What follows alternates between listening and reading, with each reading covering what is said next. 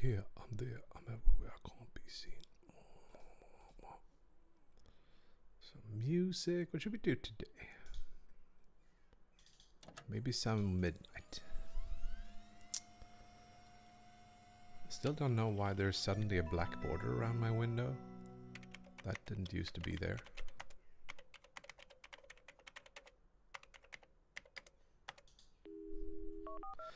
Yo, Lawrence, up early today. Or at least relatively.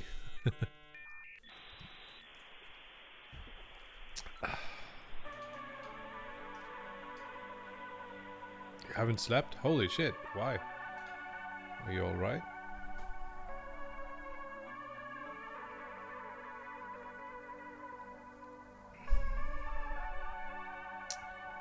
Guess it happens. Yeah, I've had a lot of trouble with sleeping. In spurts. Usually, like, it's got solved by having kids or a kid. But so yeah, I'm always tired since since the kid arrived. But there are times when I'm like stressed out over something. If I worry about money or some bullshit, then yeah, I sometimes have it feels impossible to sleep. I also use I drink energy drinks, and sometimes I just think, it's no problem. I can drink one at 7 in the evening, but nah, that does not work.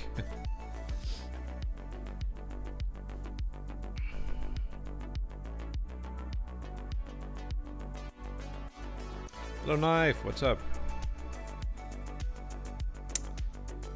I think we're still like, we haven't written anything. We haven't fully focused in on a game idea or anything. However, like, there are some things I want to try out. Maybe it'll fit the theme. Maybe it won't. I think we'll know in a couple of hours if we're gonna actually do it.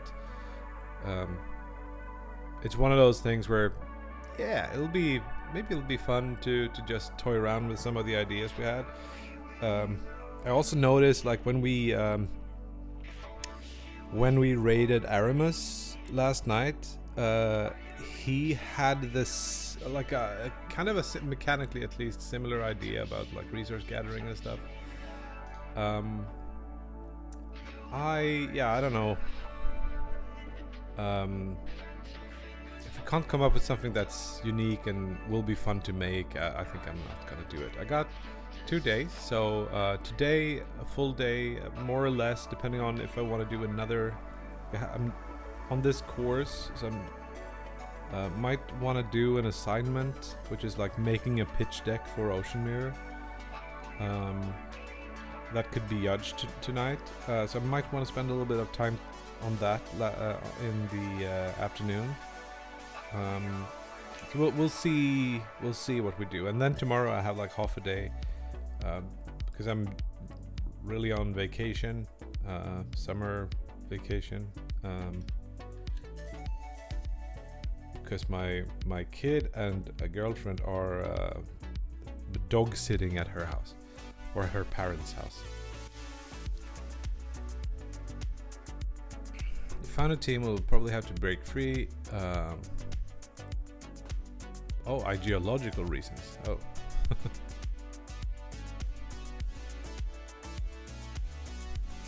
Yeah, it can be strange. Sometimes you find people.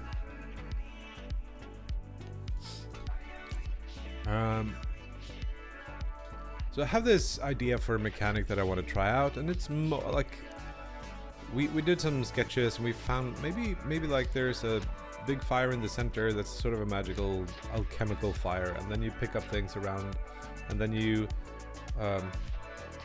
can carry those things. So when you pick something up, You kind of hoist it over your head, and then if you pick something else up, you'll just hoist that too until you get these like really, really tall, like swaying,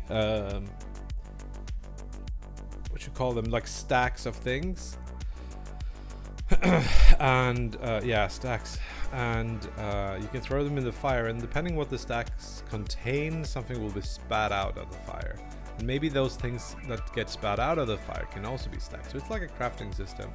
I wanted to see, like, can we make something where a little character just like wobbles around with big stacks of things, throw them on the fire, and then maybe enemies come from different directions. And there's something about shadow in there too, so we want to have like dynamic shadows cast from this, and enemies can spawn in the shadows or something like that. But mostly I just want to see what happens if we make a little character that runs around and can have stacks of things held over his head. So that's the thing I want to try out.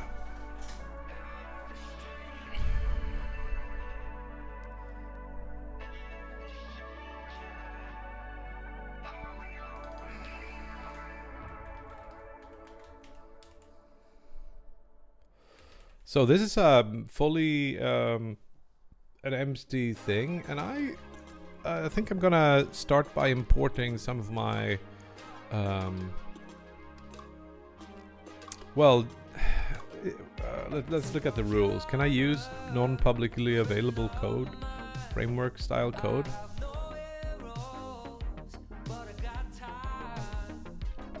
In the rule, do you know the rules? Like my prototyping framework. If I can't, then I don't know. Maybe we can get by without it, but it's mostly the time stuff that I want. Anyway, scenes.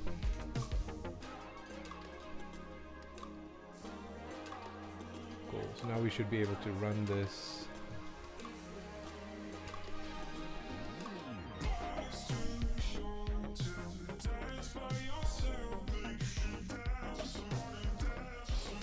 Works.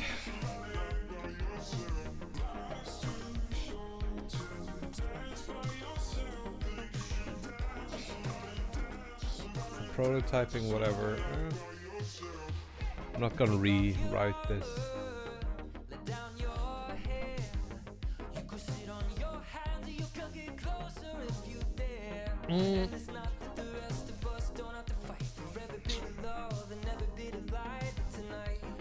Let's make a character body 3D. No, not a 3D. Go away.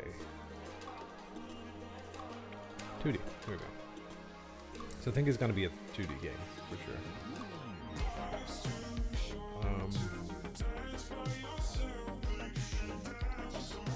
Okay.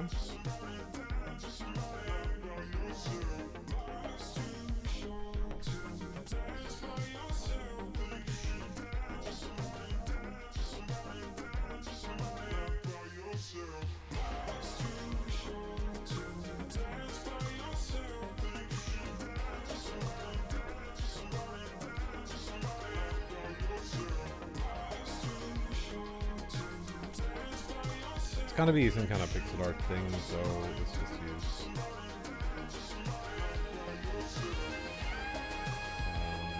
use this.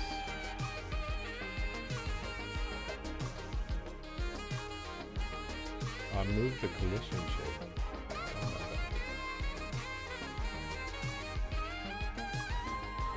Again.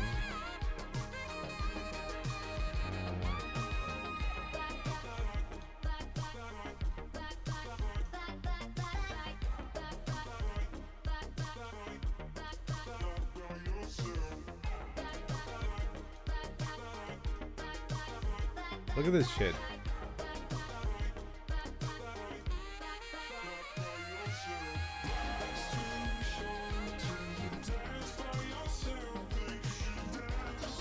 We'll figure out exactly how this is gonna work in a bit, but for now it's good enough. Cool, here's our character.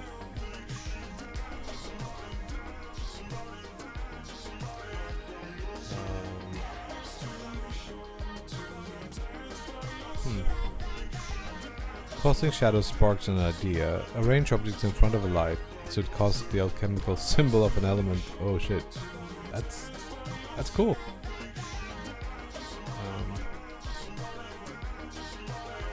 Cool. We got something going here.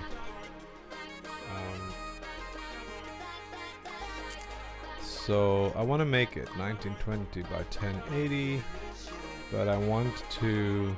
I think I'll do this on the camera.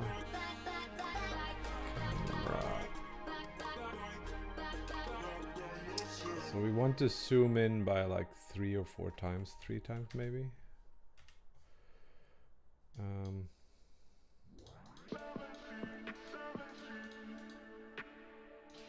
I really never use like 2D stuff in Godot.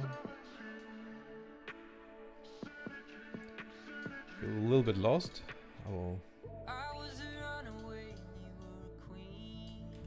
So this looks, yeah, it's pretty good.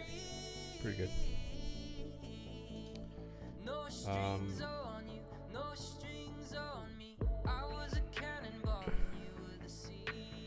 I think there are like actual shadow stuff.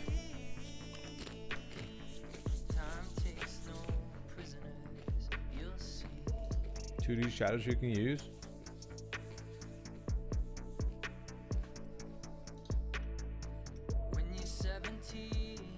Let's have our dude move around. So we're gonna.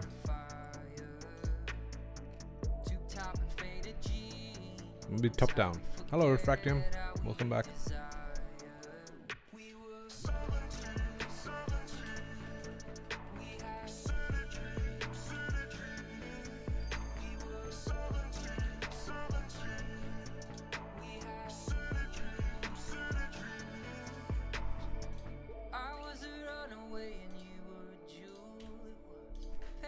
I'm gonna set this up on my controller as well.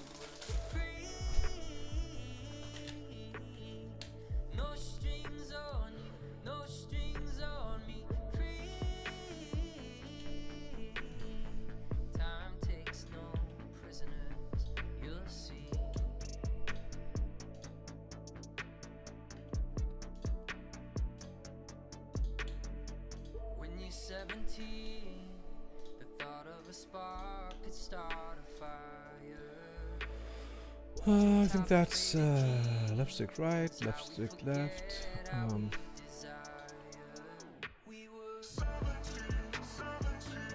then we need a pickup action, I guess.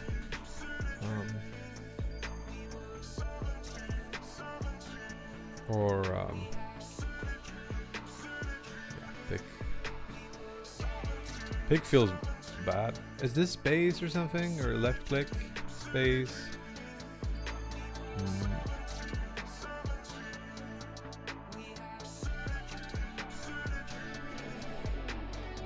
Add A, I guess. Maybe we want to be able to jump, actually. So let's not do that. Let's do. Oh, I could have just. Can I undo? Yes. Call this jump instead. Remove left mouse. Instead, we do. It's called grab. I think grab is a better name. And that's gonna be.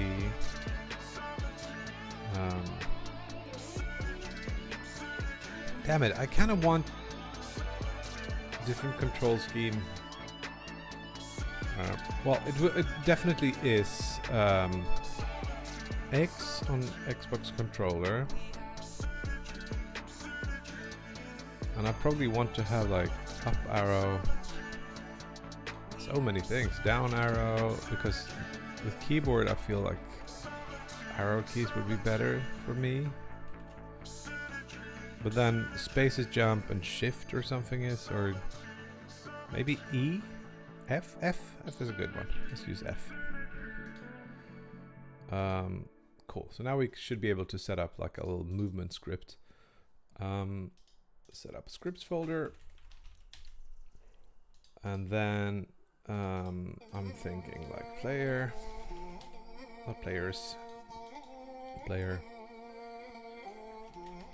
Oh, come on. There. And then we're gonna have our script. We're gonna call this like movement. And oh, okay. What happened? Hello? Why can I not?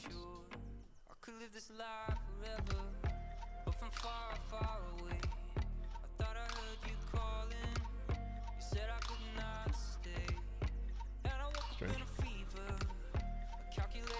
Yes, I trust the authors.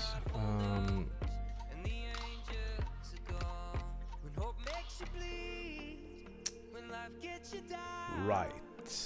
Okay.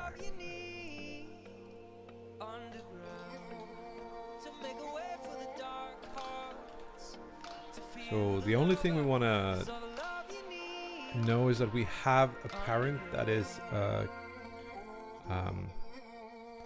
character body.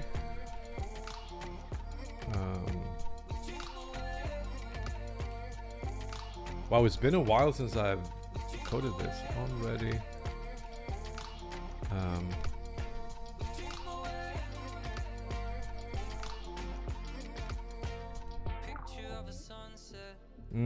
Right, I gotta. Usually I use my like prototyping template for this, and I have everything set up, but now I don't. So we'll have to see me flail a little bit on doing this. Reload. It is connected to GDScript, right?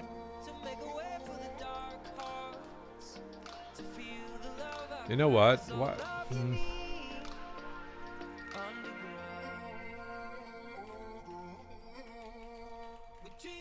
Oh, now it works. Okay, cool.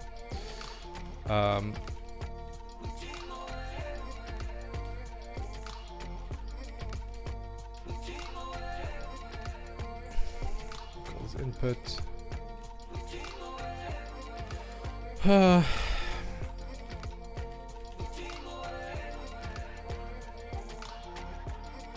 No, that's not how we want to do it. We want to do get axis,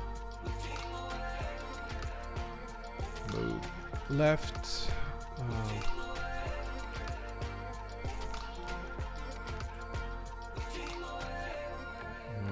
Should work, yes. So and then I've learned you can use limit length to 1. That should work nicely. And then we can just say like export var speed. I want to have something like 100 pixels per something, I think, and then we just move. So we say move and slide input times speed. Why do you not like this? Oh, we got to set the velocity to be that.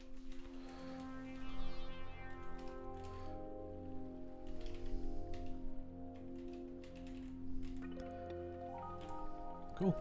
Now it's gonna try to run it when I do that. We gotta set that up too. Cool. So we obviously have to add the thing as well. Movement. Here we go. It doesn't work. Vector 2. Base object of type nil. Are you kidding? Ah, I didn't put it in the player. I put it like next to it. Here we go. Now we can move around.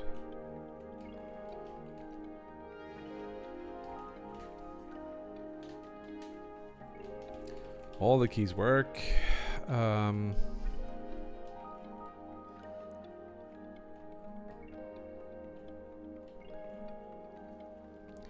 What's the next step then to make this happen? I don't know. Sometimes I can't close windows. This should be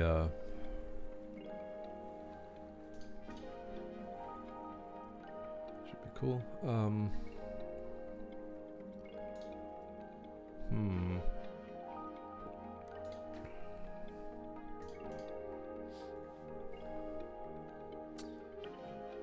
I want to get the stacks going. So we need to grab things and an object, something that you can lift, needs to have some sort of structure. So let's figure that out. I think we can use a base object that's a stack, or like a liftable or something like that, which will just be another physics object. I think it's gonna be another character, weirdly, but I think that's what it's gonna be. It's gonna be a liftable. We're just gonna put in some sort of let's actually put in a collision shape. Let's just make it a little, I don't know. So the idea being that these either it'll be a liftable or we'll call it a stack immediately, and then the stack itself will be something that you can pick up.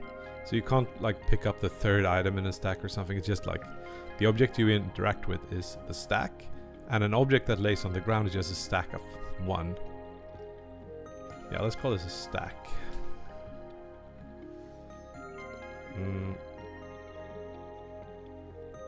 And then this will just be a little circle. We'll see exactly what that means in a second. Cool, let's put in another like sprite here. Just use the thing and reset, and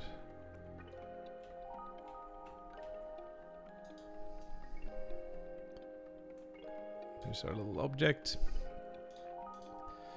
And these sprites will be generated when you pick something up or add something to the stack. I'm here.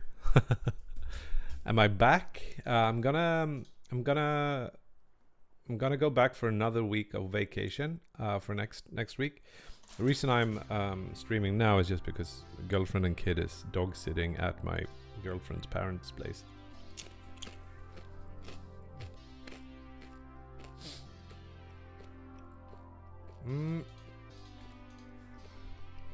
Yes. I haven't done any game dev for like 2.5, almost three weeks. So I am, you know, getting a little bit of the itch back. Cool. So we're gonna need another folder, stack, or like items. New material, new thing, a stack. I hope this is not an invalid thing. So this is gonna be an item, so we want to call this like extends character body 2D, class name, stack. That sounds good. And then we're gonna have like, I guess we'll have some kind of item as well that's gonna be on the stack. So we'll do like item. Can you generate this for me? I guess you can't. So an item extends a node to the, or actually it can just be a node, I guess. If it's not, like the physical representation is always inside of a stack, so it's gonna be cool.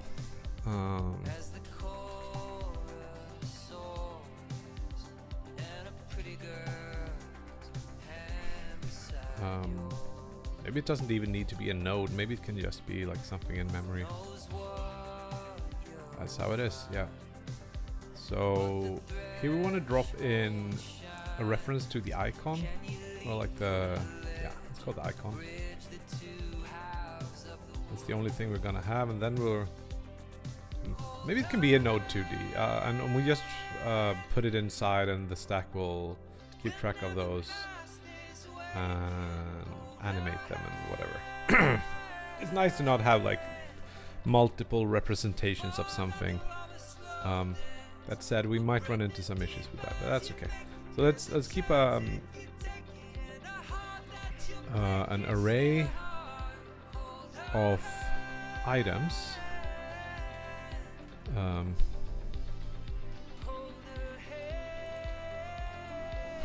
empty array to start with. Why do you not like this? Item exists.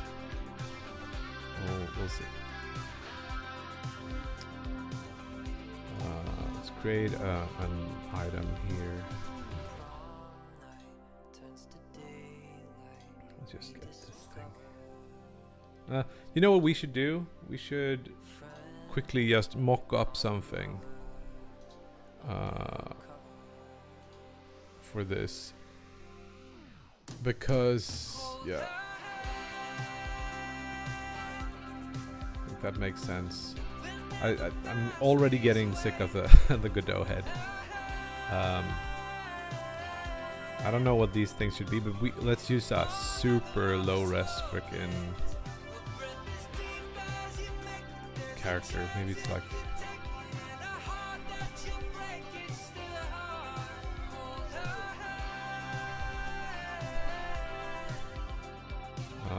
guess we're gonna have to have a smaller head because we're gonna put things on top of it. It's maybe a little bit too. They can just like boop, boop, boop, boop, boop. And then when he's holding something, we'll have him like raise his arms like this.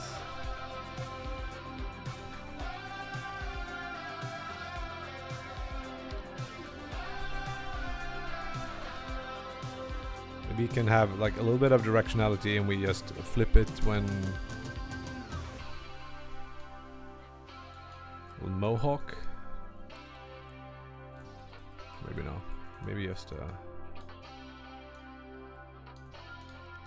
also don't know if we want it to be red eyes. Maybe it can be blue eyes.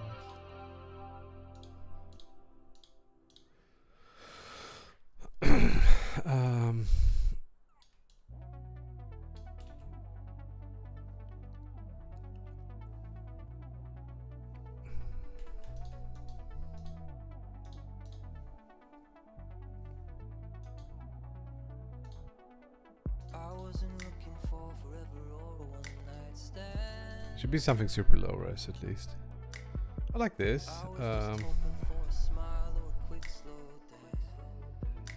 Alright, I'm getting into like where I think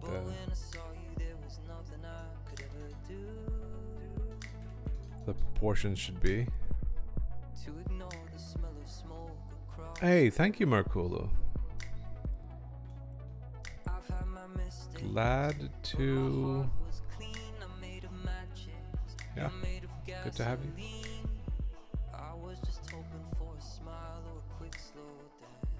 Alright, so you're gonna carry things. Let's carry like a rock. So a rock would be like a big slab of something.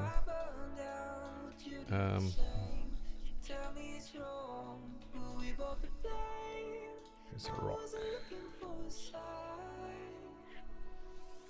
The theme is alchemy and shadows.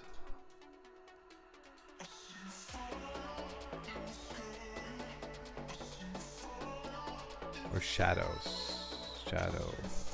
One of those.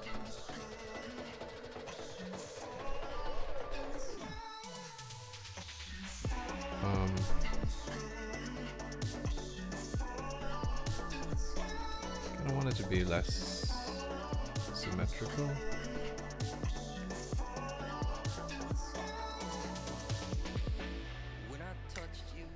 Yeah. I'll be honest, like Gen AI, I've been using what's it called? Mid-Journey for a while, trying to get things. Honestly, like I've never found it to generate anything interesting. It can generate beautiful images, but it's hard, like it doesn't fill me with joy. I don't feel like I'm creating something, and I don't think it is for me. Um, it's one of those like super like on Twitter like super contentious topic for like all the artists are really angry and I don't know, I don't really feel that strongly about it. I don't think it's that cool. I don't think it's that dangerous yet. We'll see.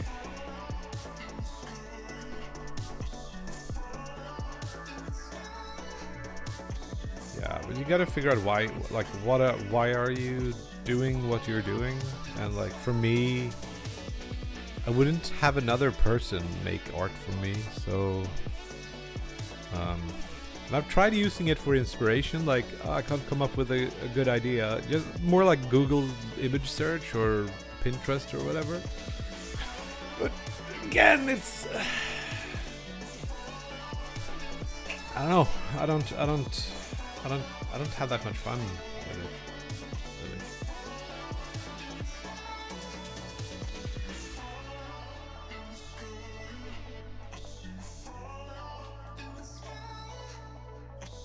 I wonder if we want to have like little black outlines on our items, make them stand out.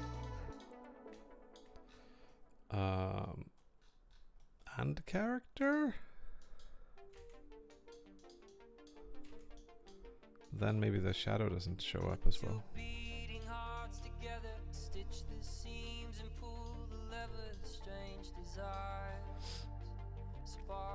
That's gonna look good. That's gonna be cool. Is this a cool? I was thinking not really have that many colors. Maybe fully black, white, and one more color.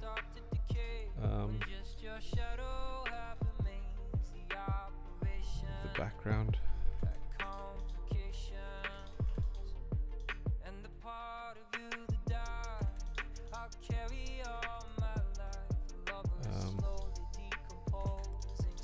Is to limit the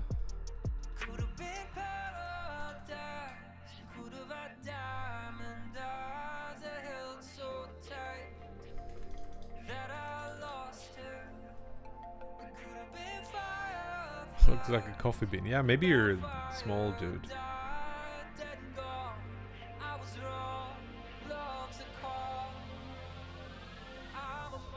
Cool. So you'll find these rocks lying around. This looks like, I think I want to have a little shadow there when they're on the ground, and then they can be made into stacks, slightly like wobbly little stacks of rocks, for example. And then you can carry the stack, puts it on top, the character, and you can throw it in the fire.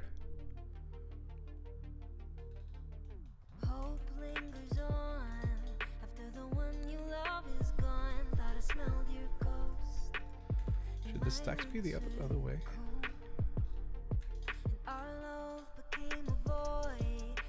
What would be physically correct? So you would see it is from the top, which means the top part should overlap the lower part. Yeah, that makes sense.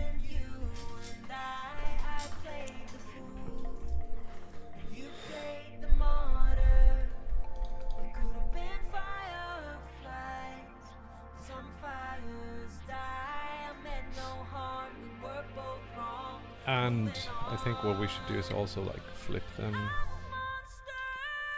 more or less randomly.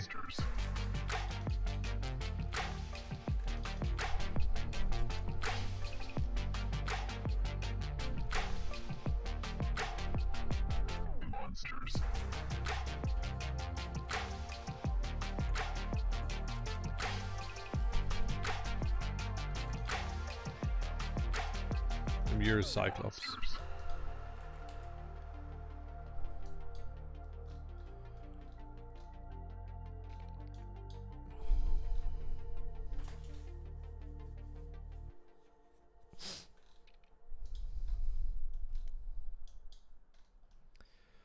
Okay, let's not get too far into this. I just wanted to get a a few pixel art things so we can get something on screen. Let's split this up into like a little, I think a 128 by 128 is more than enough.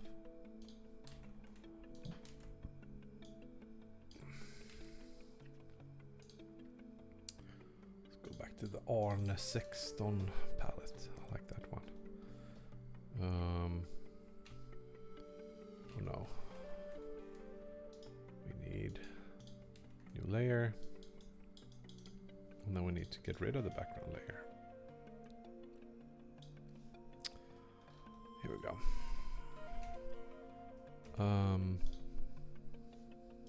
Sure.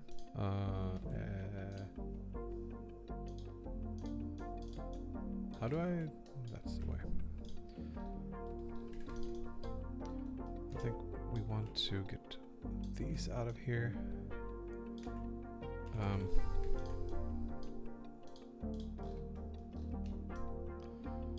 The shadow will be baked, or won't be baked into things, so.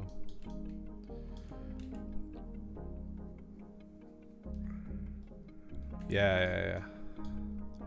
Me too.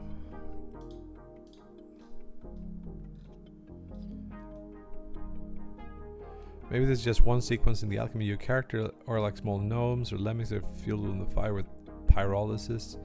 In this stage, you're like right at 2 being overshadowed by a lousy alchemist, and you're doing everything to hinder the concoction from being unstable. There is an idea that's sort of based on gathering things. So the arms go out. And then there's going to be enemies that come in from all sides, and then you'll use that somehow to your advantage.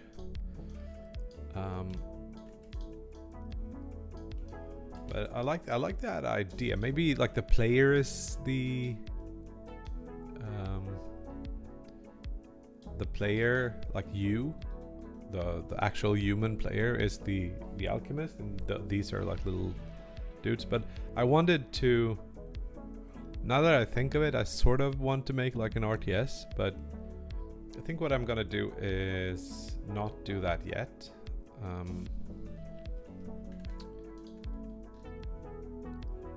I think I'm just gonna try having you as a little character, and you move around.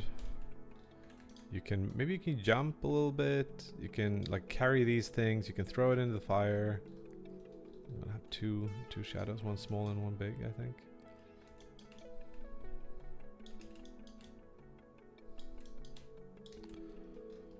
That can be the shadow for the rock, and it's gonna be centered here.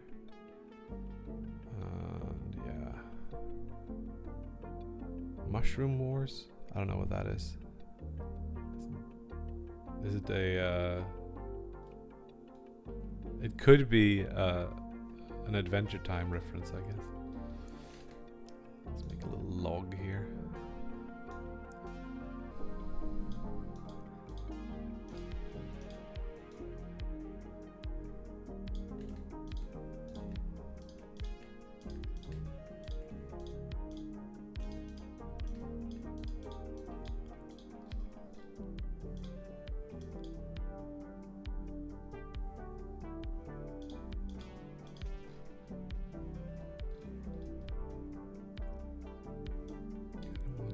Be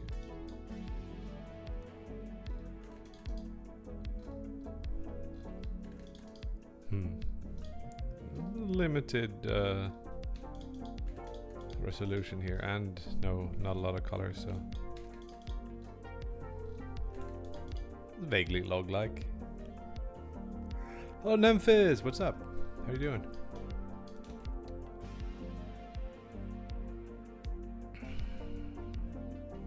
Oh, okay, cool. Never heard of it.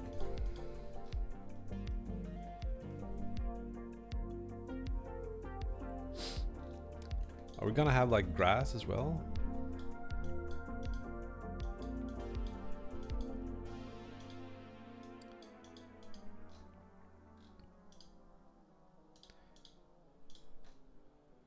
It's gonna look weird when you stack these on top of each other.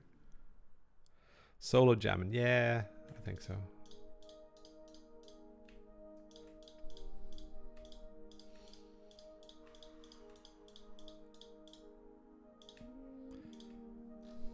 There's traffic on the bridge, but the skyline shines with a certain light, and then you're sick of it. But I know we're happy, maybe we can have like little apples or something. One day things will get better for the huddled masses in between the shadows and the stars, floating empire held up by frame wire, higher cover you in winter like a blanket by the fire. When the rent's too high, we'll just buy cheaper wine and hang on to see if weather constellations hold together or not. Oh no, that sucks, Memphis. Hope you kick it quickly. 4 years in Brooklyn, and happy birthday, darling, when we feel young again. I'd like to take you dancing. You get a rough one, or when I got it, I got a very light touch. Lucky.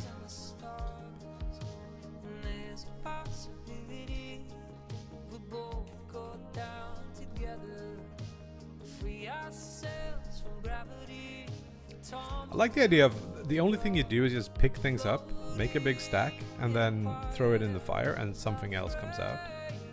And then we can have like different things. Maybe the color could be like a level. So like if you take one apple, or 2 apples, you throw it in, you get like a super apple. Okay.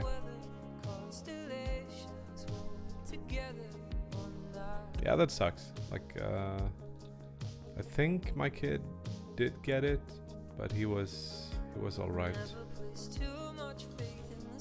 sucks when your kids are not well. Never a good feeling. But the silent call of the chandelier city, and inch by inch we're breaking apart. I think I'm getting too deep into the art. What is that frickin'?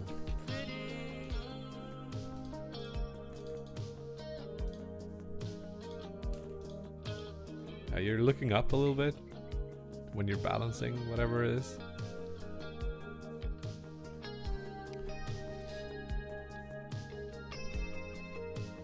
Cool, I think this is gonna be enough. Gonna save this as a PNG in here somewhere.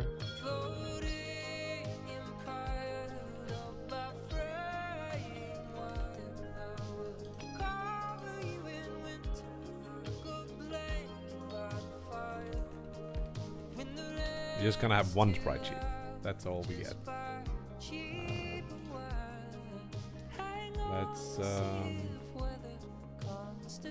start by putting something in the... I think we might want to have like an animated sprite instead, but I don't know. Can't you just do this? So it would be 8 by 8. Wow. That's really small. Oh, I'm scaling it. Never mind. Here we go. And then I think there's a filter somewhere. Textures nearest. I wasn't looking for action. Let's hope they are out here, because otherwise it wouldn't be on brand.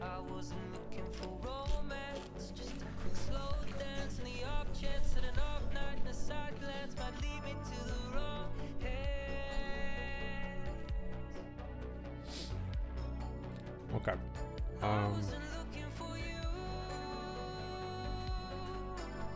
You want to see the relative? Yeah, this is really small on screen now, so I think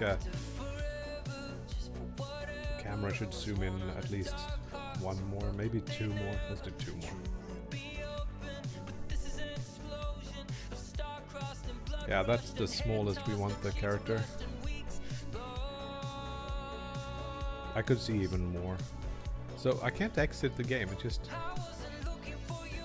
won't let me. Okay, now it did. Okay. So we're gonna... Wait, what? Was that really... See? It doesn't do it. 6 then. That's pretty good. Let's go with that. FTP dudes in the house.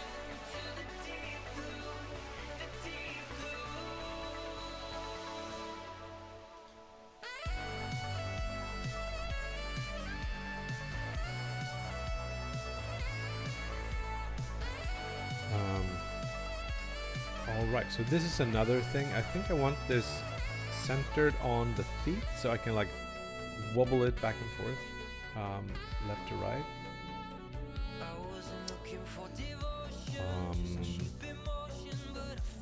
Bet I can offset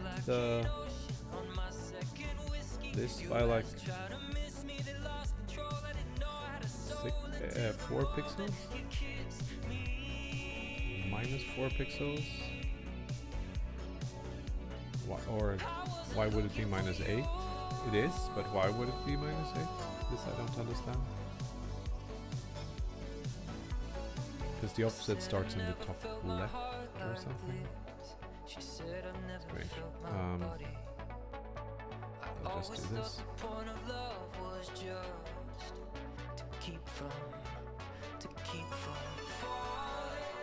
Okay, here's our little dude. Now it feels like you can run a little bit too fast.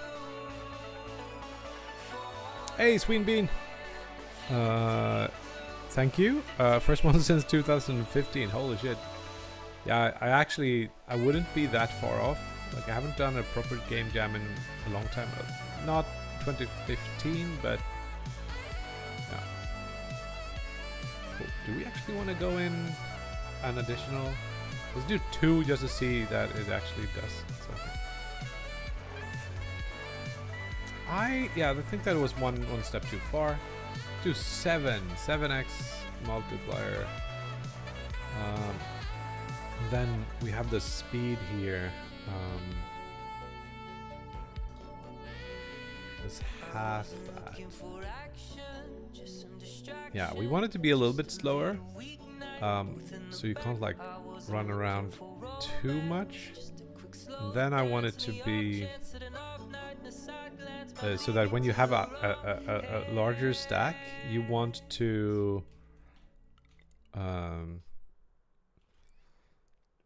move a little bit slower. So that's gonna affect the things. But okay, cool. So now we need to create little items. So I thought that the item should have a texture 2D, but that's not what it's gonna be. This is just gonna be a frame index into that sprite sheet, and it can be say we can only have 8 types of. That doesn't sound right. Let's do a vector 2i for the icon offset. And if this is a node 2D, it might as well be a sprite 2D. And if so, we don't really need that, right? We can just convert this into sprite 2D and set up the texture sheet and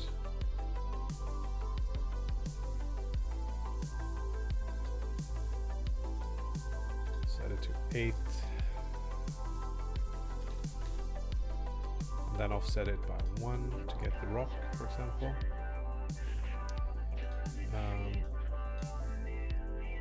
Get rid of this, and if we had multiple items, we just like remember that we have those.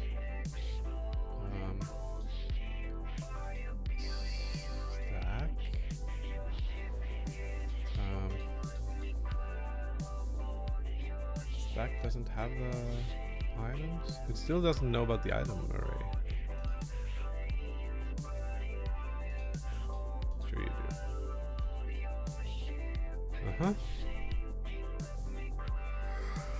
do. No good reason, Barexel.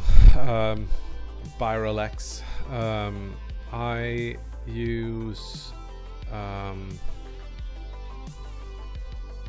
I use VS Code for some other things, so I'm just used to it, I guess.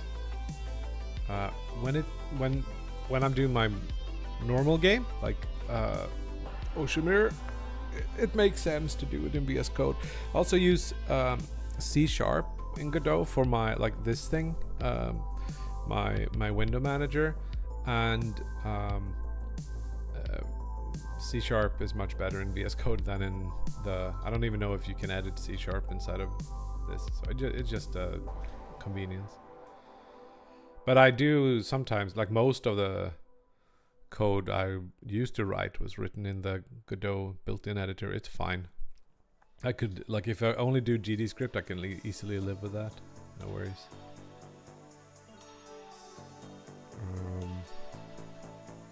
Mildly annoyed that this bar turns white, so we can kind of see it. Frickin' Windows thing. But sure, cool. So now it should work. Stack, yeah, let's add a thing to the stack, or item here. I guess this is probably gonna have to be smaller. And our item here. Every item probably needs a height so that we can offset it. That's what I'm thinking.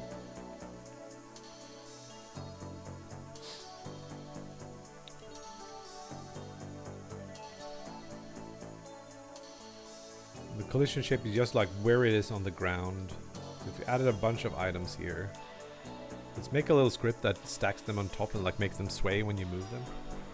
But we gotta, I guess we gotta be able to pick them up first. So who knows? Let's do this too.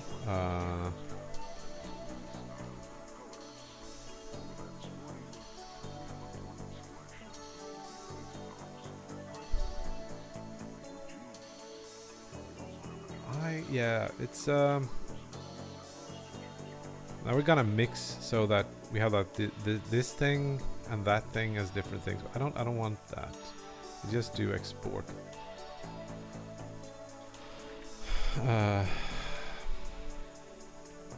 Like this, and the sprite. And if we press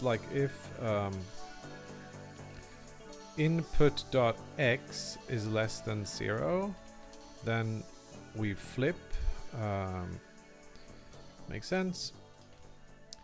And we'll just set it up. So movement, we'll have the sprite, and then we also have the character body and the player. I think these should be, yeah, like this. And it still works. No. Vector what?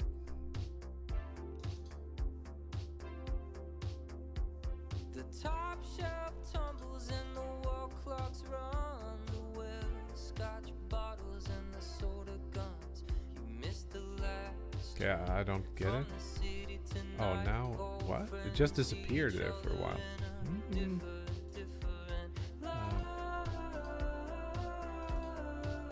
Okay, try again.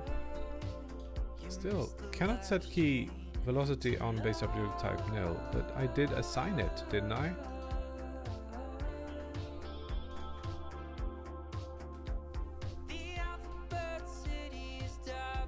See, it forgets about it. What the heck?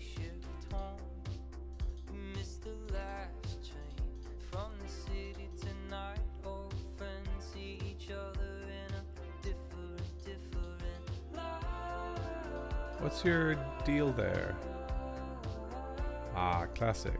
This is a good reason to use the built-in one because it's super buggy when you're when you have both. So what actually happened was that this file I saved here had an error once, so then it opened it up in the in the built-in editor because it's like debugging, and then since it saves the files every time you press play, it overwrote what I had in here with what I had in here. It kind of forgot it back and forth. Had that before.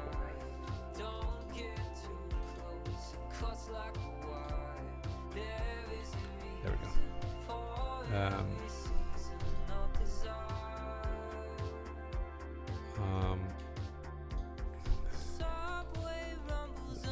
If we do this, let's do like just like a little bit of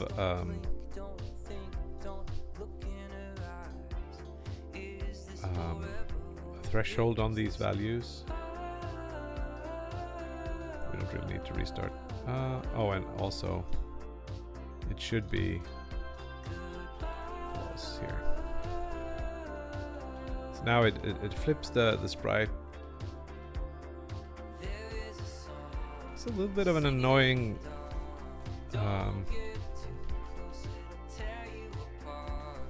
we'll live. Now we're gonna need some sort of Y, because when I'm here, I should be above the rock, not below it. So some Y sorting would be good, and also background color could be better, right? We'll just pick this or something. You don't see the shadows that well. I think a slightly brighter tone here would be good. Let's do that.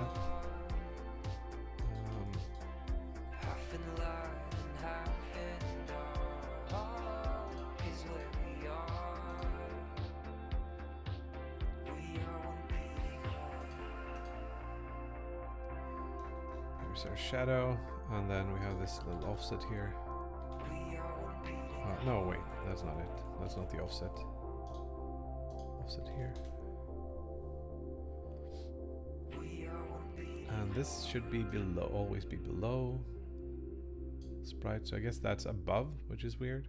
So here you can see that the character is not centered, and that's what I was alluding to before, where it's a little bit annoying. And yeah, let's take a quick look back at this. I think we don't need that row of pixels. I'm gonna do that instead. They might go for these. Maybe not, maybe not.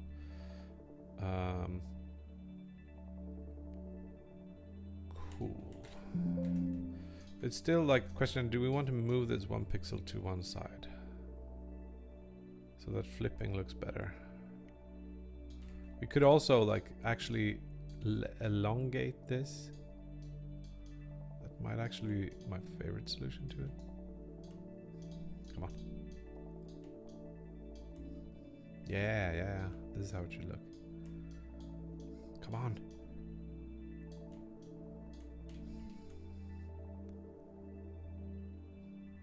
A computer is an educational device. It is in fact a Here we direct go. reflection of your It's own gonna be better. imagination, your own intelligence. And Chunky once boy. you are given the freedom in which to create things, Yeah. to see the immediate response on the screen. I don't like the arm placement now. I think it should be slightly lower and maybe thicker. To involve yourself in many other things.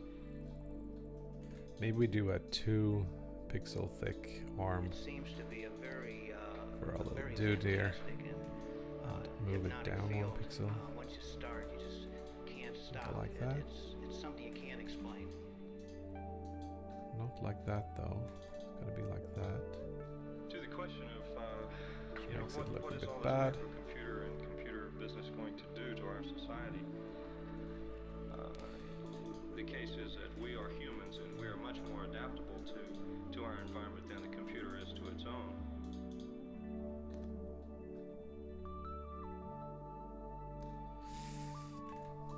I'm not fully on board yet.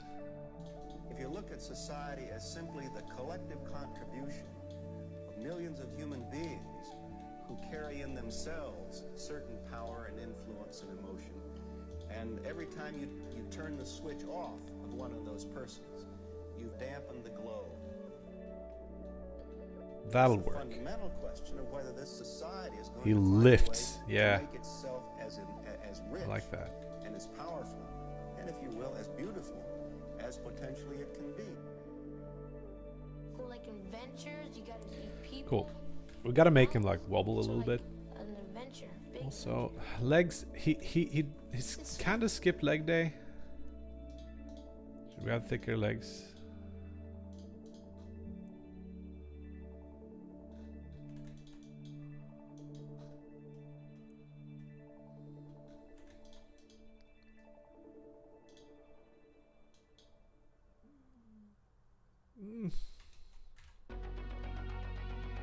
Let's see it in action. Well, speaking of marketing, one of today's greatest marketing triumphs in the Kinda liked when he entertainment skipped field leg is day. video games. It's a business which has tripled in size in just 3 years. Ron Hendren went out in the field to bring us this special report. Could be that it should be like this though. All over the country, armies of young people are blasting little away at invaders from outer legs. space and paying Stronger for arms. privilege. I'll be looking at the electronic game craze, which has not only fascinated the nation, but which has created some interesting problems as well. Maybe. Although it looked innocent enough, this machine turned out to have some let's not get stuck. powers. It kept kids mesmerized for hours. Should we procedurally animate him like wobbling back and forth as he's running? And like a little bit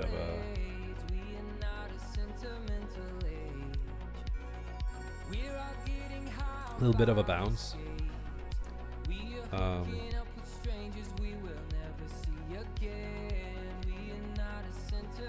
The easiest way to do that is to say like if we are moving, I think it would, yeah.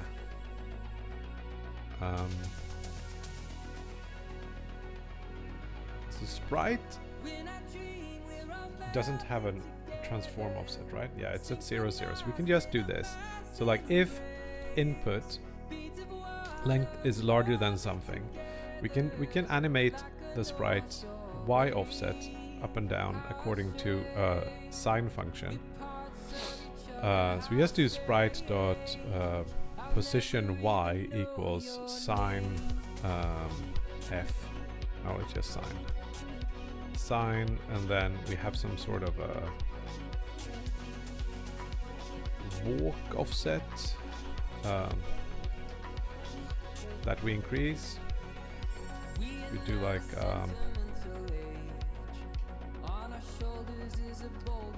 yeah, that'll be fine.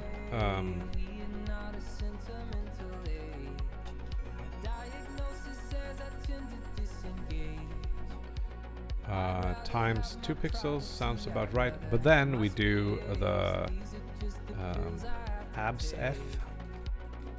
It's gonna be like looking like that a little bit. See if it works. It's not great. It is too much, too fast. Let's do like 3 instead. And then I think it should be negative this, because it should be moving upwards. It felt like it was going down. It's much closer. But it needs to be a little bit faster, like maybe 5. Maybe we can use the velocity instead to calculate it. And then also if we're not doing this, we want to set the walk offset to 0 and potentially like lerp this back to the value. It's a little bit too fast. 4.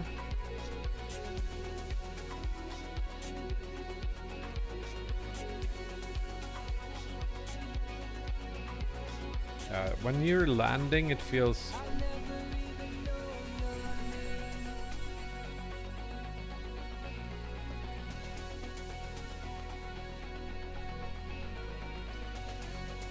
like you should be like Either move towards or lurk. It's a little bit too slow.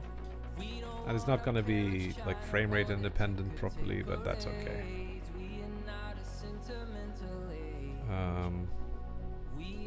Rotation is sine times elapsed times max rot. I think what I want to do is something similar. So we just do like sprite dot. I can actually double this. So rotation. Degrees I like because I'm dumb and I can't think in radians. So if we just double this, remove the sine or the abs, and the 2 is the number of degrees, and I think like 10 degrees or something could be good. That's super dumb. Let's do cosine instead.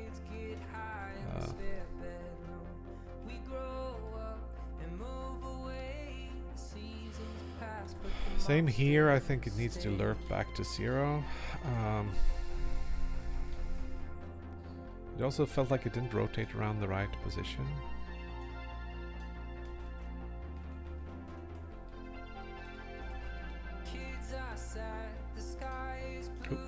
Okay. So now we're gonna have the same problem again where it's open there. Bad times. But doesn't it feel like it's rotating around like not the right position?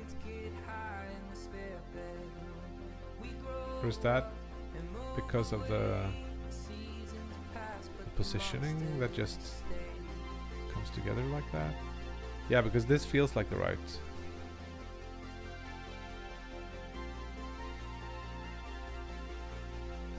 So why does this cause that problem? It's because the offset here, it should be offset by half pi or something. But I thought that was...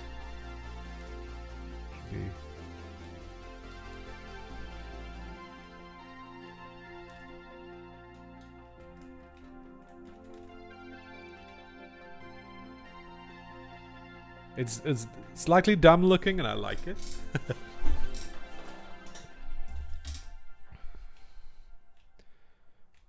It's also a little bit too much, so maybe 5.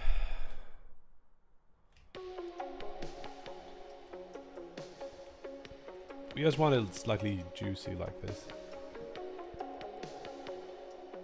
Then this is a little bit of squash and stretch could work too.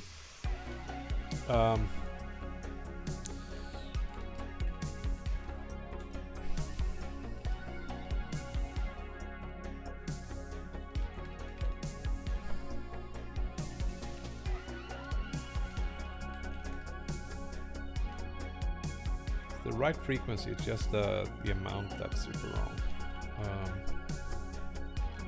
0.25.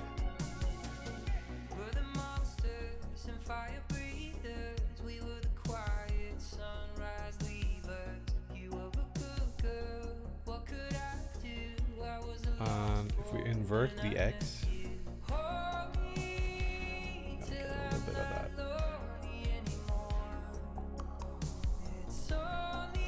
I'm tempted to animate him, like just have 2 frames. I think this is good enough. This looks pretty juicy.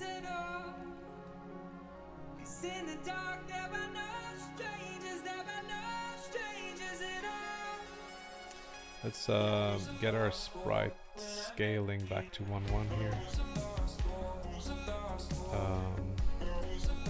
Lerp V instead. Back to vector to 1. Otherwise it won't work well.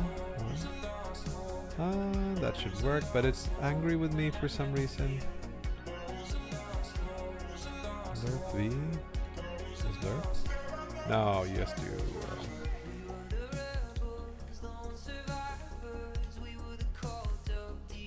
That instead. Cool. Now, of course, it's gonna be do that thing again.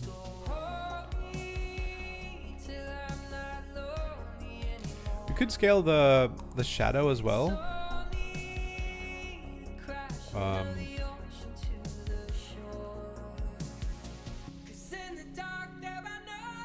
Because now the shadow looks a little bit static. Let's add in the shadow here. Shadow. We'll do the same as sprite X. Shadow dot. Actually, let's just do this here. Shadow dot scale dot X equals sprite dot scale X. I don't have it set up. Every time I have an issue, I have to go into the script tab and close this down. Not the best. Not the best feeling. And it's easy to have all your references lost.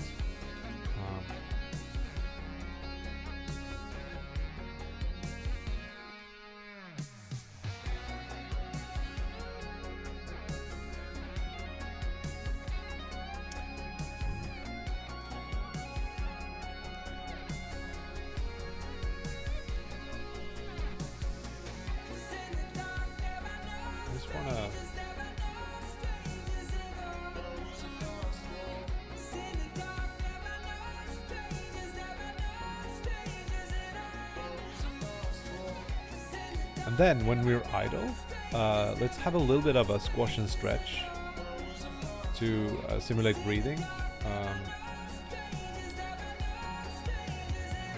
So this value here should be another, like, let's call this idle.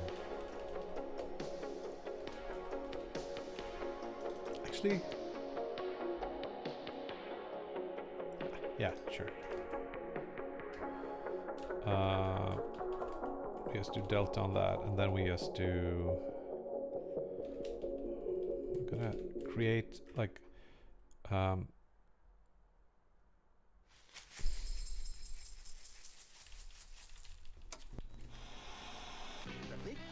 do we want to calculate this?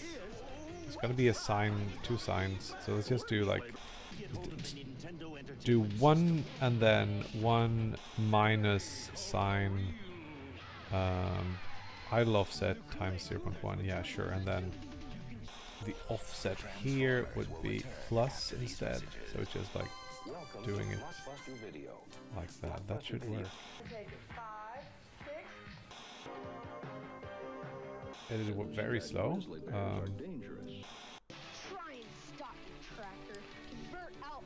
Vehicles each sold separately with 2 figures. Batteries not included. Atari Games has brought you a constant stream of steady hits. Video games which have had the excitement and depth to keep players coming back again and again.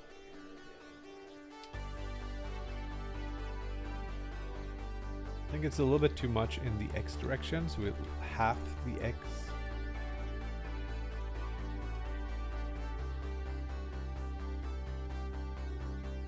That's pretty good, right?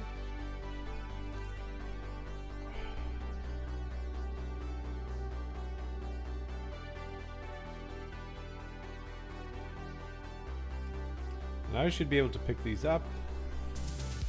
To the freedom fighters, to the Everest climbers, to the castaways. So press like F to pick it up, and then I can press F to throw it. Or press F to drop it, or hold F to throw it in some direction. I guess you could do mouse control, so you can like go here and just click on it to pick that one up. Because what if you have 2 next to it? But then with the controller, you'll have to feel. Wow. The dead zone is massive.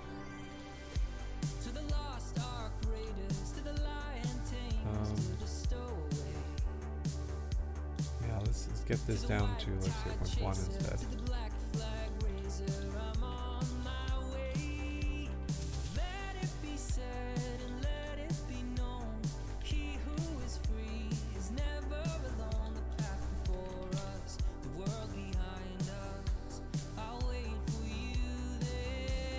And we also probably should multiply the because you can move slower, and then that doesn't affect the speed of this. Since we have a really simple control for the speed of this 4 here, just multiply this with input.length, and it should more or less just work. Oh wait, it actually boots the game up now. If I move really slowly, he's gonna do this, which just doesn't look quite correct. But maybe we can just limit that to say clamp the length of the input between 0.25 and 1, and then we're done.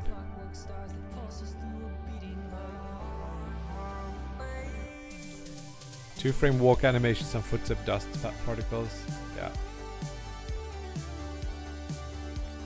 Probably, yeah. But I don't know what he's gonna be for at this point. Also want to make him jump.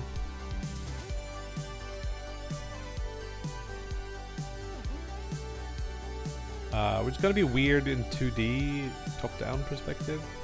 But I do want to have a jump, because it feels like I should be able to jump over logs or holes in the ground or something. Juice complete. Yeah, we have no mechanic. We don't even know what the mechanic is, but we have a charming little guy. What's the white? It's supposed to be a rock that you can carry. So I want to have you be able to like pick up things and make little stacks, and then you can drop the stacks or drop the stacks into a fire. That doesn't exist yet. But at this point, I'm just toying around. Maybe this would be not a pirate jam game at all. It'll be something else. I don't know. But yeah, let's see if we can make stacks and have him pick them up. I think we are. Yeah, it is a little bit heavy on this side too. Let's reduce this to 0.4, 0.5. What? Didn't it just work with? Strange.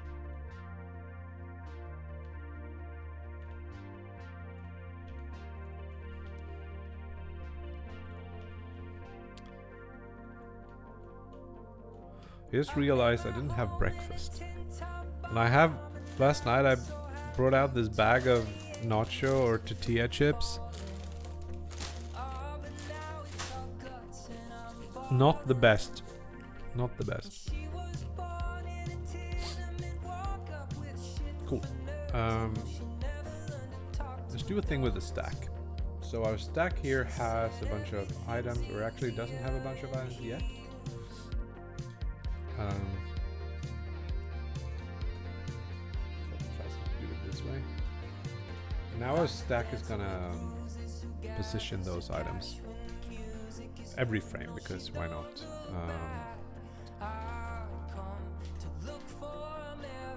And I think the items should have a height on them, so like the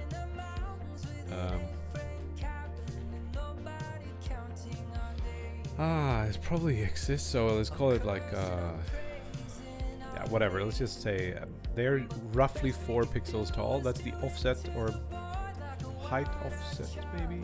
Yeah, just height offset. And then the stack will just be like 4 item in items, item.y, and then we have some kind of y offset is 0. Item.position.y equals y offset plus, no, it's y offset, and then y offset is item dot height offset, or plus equals height offset, and then this starts at something like 5 or whatever. Of course you can.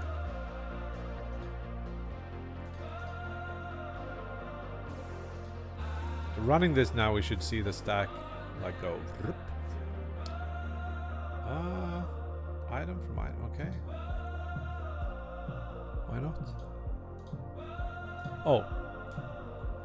I cut the thing instead of... See, here's our little stack of rocks.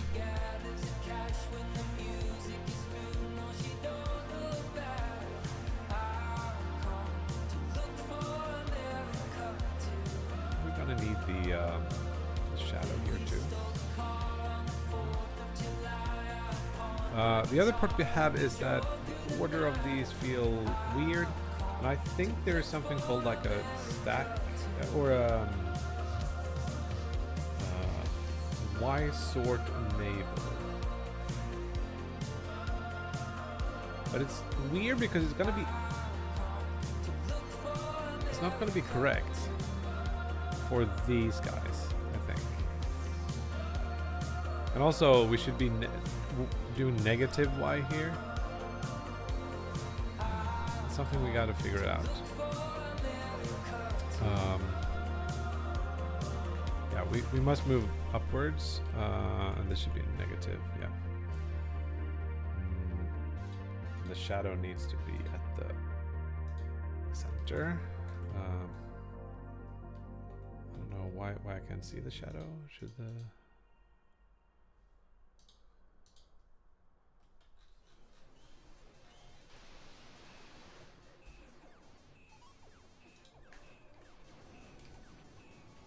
Maybe? Okay, we need the bigger shadow as well. Yeah, okay, maybe it does work. It does look like it's correct. Now we can move around it.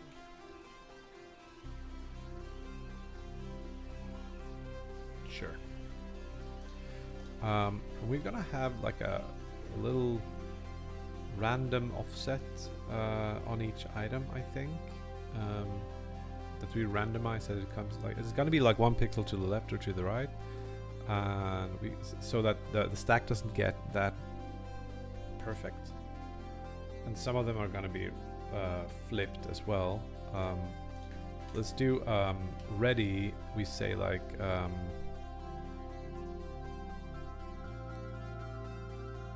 exactly. I want to see the wobble and the stack.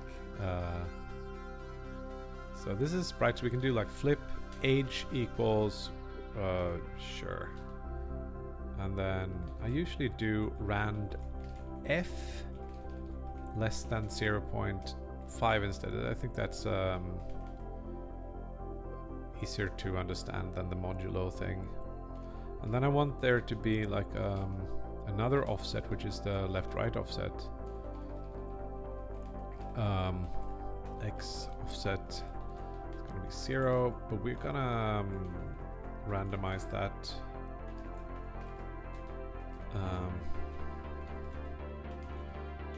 Rand I range from -2 to 2, and this is going to be used by the stacking algorithm to set the X position.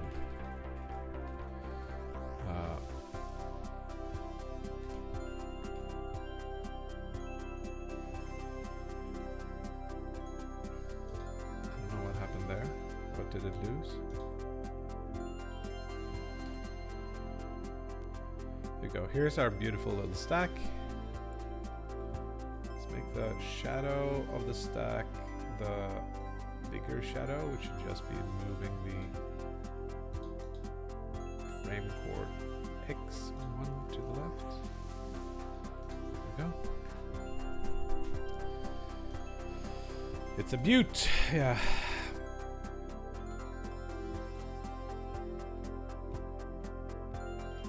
All right. So should the stack be knowing that it's carried by the... No, it probably should be the player telling the stack that it's carrying something. Right? So it's going to be like... Yeah, it's going to be something. I think 5 is a better value.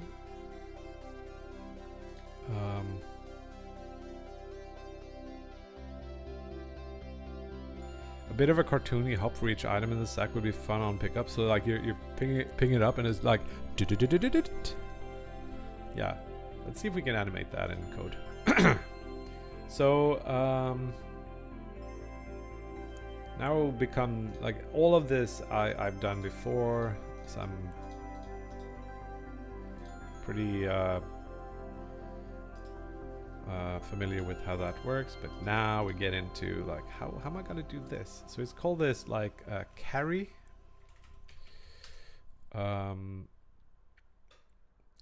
And this is where we want a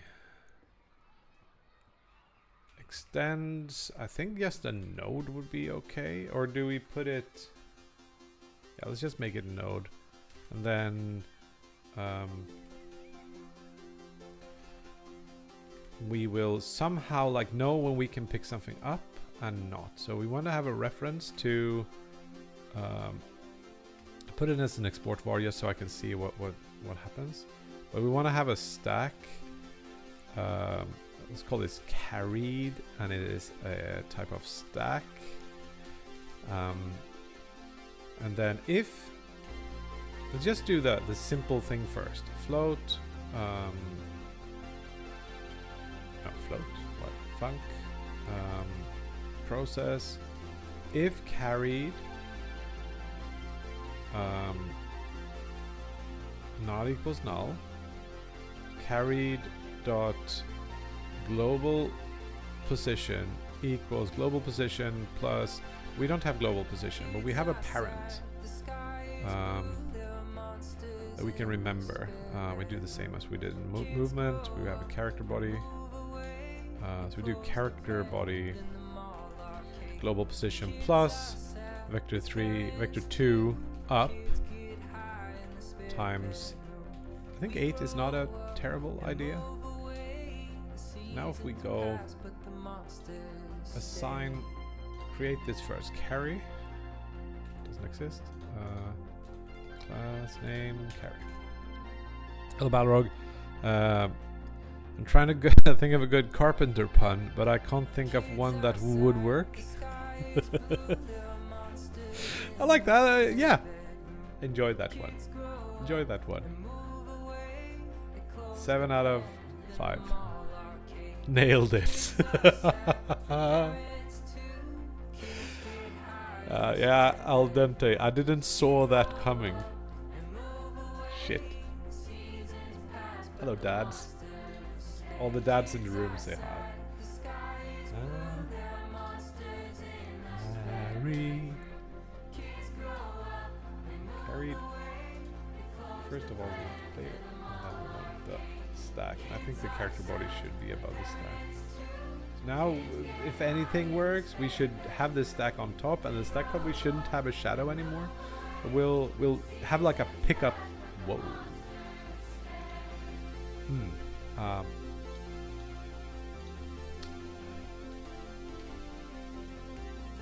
So we need to do some setup when we actually pick something up. So we want to say like if we start with something carried, we want to say carried dot pick up by player or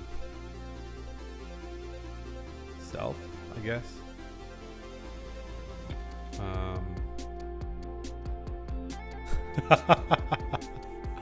Oh no! Oh no! But this doesn't exist, so we gotta figure that out. Func pick up, and sure, I like the idea of having a carry like this. This is not.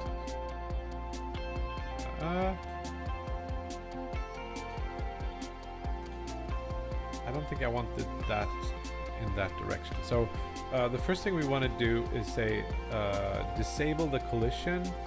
So I think we can do like,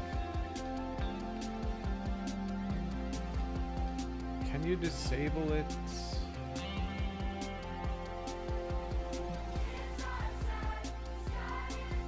Or do you just disable the collision shape?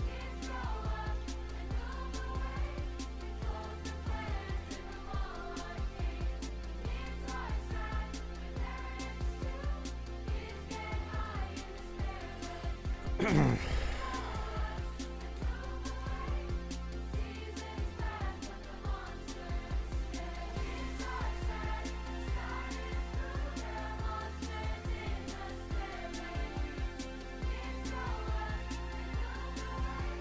we really need to know who is carrying us? If we do, then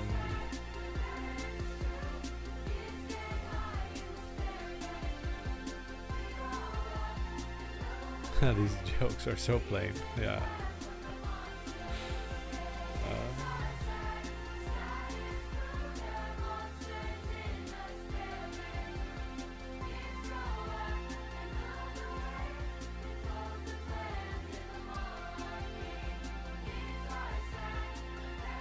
Oh, it doesn't like this. Okay, I can live with this.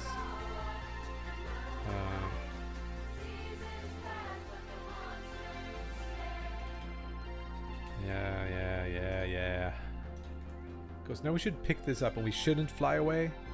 We haven't set up everything, so now we have to close that down. Dum.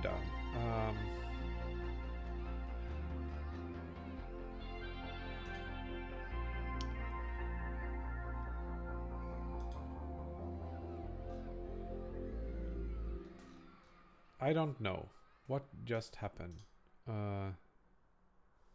There was something in here. The carry has those set up, and then we pick up the carry and we set the collision shape of the stack, and that is what's missing. Why is there no collision shape here on the stack?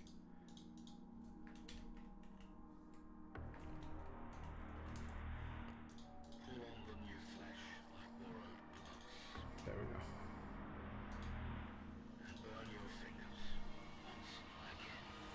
Didn't make the cut. Okay, look at that. Now we're carrying this thing around.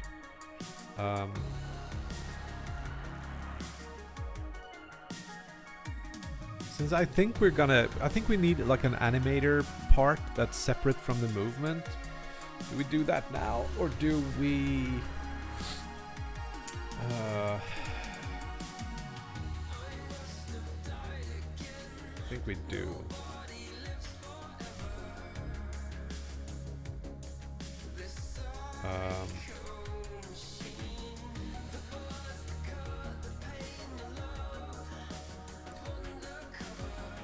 So we extend a node, and we call it animate, probably animate player, but so we really want all of this stuff. Move it into the animate. And then we're also gonna need like a sprite here.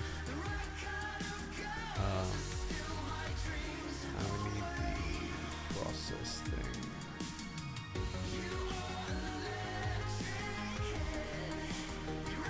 And the walk offset and stuff. We need a sprite flip. It's like almost all the things. Shouldn't really need the. Yeah, we need a few more things. We need the shadow. We need to get the input vector.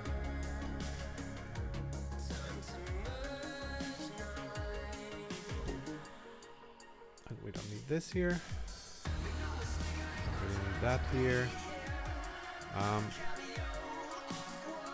When you're moving into a wall, it would be cool if it didn't like wobble in the same way. It should be like you're hitting the wall.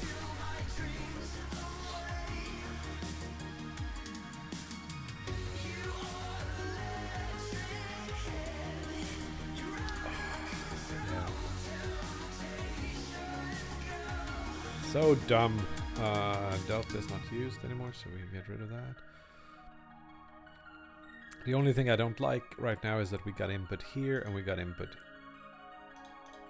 here. And the thing that I wanted to add was that if we're having something carried,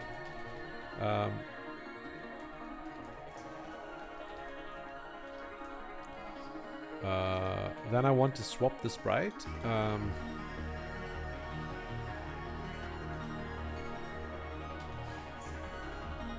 So we can say like sprite dot offset. It's not offset. It's like frame chords dot x equals. It is 1 if carry carried that equals null, otherwise 1. So it's gonna flip between the two sprites depending on if we're carrying something. So now we need to add the animate verb. Probably should be move, carry, and animate now that I think of it. Just because it's gonna be verbs, all of them. Carry. So, no, it's not one. Sprite. And then we got the shadow. So let's see if it still works. See, now he's holding the little stack there. We also need to hide the shadow when we pick something up. So stack needs the reference to a shadow.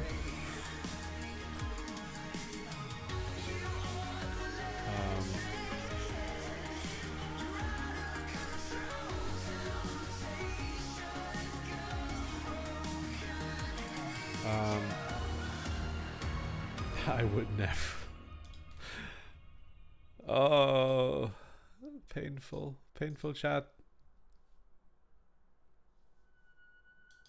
Because we didn't put in the thing and now it's ruined.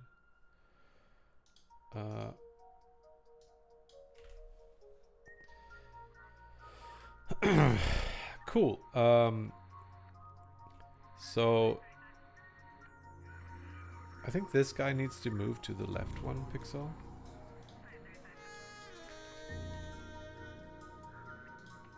That's one thing. And the second thing is it's possible that what we want to do is have inside of the sprite a marker that's going to be like where we hold things, like where the center of where we hold things are. And if we put that here, the carry origin,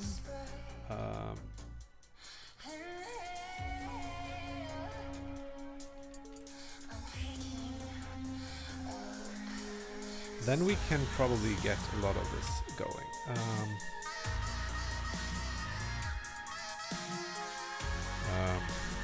Carry origin, maybe? Oh, it's a market 2, that's the problem. Call it origin. I think we can do that. So we set this to not character body global position, but origin global position plus nothing. That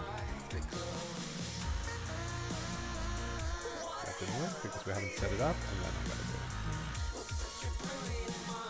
Carry origin. There we go. Now that's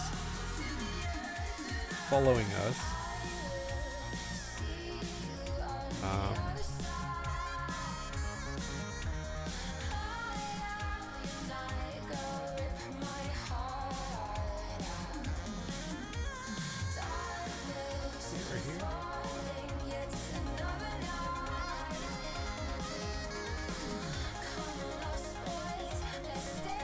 Cool.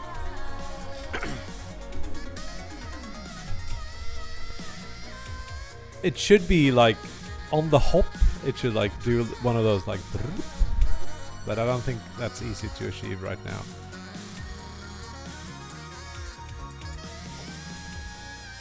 I feel like I'm not a huge fan of the art. Like the character looks a little bit too tall. It's like stretched. So maybe the animator should take into account something.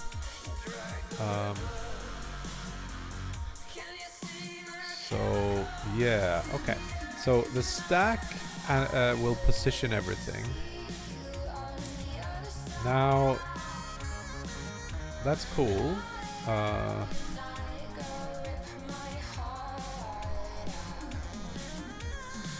If I wanted to wobble a little bit side to side, Like the frequency is gonna make it like this.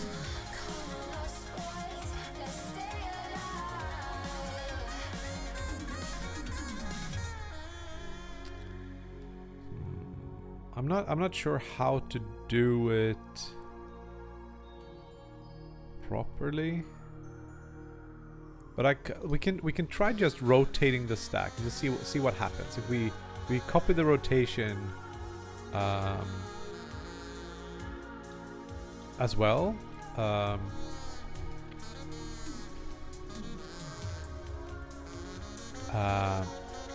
see what happens. And that looks doesn't look quite right. But when we have this here, we can also use that inside of the stack, so we can do like take the global rotation and apply it along the thing here.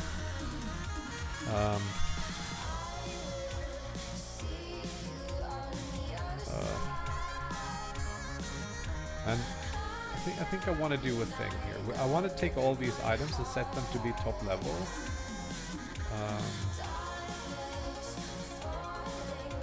Oh, you can't?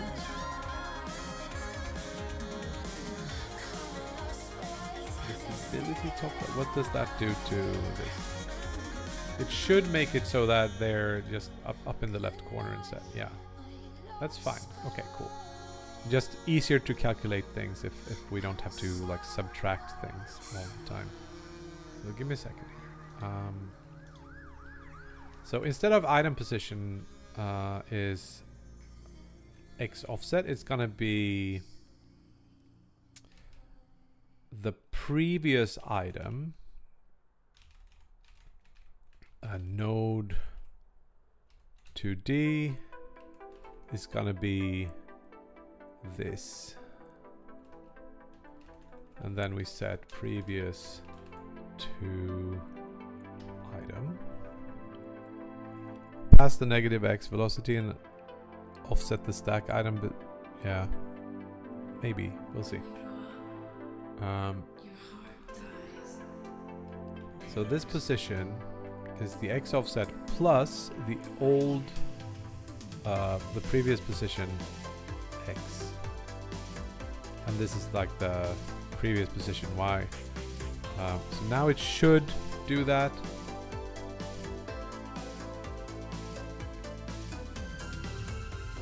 Which means we should do item offset here. We don't need this anymore.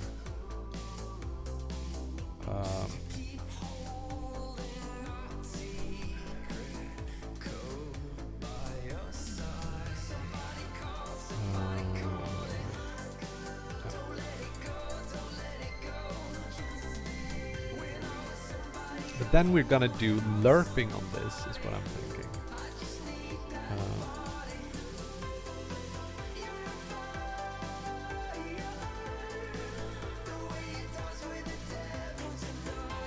Right, item stack. Ah, okay. Of course I can't do that.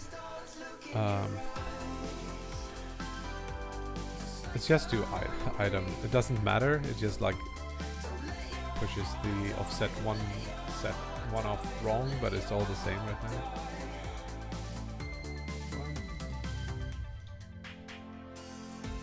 Right. Put in item and then it overrode it.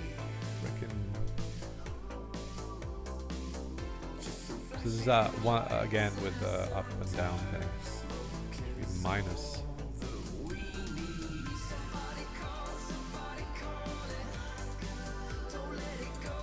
Cool. So we also gonna have the rotation on the previous one, so we can copy that.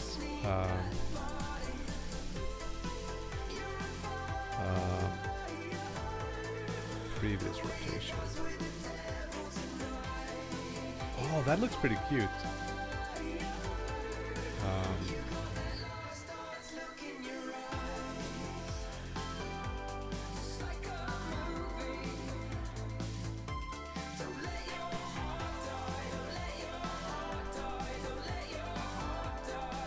Just put in a random like 3 pixel offset here. No?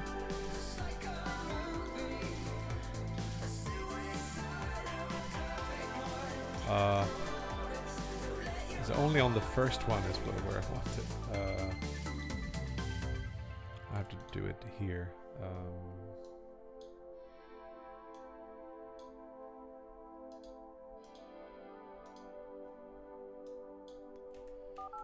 This is the thing. I messed up somewhere, I think. Don't care what anyone else thinks. It'll be okay. I promise. The particularly ugly stack. Just keep on keeping on. It's just a bad day, not a bad life. I'll always be there for you. I saw the breath in my lungs. You'll feel it when you know. So Life is worth the risk. now we can start like animating this a little bit, and if we do like lerps on these positions instead, we're gonna get this cascading effect, I think. Especially if we use the index of where the item is as like a multiplier on how delayed something will be.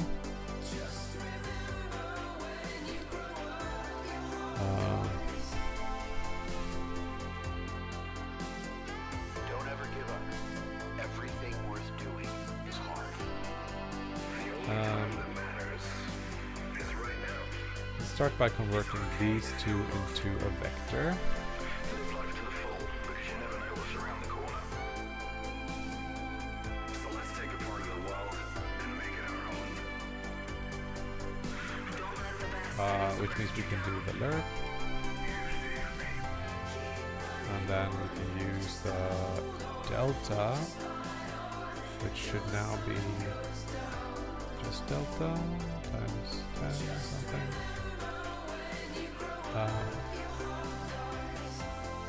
There's no fate but what we make for ourselves.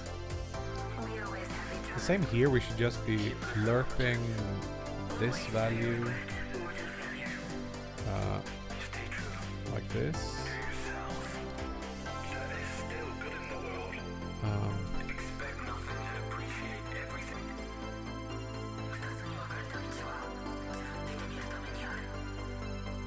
It was all worth it. We just need a lot more. Now this is not gonna look the same on other monitors. I probably should lock it to 60 FPS.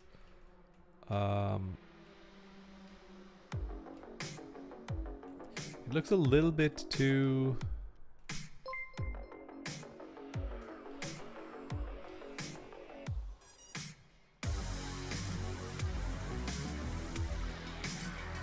wobbly, I think.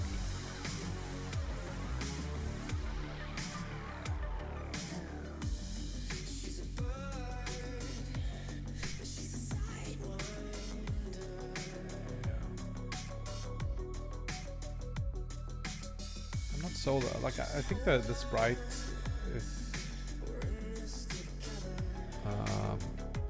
feels bad. I don't know what it is. Something about the arms, I think. They should be higher up.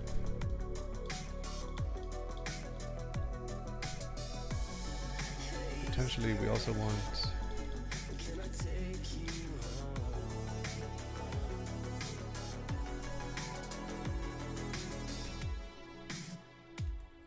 try it.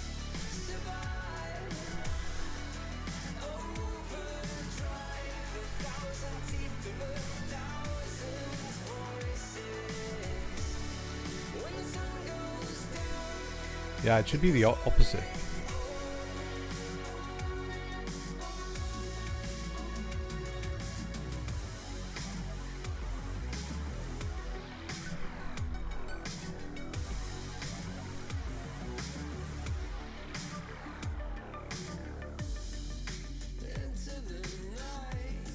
And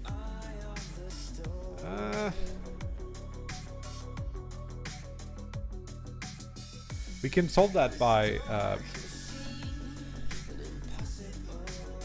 biasing the rotation, the walk animation rotation, in the direction that we're moving.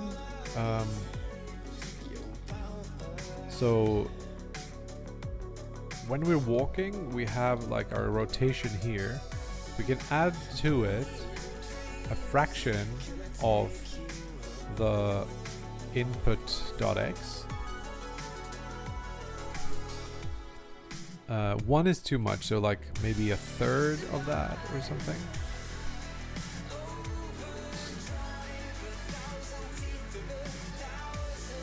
Didn't seem to work at all. It did work, but it's... Wait, this is degrees, right? Yes, these are degrees, so it should be input times like 15 degrees or something. But it's the opposite direction. Oh, we need more. I can't see the change.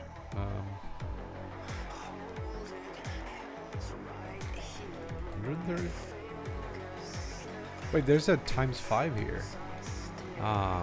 This needs to go outside. Never mind. Maybe it is plus. Maybe it is 15 or something.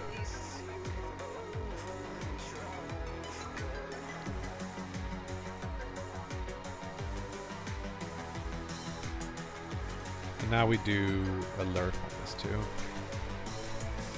Let's do...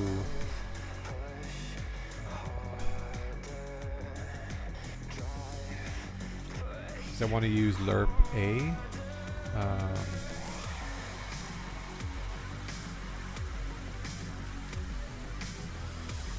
And then this is correct, but this needs to be 5 degrees. What is it? 0.1 or something. And then we want to add that to it, and then we want to add delta times 15. Something to that. Yeah, that's... What do you think? Is maybe a little bit much?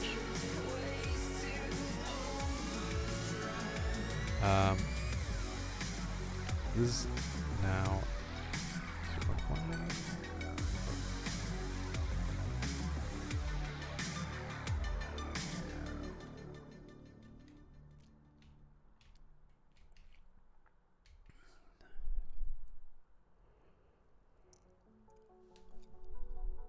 I would make the rotation way smaller. Have the lerp target of the items be offset in the input x direction, like sprite size. Yeah, something like that.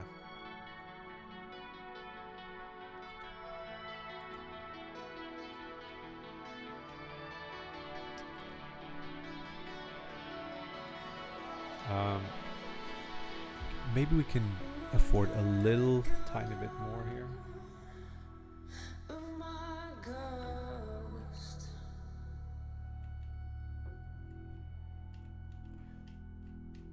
It's sort of doing it, but it's not quite doing the right thing. But it's getting there. This could be a little bit faster.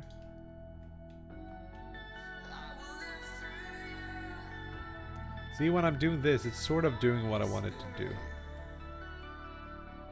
But I think I want the angle to affect the offset. So we can do that. So in the stack, we set the item rotation first, and then we use we rotate this vector with the rotation. So we can do like rotated with item rotation. Whoa. It actually it needs to be only the offset needs to be rotated.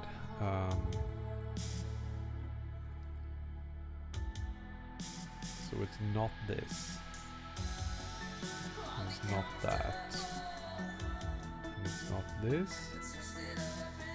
And it should be like previous position plus. Wait, what? This should be item dot y or height offset.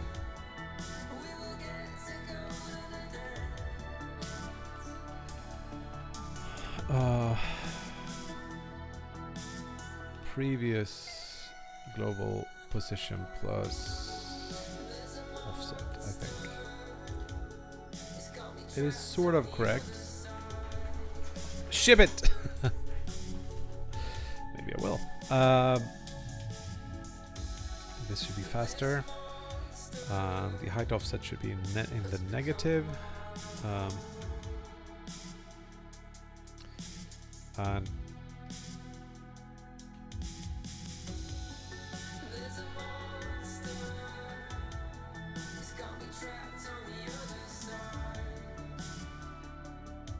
I think this works. It is the up and down that I'm not a huge fan of.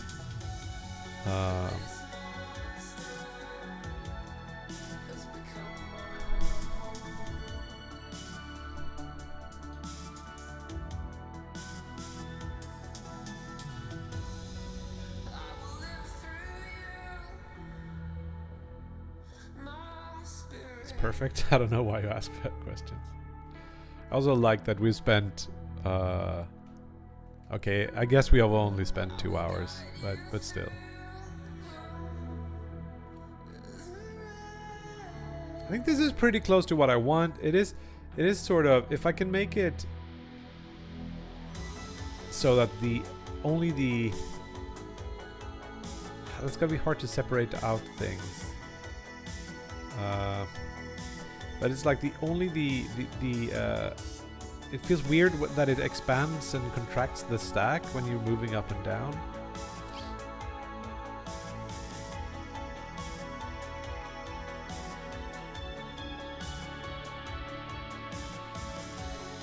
But other than that, I'm pretty happy with how this worked out.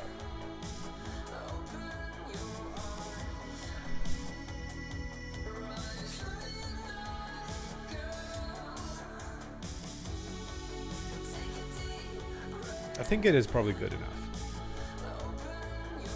What do you think, guys? I think let's when we are carrying something, let's do a little bit differently in somewhere. So we do like more is carrying. Yes, you can use that here, for example. And we can also use it so that the amounts here are different.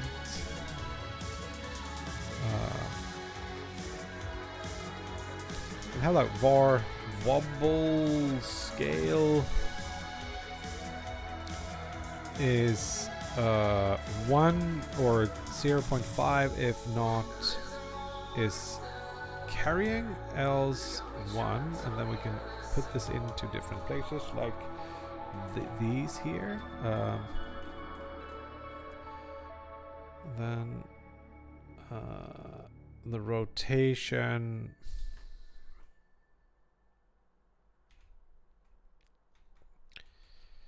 That's all right. And same here. I think we can do like times wobble scale.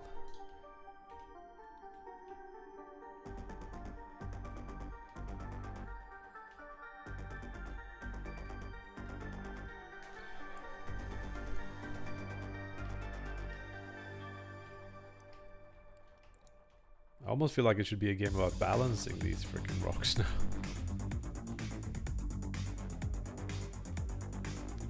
Okay, let's have some fun. Let's do item 2 animation.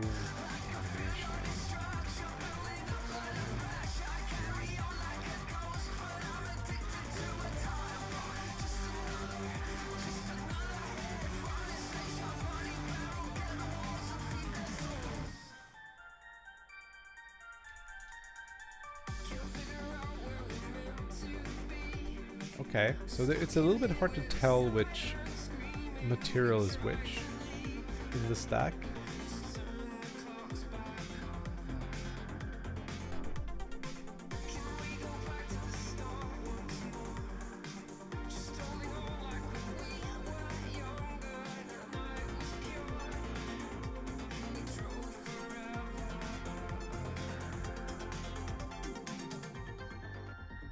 So if they had different colors, it would be easier to distinguish them, for sure.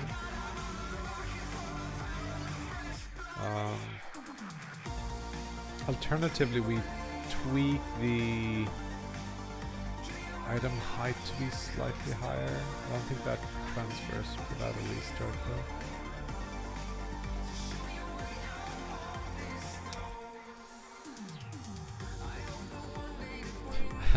You had an apple on top of the grass.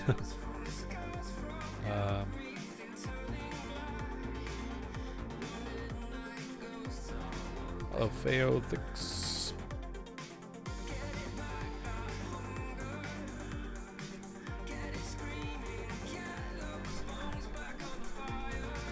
Okay.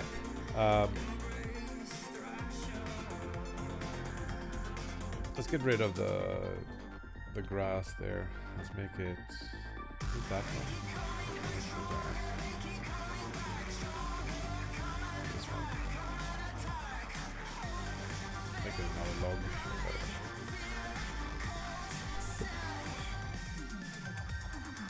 Yeah, I think maybe we need some color to distinguish these. Might be hard to tell what's going on otherwise.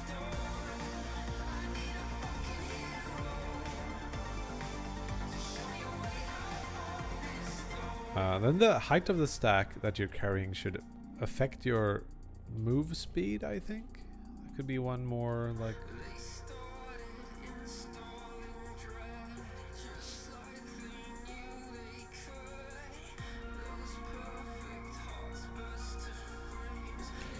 Okay. Let's see if we can drop them. And so on.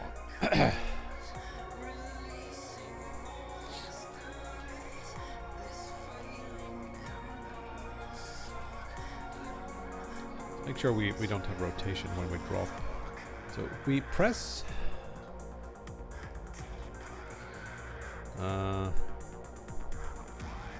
let's have like two functions. Process carry.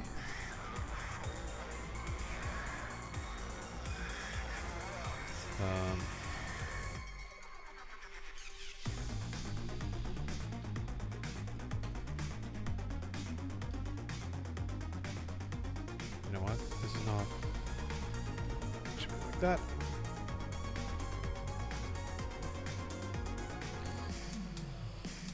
Else...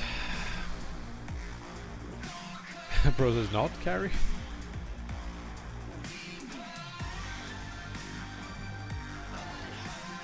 Yeah, so this is sort of doing it. It is gonna like see if we're hitting something that that we're touching, and then it's gonna be picking that up. Tempted to just try that out. But I want to put in like a little if this action just pressed, but we do this.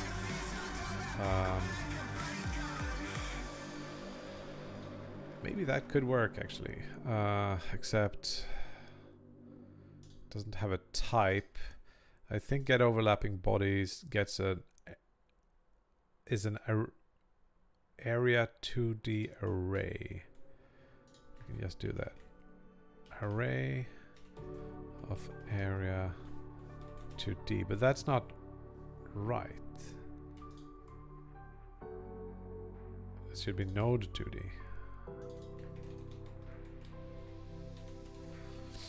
So we need to like touch it for this to work, and I think we should instead like find which one we should pick up and then highlight that somehow, and then that's how you do it. So we have to start by turning off the carry stack.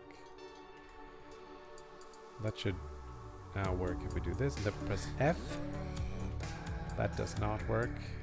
I think F is the button we should press, right? Nope. It's fully possible that this doesn't work. So print.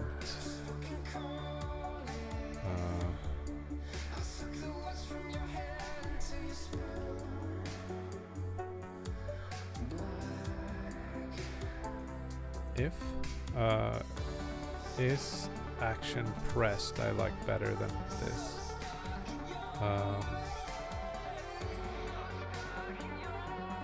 For body and bodies. So my sense is that we're not gonna see any bodies.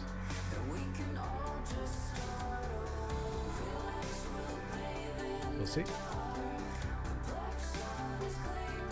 Oh, we got some issues here. It's not called pickup, it's called grab. That's it.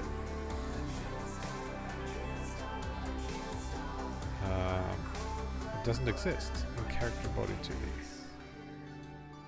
Then why did it show us? This is in area 2D. I'm actually fine with that.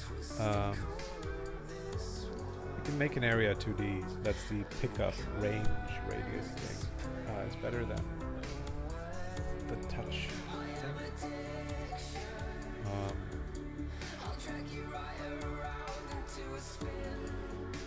Let's go find our player again. Hey player, how are you doing? Let's add as a child of, how does that work? Does that move with the, let's just do an area. 2D, add a collision shape, make it a circle, correct I think, about. This is gonna be like the pickup area.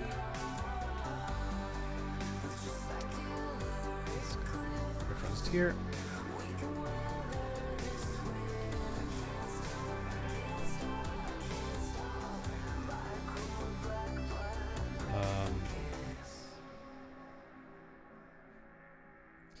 Now it would be nice to have different layers. So player will be on, I think, layer 2, and pickups like the stack should be on like 1 then. So the pickup area will not collide with anything, but will mask towards 1, and this should work. Okay, come on. Boop. No. Null value. Oh shit, we forgot.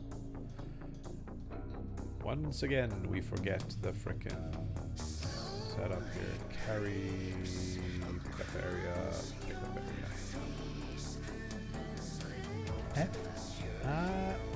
It sort of worked, but we forgot to set the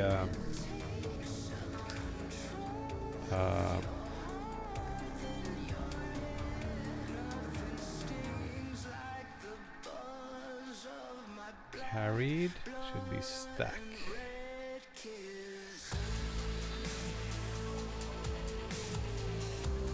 Press F.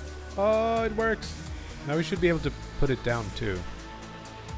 Hello, Tika. Been on vacation. I'm still on vacation. Cool. Let's put it down as well. So that means we have to remember which direction we pressed last time.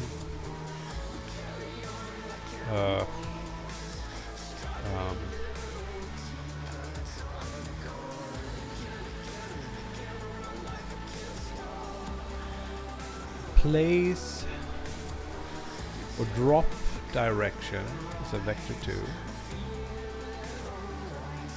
It's gonna be to the right to start, and then we're gonna do like, if we press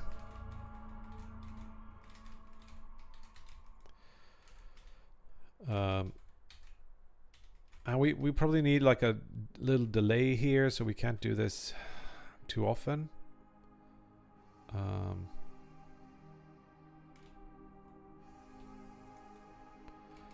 Let's put that in var. This is where I want my time class. Ooh. The dragon cookie. Welcome. What do we want to do? We want to say last pickup. Now we got to do something I don't really want to do, but I'm not sure I can use code that I have in other projects, so I'm just going to implement it here. So we're going to say that now is a float that's 0, and then we're going to declare a function that since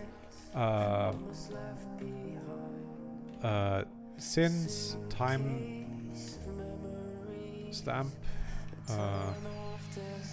simply like that, and then in here process we will say like now plus equals delta. That's gonna work. And now we can say like when we pick something up, we say last pickup is now, and when we drop it, we will just, let's rename this the last like state change or something.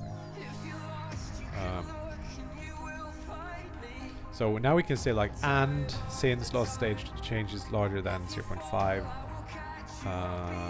and we do the same for this. So we can't like, but we can still hold the button down to preempt when we are gonna be able to drop it. Cool. So now we're gonna drop it. We just say like carried drop, but we need to set the position of the thing. So carried dot global position equals character body global position times 16. That sounds good. I think maybe this should be 8. We'll see. I don't really have an idea. Well, we have an idea, but not like a solid. Whoa. Right. So the collision pushes us down. This shape needs to be smaller. That's what I think. What is the size of the shape? 4.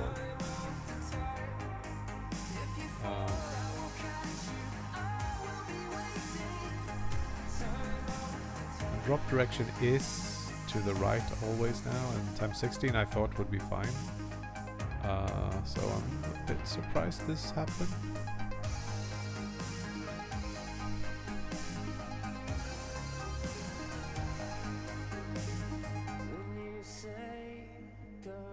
That is strange, isn't it?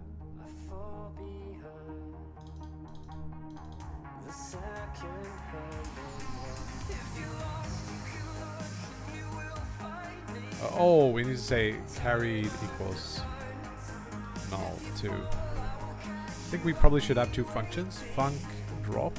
That is this.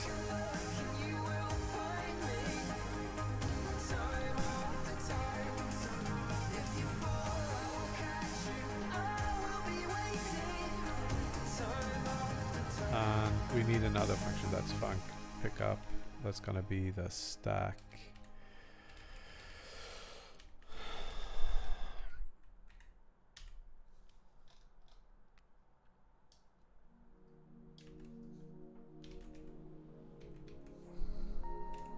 Hello Hadouk, how are you doing?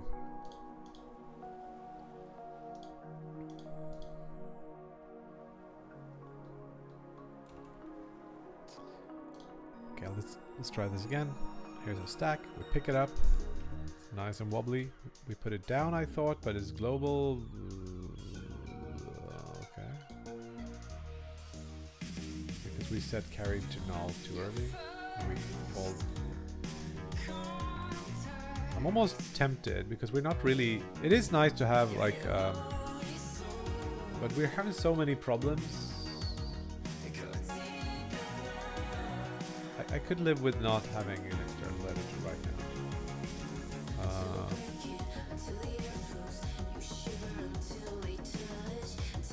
It is the wrong one.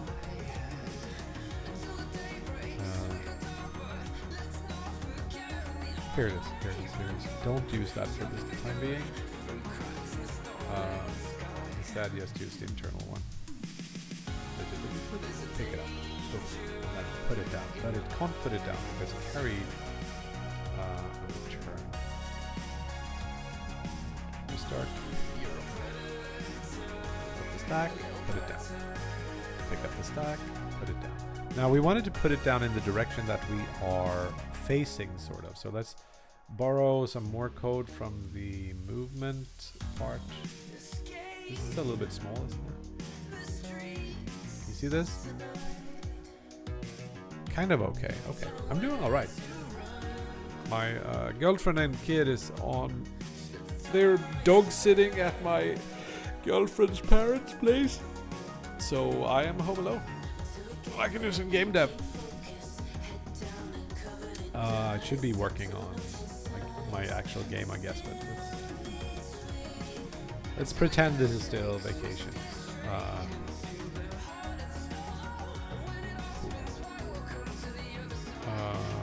Movement has this input thing here, which I feel like this is the third time I copy it, so maybe it's time to put it somewhere reusable. Should we do that directly? Yeah, sure. Player, and then we create a new script that's called like controls. This is simply gonna be a extends node. That's good. Class name, controls, and then we do like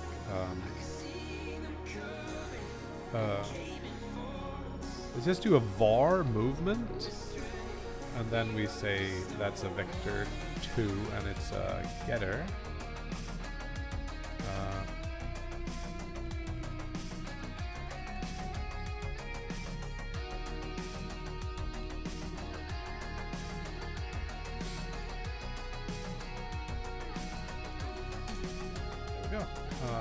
Controls, put it up here, and then like anime will have a reference to this. Export var controls. So instead of doing this, we just do input equals controls dot movement. Sounds about right. Of course, this is so bright. Chill out. Oh, circuits! Gonna need a bunch of these. Both animate and movement need this now. Export var controls. This is just gonna be controls.movement. It's a good like frame of reference or little rule. Like if you're duplicating code twice, it's fine. If you're duplicating code 3 times, maybe you wanna pull it out to something.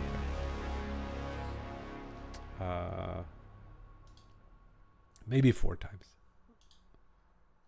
Cool. So now in carry, we can get this really easily. For example, in drop, let's put it down here. Controls. Var drop direction. Oh wait, we actually have to do this even if we're not carrying anything. We want to update the drop direction. Drop direction is gonna be var move input. We call it input in other places, which is not great, but controls dot movement. If move input is larger, length is larger than, let's say, 0.1, then we set drop direction to be move input normalized. Potentially we want to snap it to like the cardinal directions, because otherwise you get a different possibilities for controller and not controller. Okay, got it. Obviously. Yeah, controls doesn't really have anything.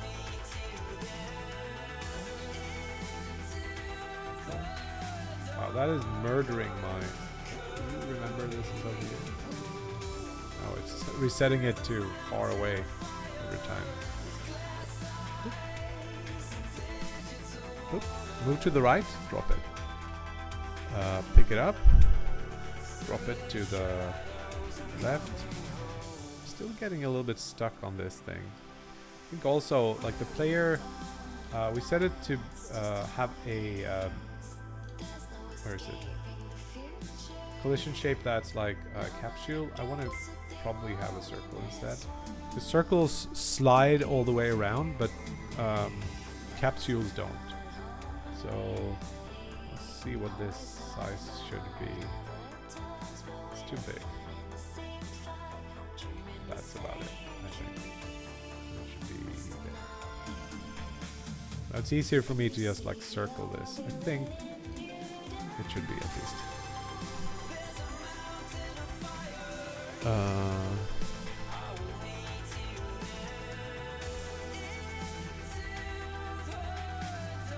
Wait. You slipped off and fell off a cliff. Oh shit. Ooh. That sucks, Hadouk. I'm sorry to hear that. Classic to do that in like start of the summer too. Yeah, hope you get a speedy recovery. Too early abstractions is the bane of my... Yeah, it really is. It's like not a good deal at all.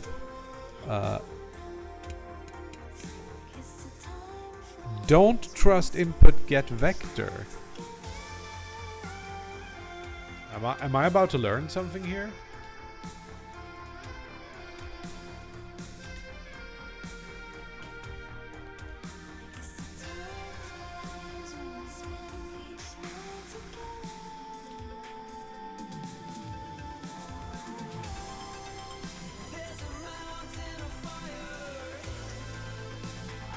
Which is it? Is it negative y should we move up?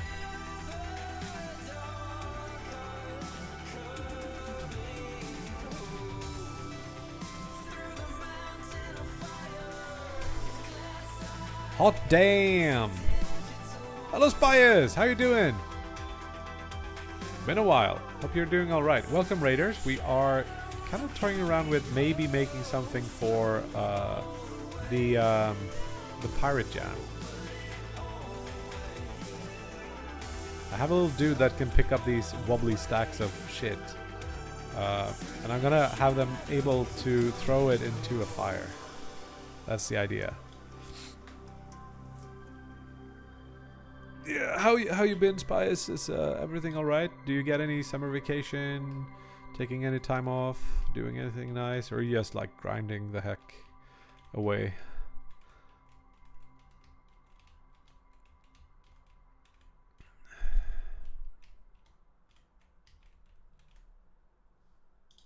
Grinding away. Okay, cool.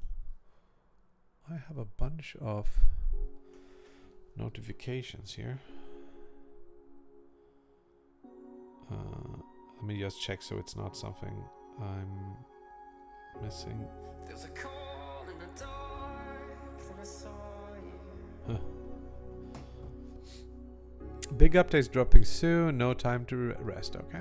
I was caught in the story. First page down. I'm still on vacation technically. I take we usually take like 4 weeks in the summer. Everyone in Sweden, 4 to 5 weeks, which is nice.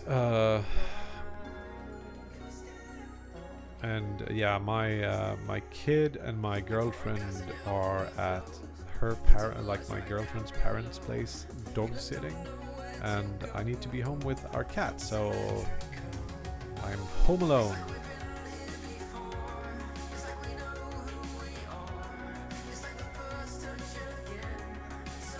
Yeah, it's weird. No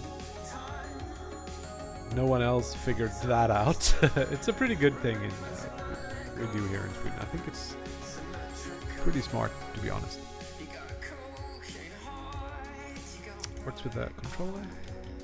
Yeah. I also want to jump.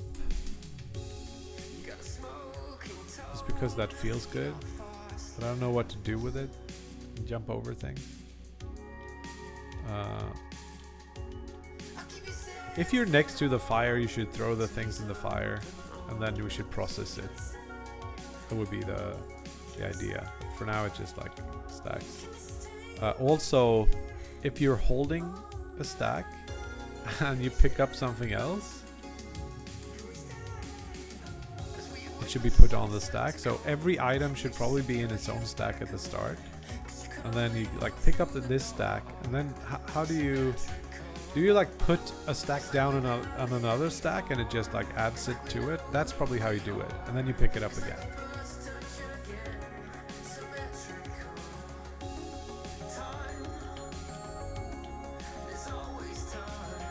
Also, I think like probably should be like a max stack height that you can carry, and it only picks up. Maybe it splits the stack somehow if you can't pick up the entire thing. I also feel like probably we should limit it to the cardinal directions.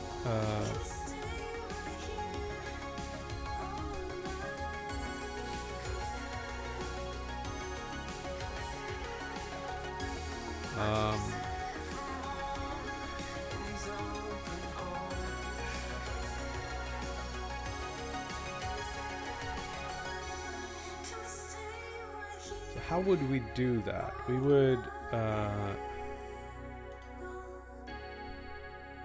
it would be easy if we did 8 directional. But I guess we can just do normalize this, and then we say like you can calculate the angle, snap the angle, and then turn it back into, or yeah, A tan 2, drop direction Y, X, and then we do angle equal, well, and then we do degrees to, or radians to degrees, and then we divide this by 90, floor it, and multiply by 90. Should give us something, right? Is that not it?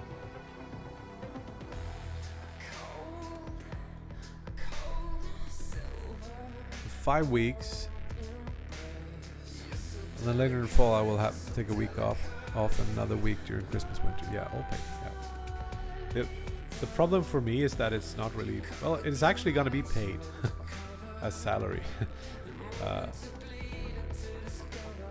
yeah, cool. So we take this, we calculate the degrees, divide the degrees by 90, and then floor the number and then multiply that by 90, and then we get the angle, which means we can set drop direction dot x to cosine of angle and y as the sine of the angle, and this should limit it to the directions. Let's see. That didn't work.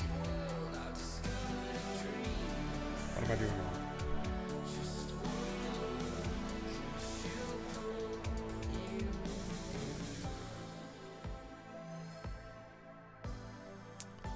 Oh yeah, I should probably use some parent days. The problem is that they're not worth much because I don't have that high of a salary. And my girlfriend has more salary, so better that she takes it.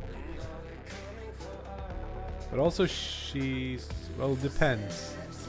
She's losing more too. So I don't know how that math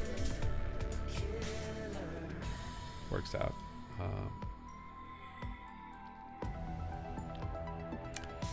Can't transfer all days, that's true.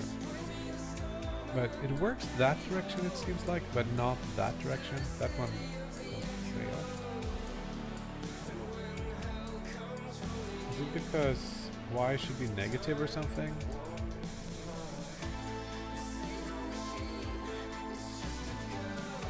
Or am I doing rad to degrees?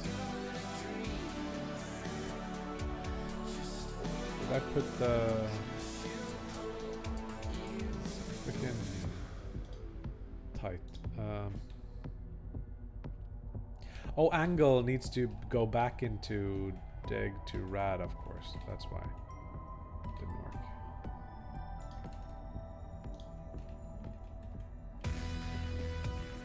It still doesn't work.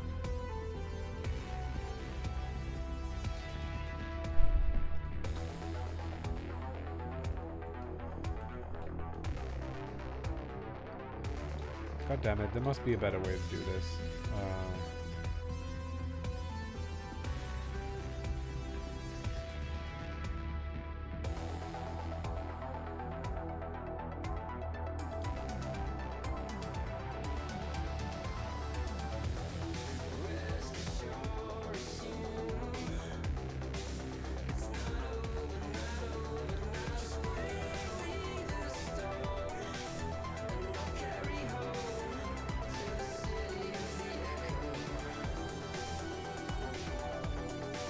Works.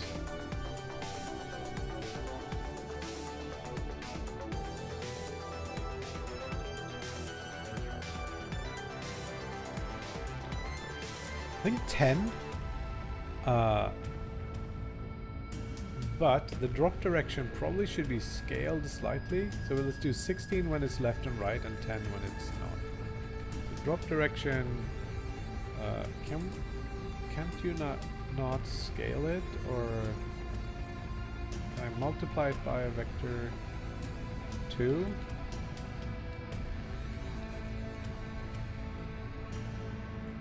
Oh, the other way around. 0.75.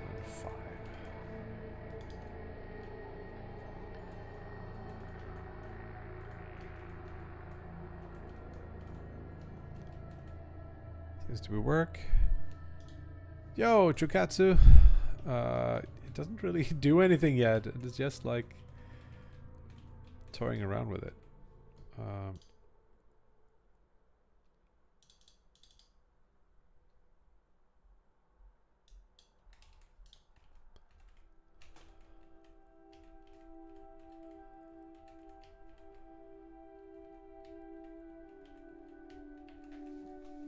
It feels better with the controller because you can press... Could you press F to drop?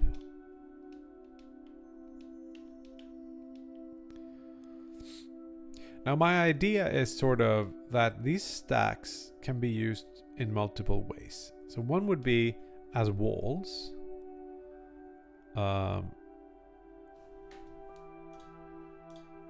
Rewarding yourself with procrastination. Yeah, I don't have a design. I can't do like design doc first.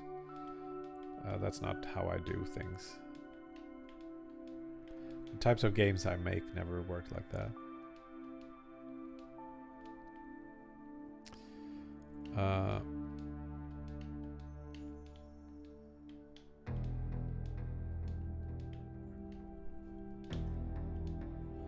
I just have to experiment my way onto...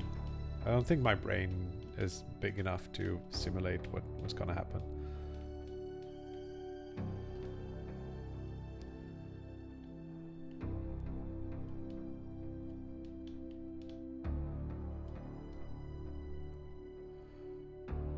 Yeah. To me, it could be good to like have one line of just like, this is a game that's centered around this, like the central idea. But then I think, especially for game jams, it's really weird to require design docs. I don't even make them for my big games, unless I sometimes have done design docs because someone desired it, so I wrote them afterwards, like for some submissions to some like tax relief fund that my previous publisher had. It required that.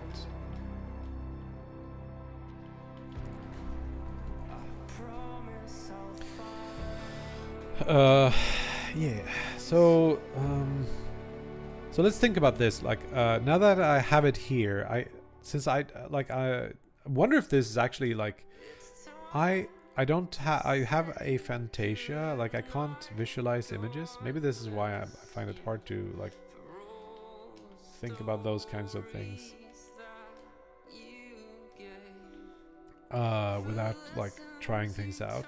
But now that I see this, I could see like, you want to build walls for enemies are coming from this direction. Maybe I can like put this stack over here, and then there's the fire around here in the center, and that casts a shadow where enemies spawn or something. I don't know. But then the enemies will come from this direction and try to break this. I guess they can like, if they hit, they destroy the lowest thing, and then it just like drops down. So this can take like 5 hits before they can come through. And maybe there are some enemies that can jump over one. Like there are 2 different types of enemies. Gotta put these down. And then you can also take the stacks and drop them into the fire, which will create something for you. Like maybe if it's 3 rocks, it creates like a really high health wall that you can put up. Maybe it can create like something that can defeat the enemies somehow. Like a thing. Did you see that? There was some bleed on the edges of these. Limbo-esque? Okay. How do you implement your how do you implement the different types of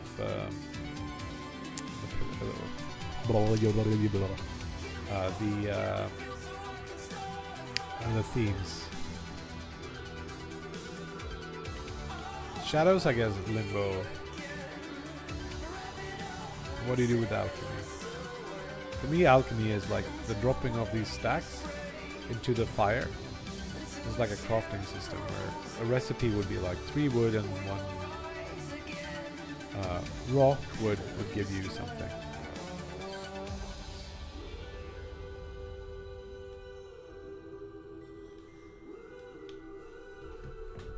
What happens if we have multiple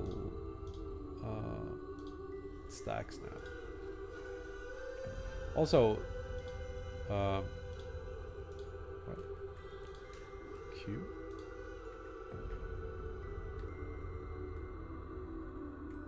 I think we need that.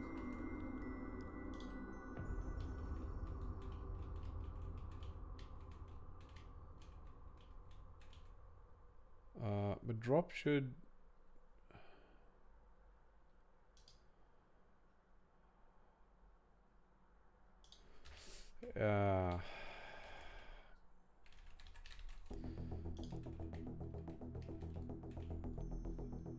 this just overwrote all the code I had with the lerping and stuff. That sucks, man. I think I might still have it if I go here. Where's the stack? This will work, I think. So, yeah, I probably have this open in here and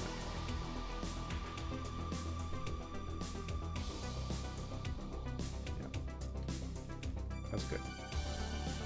Luckily, VS Code came to save my ass there.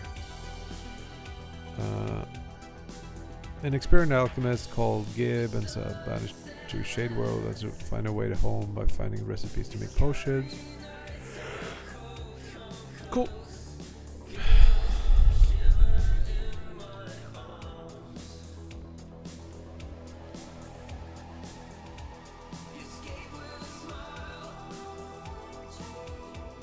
Almost want the drop to be more of a curve like that, so it kind of moves up and then down. But I think it's fine. The reason I want that curve is because maybe I want to throw it a little bit further so we can like put it into the fire more.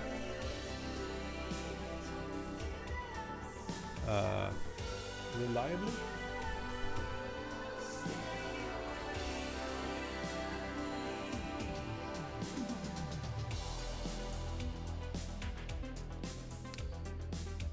Maybe you can make... so I'm just thinking now, like... Maybe you can make, like... Maybe it's a little bit like Minecraft. So you can make... some sort of pickaxe that can break the rock and give you iron or something.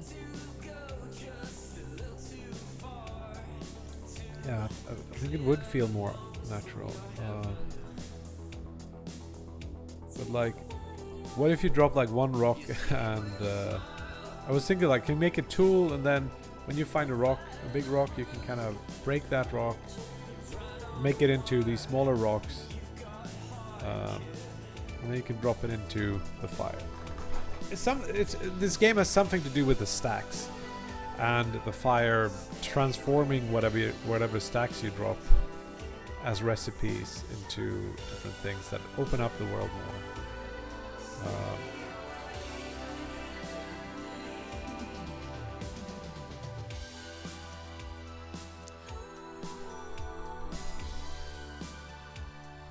And maybe there can be coal.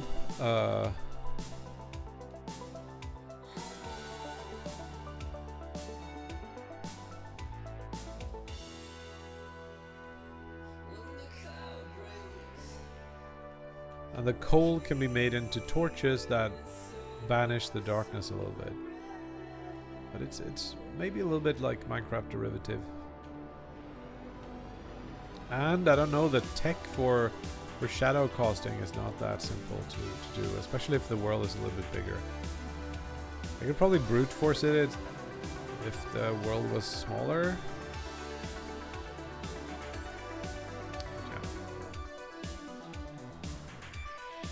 So the stacks, when they're created,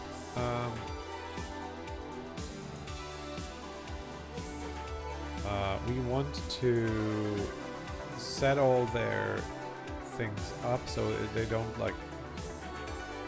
So it's like the first frame we don't lurk. That's what I'm thinking.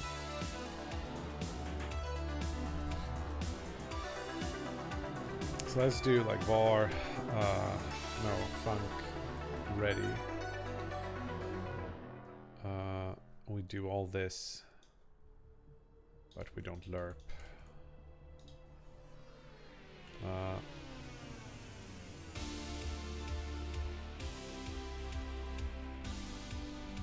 Let's just say it's 0 here.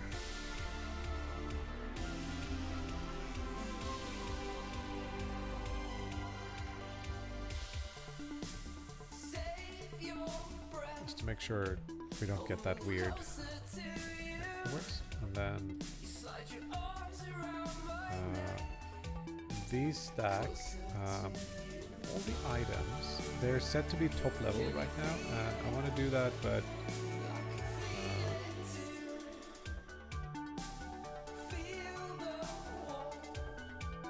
I'm gonna do that in here before we set the positions. We do like item dot top level is true, because I want to visually be able.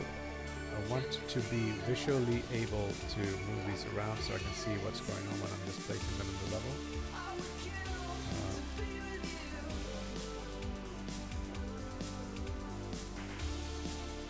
This, and then I can like put down another one over here, and here, and over here, and I think we can like. This is another thing. There's this export var items here. We just make it items, and then we'll before we do anything, we just build this. So we say like items. What? That cannot work.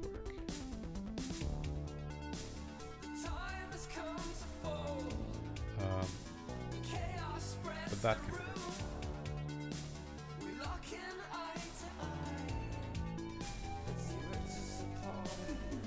Something like that.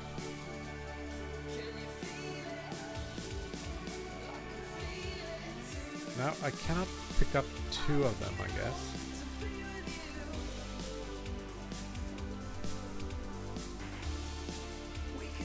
Dude, this feels pretty cool. Feels good to toy around with.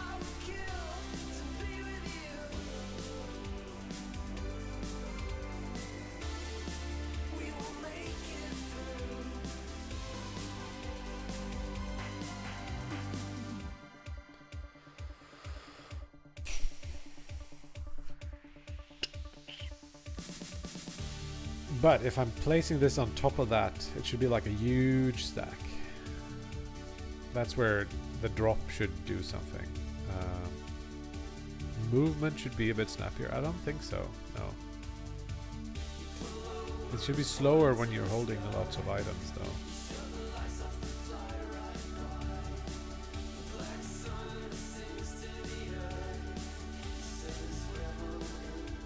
Oh, look at that. They don't blend well when we place them like this. That might be a thing to think about. That might be the top level thing that's... Or is the Z as relative? That might be it.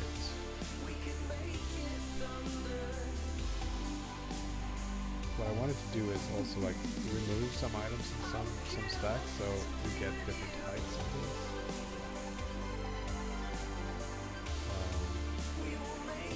But also all the items. Let's see if that Z as relative is the culprit or whatever. It probably should be as relative, but the problem is when it's top level, we get some issue. So I have... See, this guy should not be behind there. I think Z as relative is nice, but what is this? Why sort enabled? Do I need this? I'm not sorry. We had it coming. There's some combination of this that will work. Hope for our future is now a stillborn dream. It is that top level thing that's messing me up, I think, but I'm not sure. If we didn't do top level, we're gonna get some issues, right? Actually, no. We can live without the top level. The problem is, we're setting position here. I think we can just set like global position instead.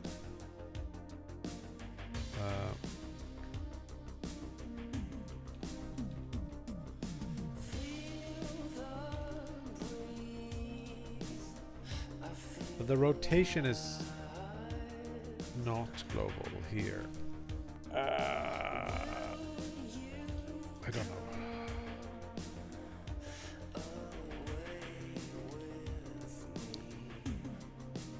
What just happened?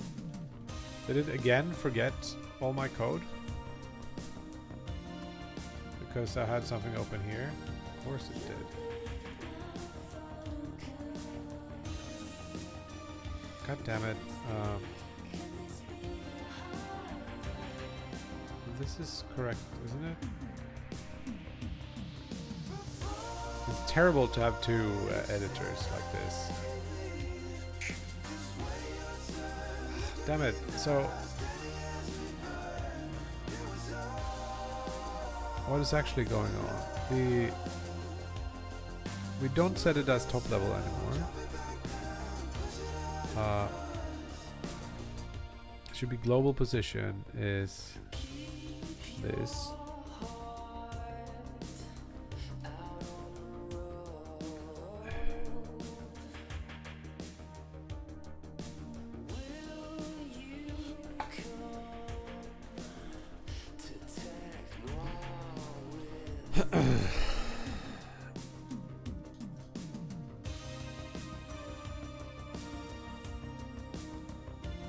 So,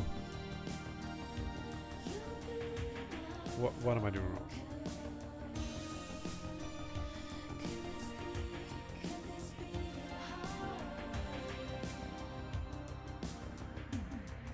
I mean,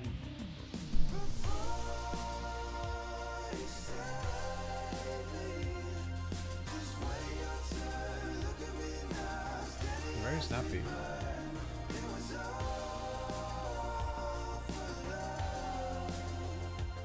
And it works, but so there's something about the lerp that doesn't work anymore.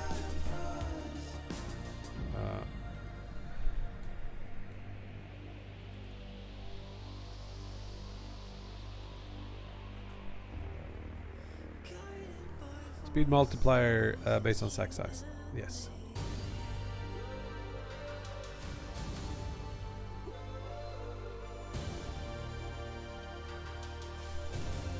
But why is it not lerping?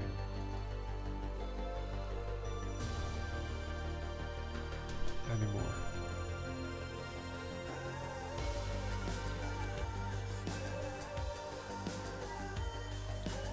Looks like a lerp to me.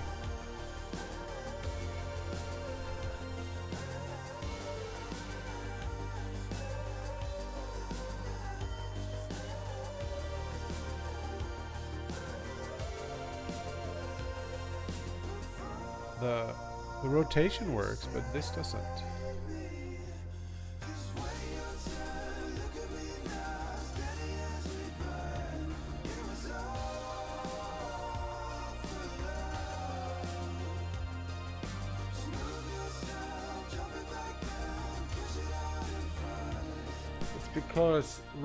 It's because the this thing is moving immediately to a place and rotation. We can fix that. We can do it just the same as here, more or less.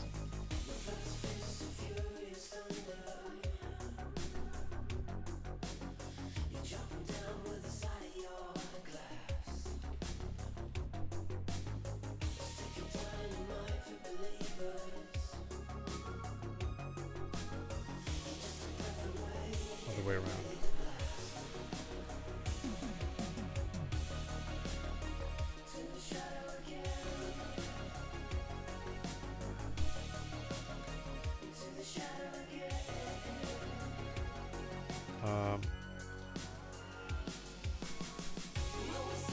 And then we drop. We can actually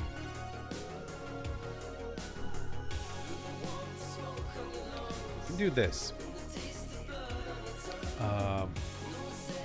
When we drop, this is gonna take a destination position,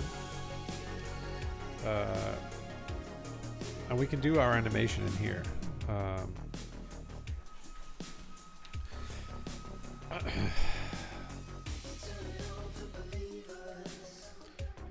So we do this, we don't do this, we can do that, I guess, and then rotation, yeah, sure.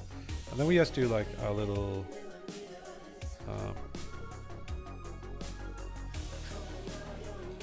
tween.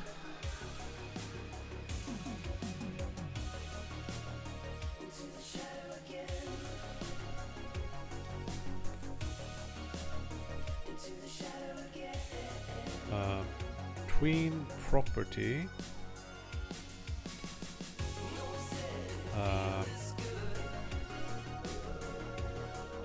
Something like this, but I don't know why it's.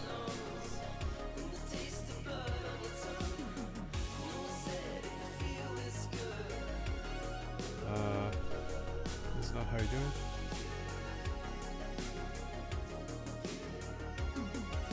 Object property final value. There we go. And then we need some like tween dot linear set trans.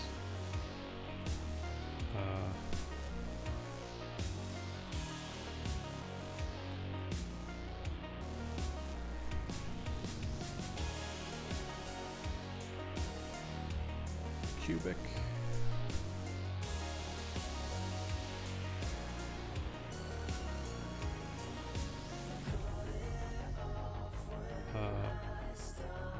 Let's try that over, let's say, half a second, and then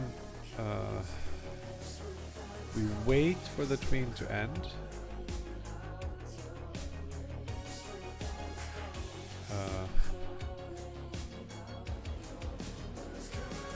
Call it tween finished,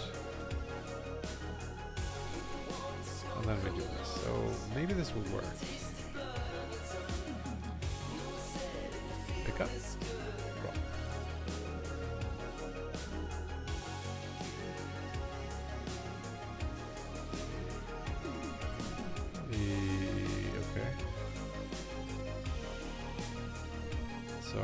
have the same problem again because I'm writing into two editors. This sucks.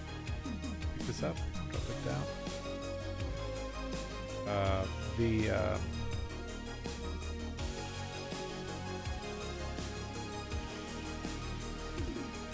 Here you can see some artifacts too.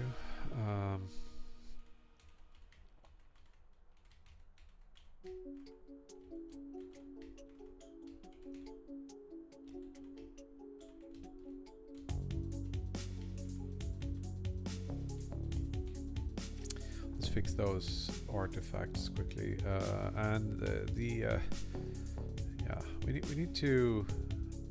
So nothing here. Yeah, let's get rid of VS Code for now. Let's go back here, and then we're gonna move these up 1 pixel just to get rid of some of the issues of edges.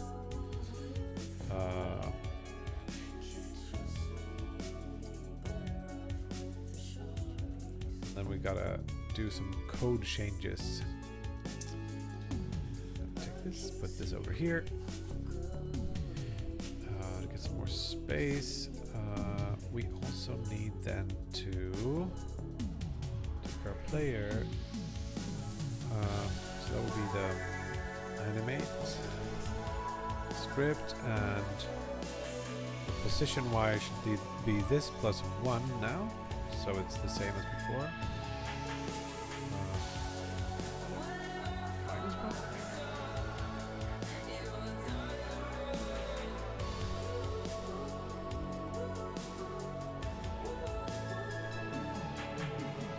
So first of all,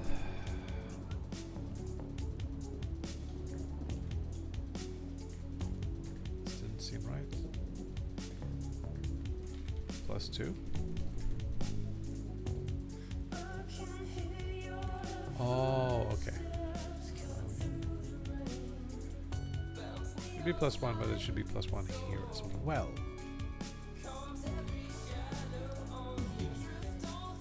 No.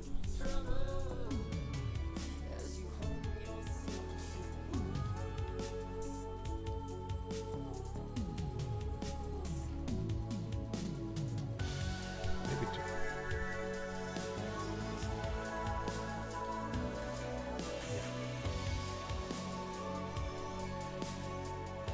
It shouldn't be in out, it should just be in.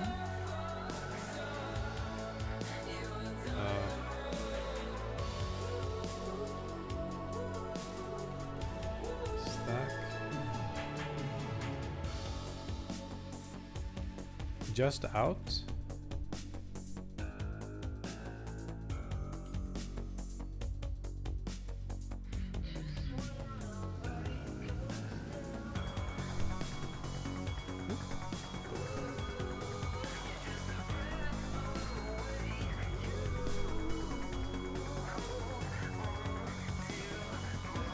I wanted to do that arc.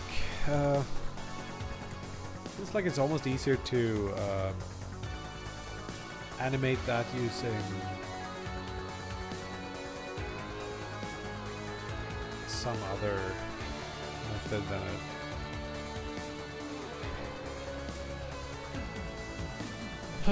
Yeah, I didn't like it. Let's not do a tween. Let's do like something else.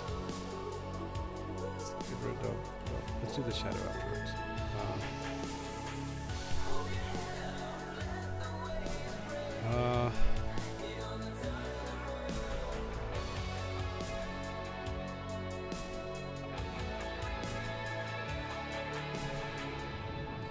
Oh, I realize the thing now, because since I'm setting global position here,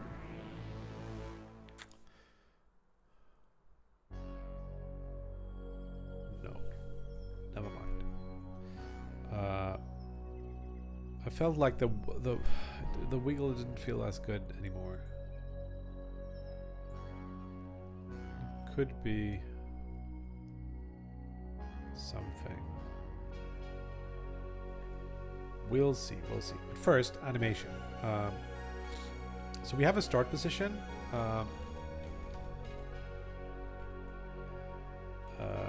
The start is just going to be the global position that we are at right now, and then we want to like sort of move from the start to the end during duration. So like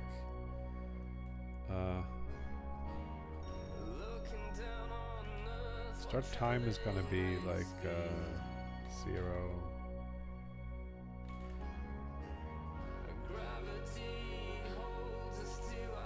Let's call it timer, I guess, 0. And then we do while timer is less than some number. 0.5 is the number we pick. We want to increase the timer with the something. So I think it's time dot get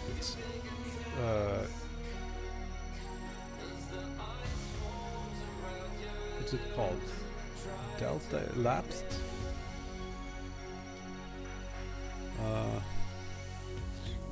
I'm gonna go check out my code in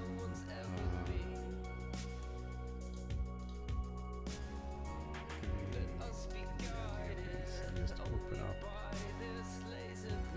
Ocean Mirror, scripts, system, time. This is what we're gonna wait for, by the way. So we can do that. So we do like await.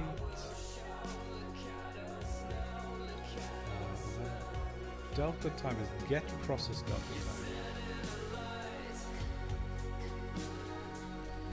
time. Timer plus equals get process delta time, and then we want to like. Why do you not like this? Await. Var A is gonna be our like phase. So that's gonna be duration 0.5.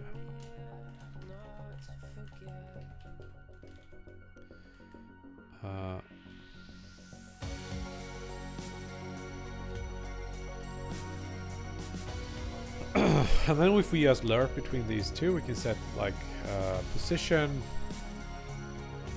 is start lerp from start to destination over A. This is gonna be the straight ahead lerp. Hello wobbling, join for the gunship. Yeah, it's good time. So now it should. It does work.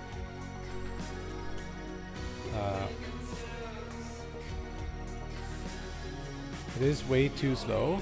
I wonder. Yeah, that's gonna work. But we can also add like. Oh, hello. Zoomy boy.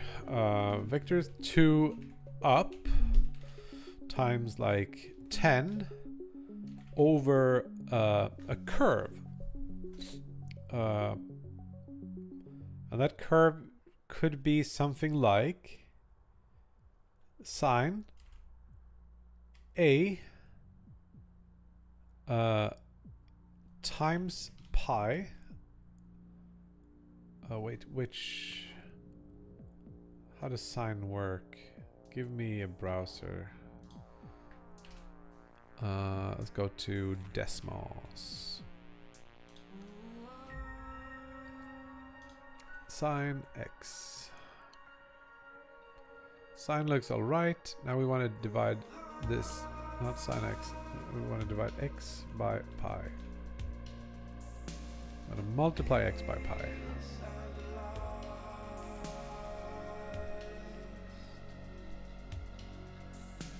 Yes. So that's like the offset curve.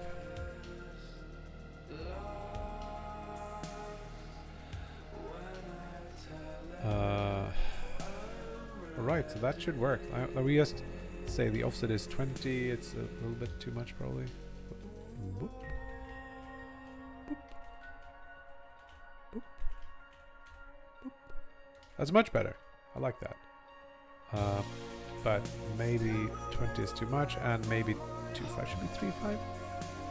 Let's give it a little bit more. Whoop. Whoop.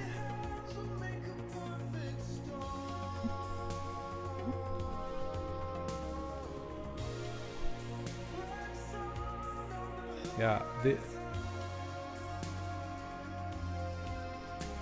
doesn't feel as good anymore with the rotation we when we changed it from global to something else. This global position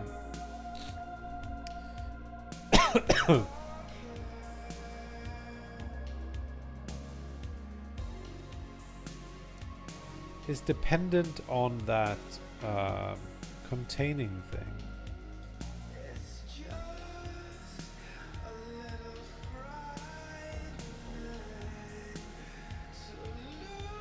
Also, we can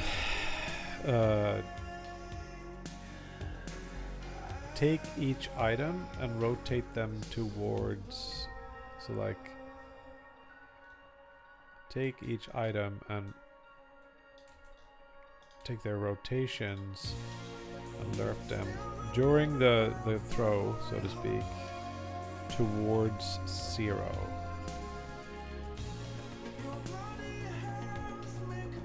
Stop.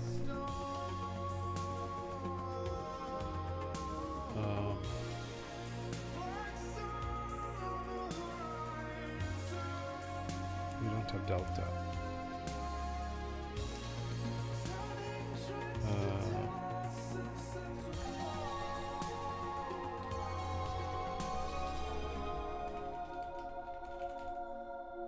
Now we do. Yeah, of course.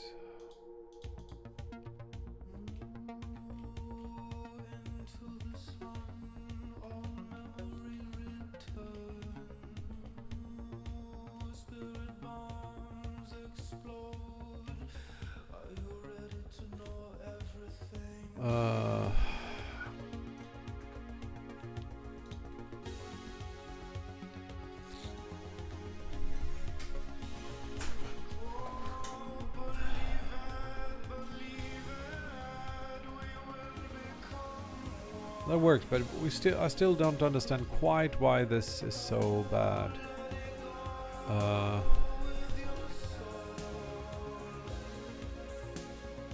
We have to, like this lerp here, every item gets moved with its parent. So to make this work, we have to like subtract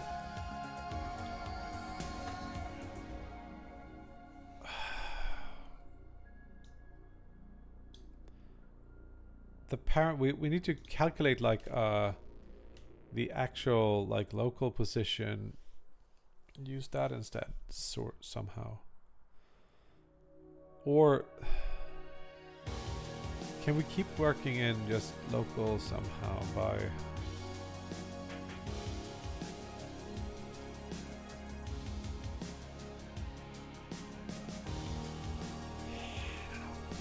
let me go get something to drink and have some nose spray. Actually, I might go get some food. 1 second.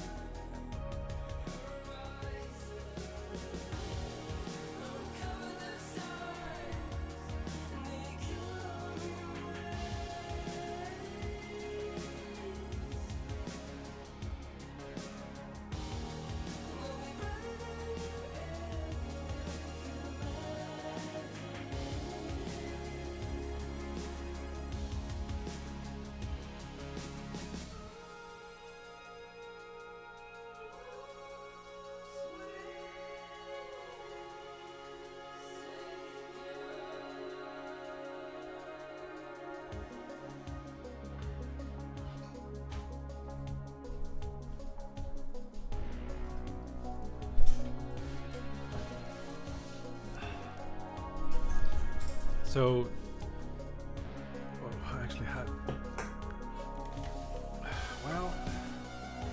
Well,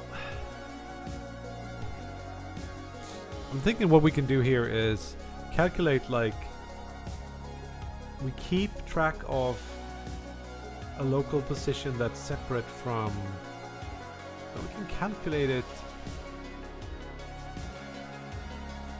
I don't know. But we're gonna eat kebab roll. Half a kebab roll.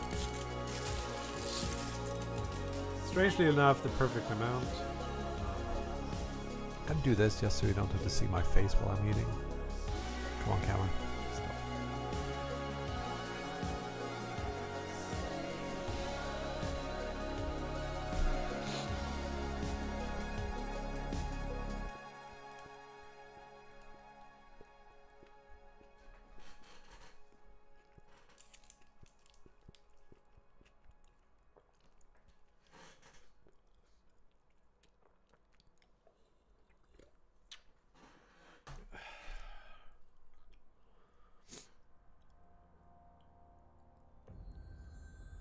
We own the sky, you and I.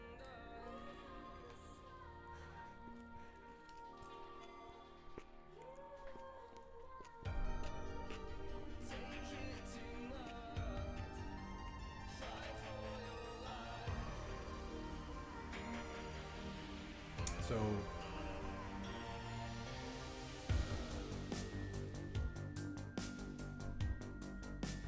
If we kept track of the global position on the item instead of like in the hierarchy, and we can use that global position instead. Just to get rid of that, when you move the parent object, the child object will follow. The reason I can't use top level is because that messes with the Y sort thing.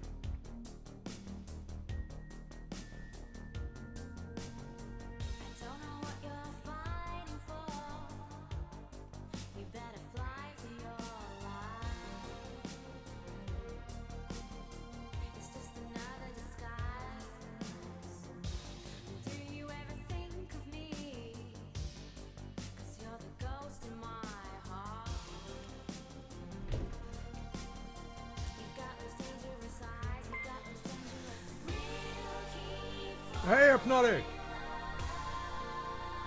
I'm eating a kebab roll. Welcome, Raiders. How are y'all doing? What have you been up to?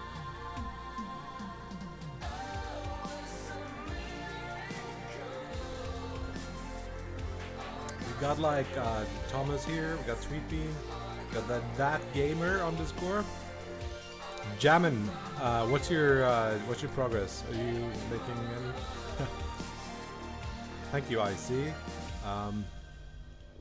All the goblins. Yeah, we're making a weird little thing, I guess. Also for the jam, where the idea is you can run around and pick up these stacks and drop them, and you should be able like to combine stacks, and then you drop them into a fire, an alchemical fire, and something else pops out, like maybe a minion or something.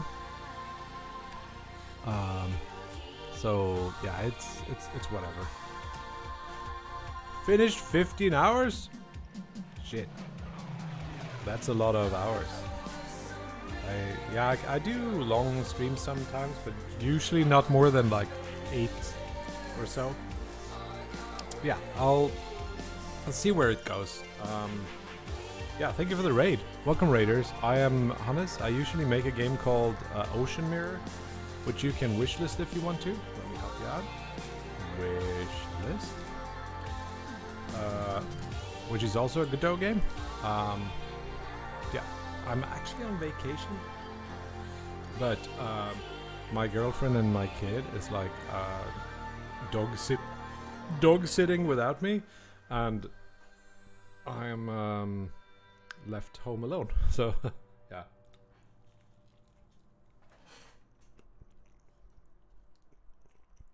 Yeah.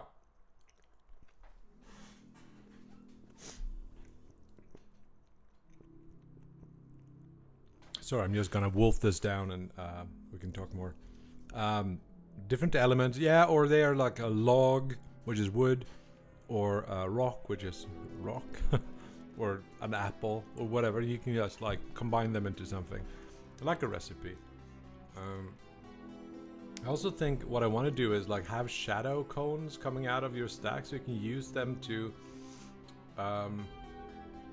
somehow block the light. So there's gonna be a fire in the center, and shadows coming from all these. I don't know. Oh, thank you.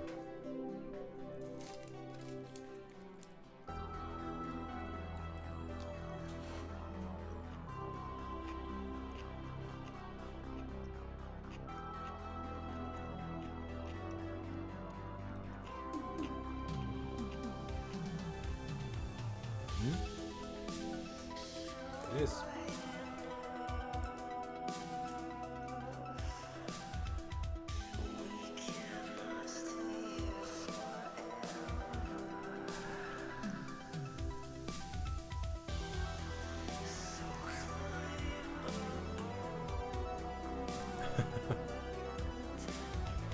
Thanks.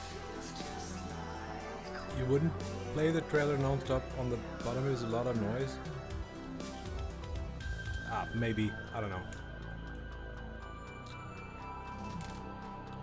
I haven't thought about it that much. The trailer just rolls down there. It's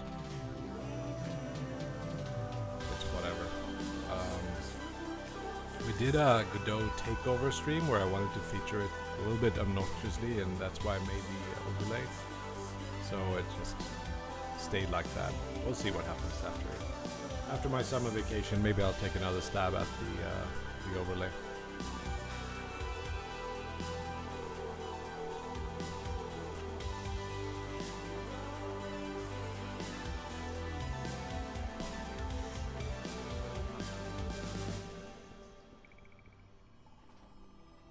Cool. You can join the Discord, and we're gonna run another play test in a bit. If you want to try it out.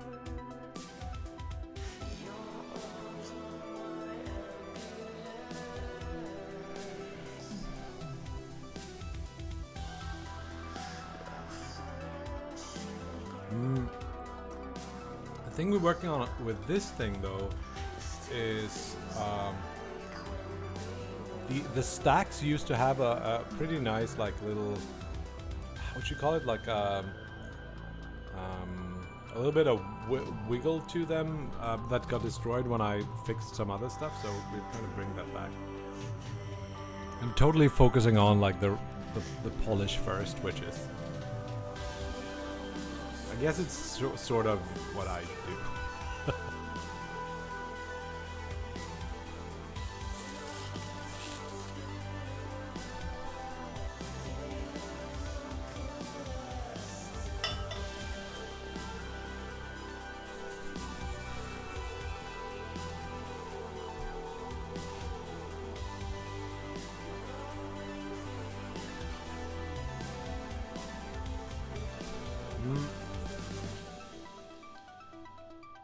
So we used to just like lerp the different items according to their previous thing, but to make the Y sorting work, so like if I drop this here, these are in the right like order.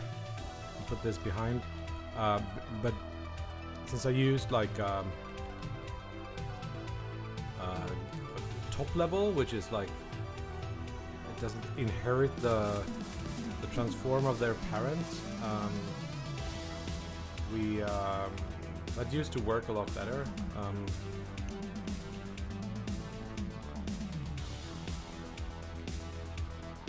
With now it doesn't look like, it doesn't feel good.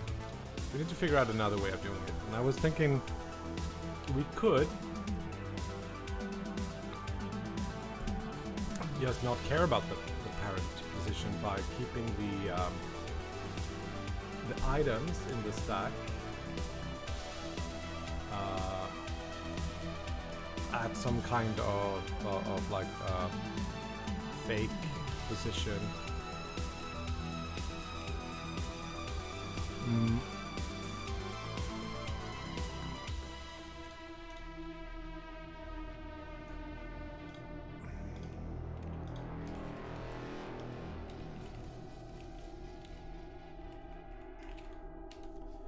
We do something like this, and then here, instead of iterating or doing this, we do fake position here.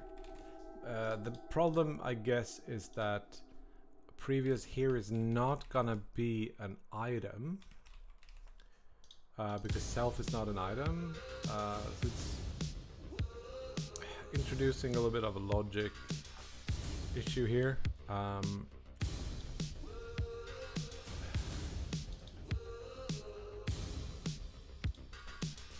We can just do this. Previous position is self.global position, and previous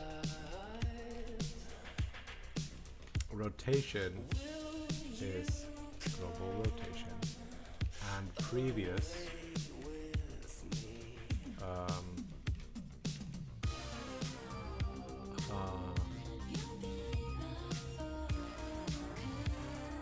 I think it should be rotation, but I'm not sure.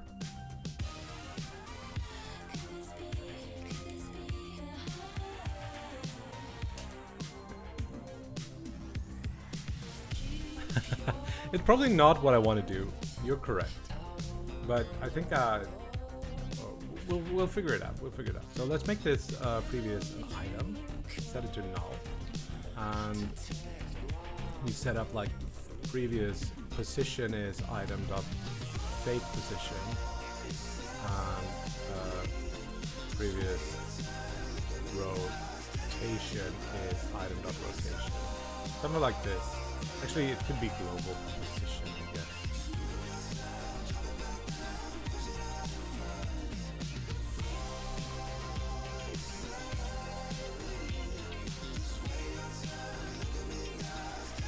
It is something like this.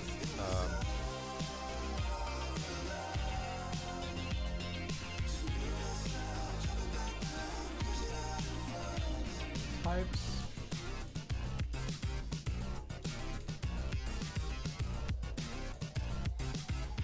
Previous part back.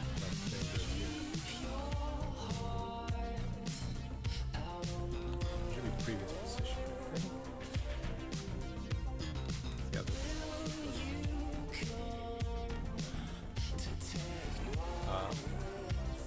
It's too slow, and the rotation doesn't seem to work.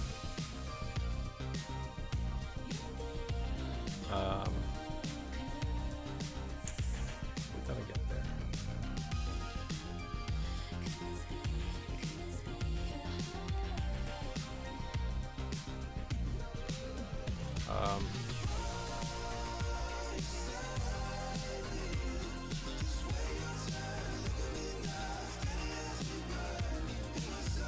We're actually gonna have to have fake rotation as well, because otherwise that's gonna carry over. But why? Let's just do it.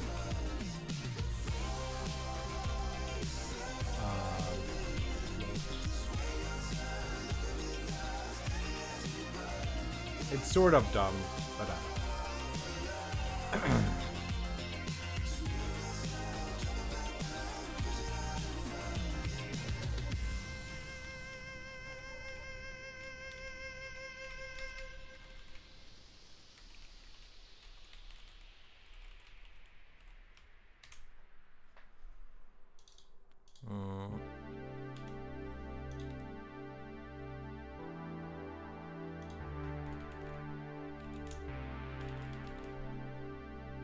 try this.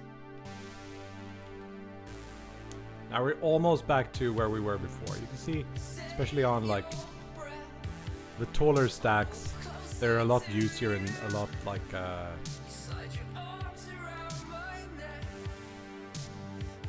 look at that, it even does a little bit of that rip. Yeah, I'm from Sweden. Yep. A red cabin is Swedish. Did I know this? It makes sense with the name now that I hear it.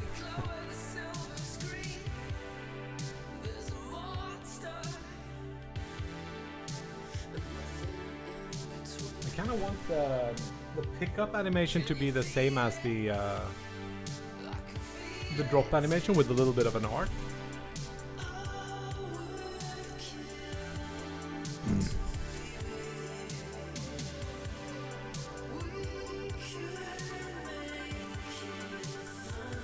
Or just like a Swedish rött hus med vita knutar.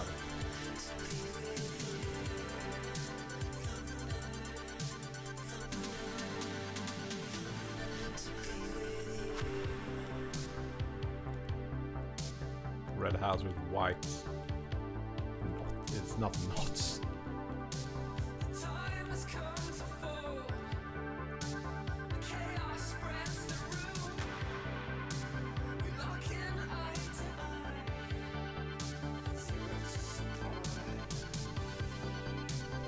Is it not?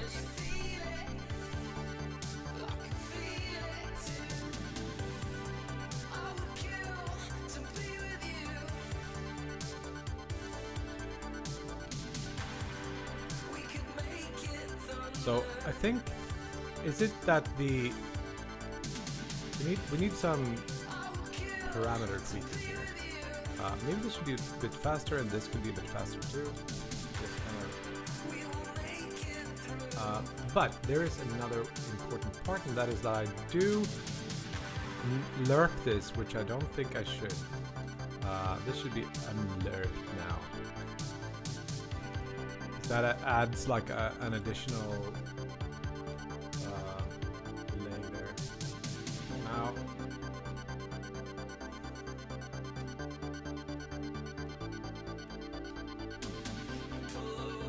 I think the rotations aren't working at all, are they?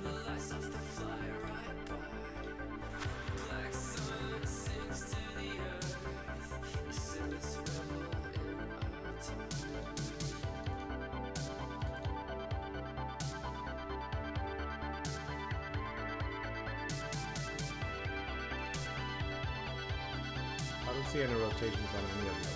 So item.global rotation is item.fake rotation. Fake rotation lerps fake rotation towards previous rotation, which is the global rotation of the previous object, which is the fake rotation. So I think it should work.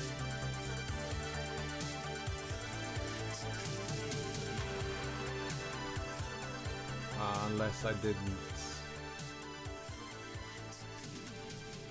Yeah, this needs to be origin. There we go.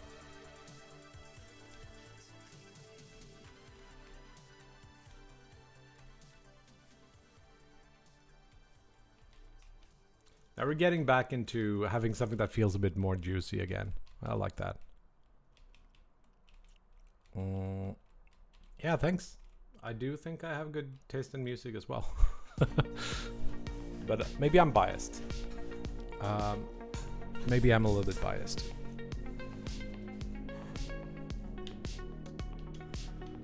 Woo.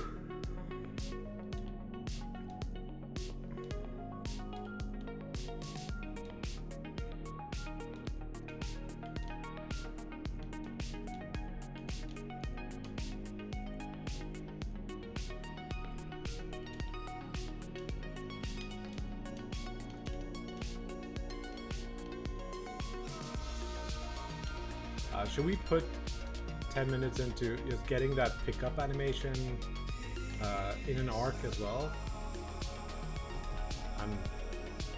Because I feel like that is it should like be that.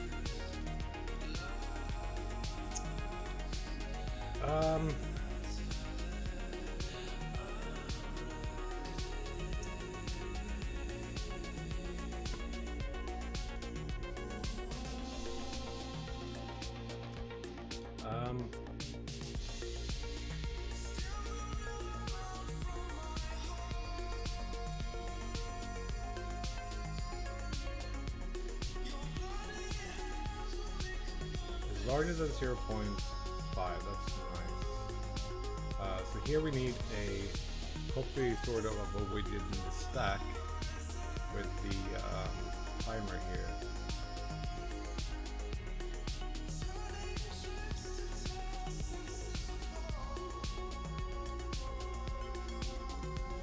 It's almost all of this.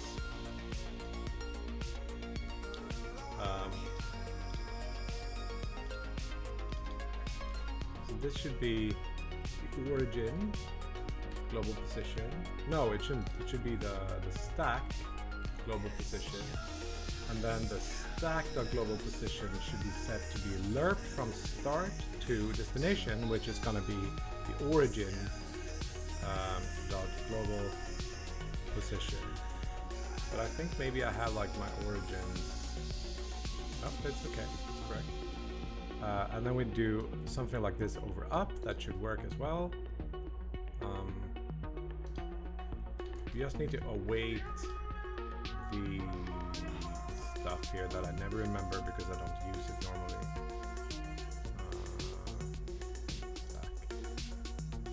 This thing.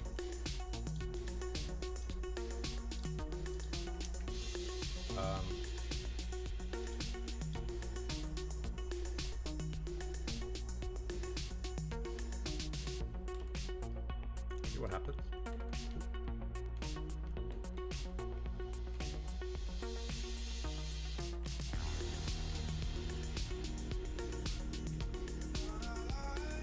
The only thing is that I think maybe it could be like a little bit faster.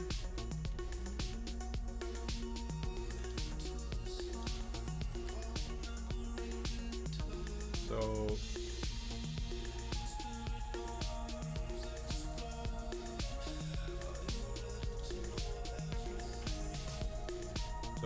these are just gonna be like nailed together.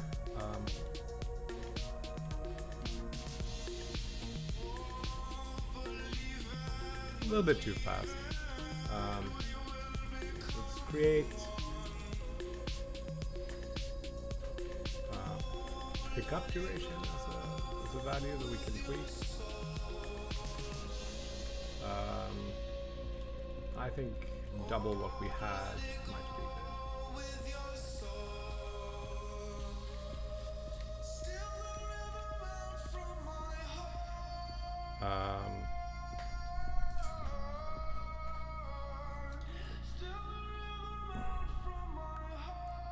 Oh, it's too loud. Actually, I know why. Is it better now? Like, I've been toying with like I haven't been streaming that much, so I've been messing with my settings.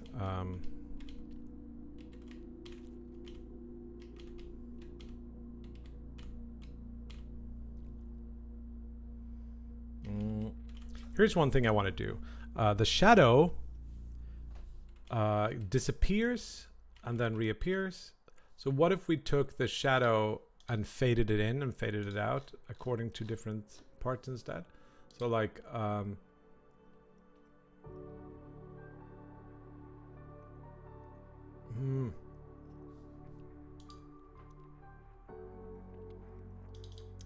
let's see. So shadow visible is true, we said here. If we didn't do this, how bad would it look? Like, what would happen? We carry the shadow with it, and that doesn't look good. So the shadow needs to go away and come back.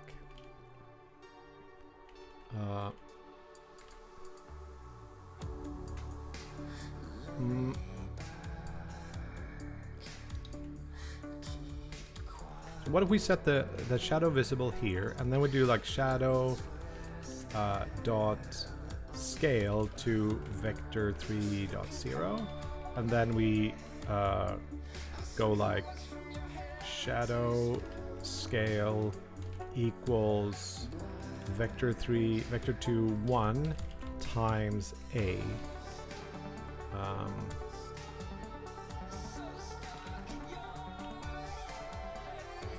like pick it up, drop it down.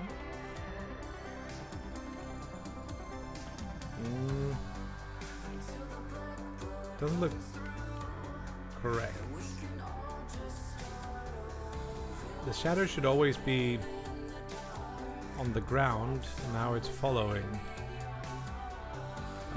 So one thing we can do is set the shadow to be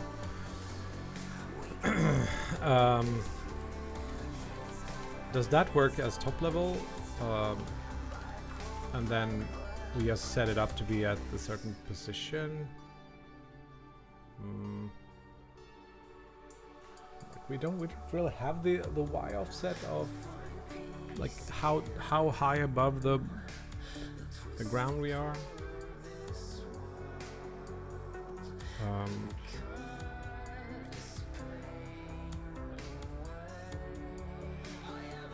But we do have the destination, so we should be able to take the current. The shadow should be at the destination's position.x should be at destination.x,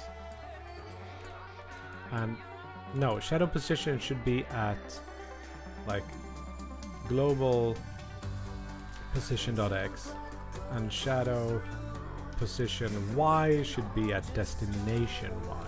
That should work for the drop, but then we need to update these also here somehow when we are just starting it out. Maybe it will always work if we do this. So this should work, I think. Let's see how it works. Now it becomes it's just like above everything. I think we can modify that by saying like I guess they're gonna be set to top level, but ordered negatively, like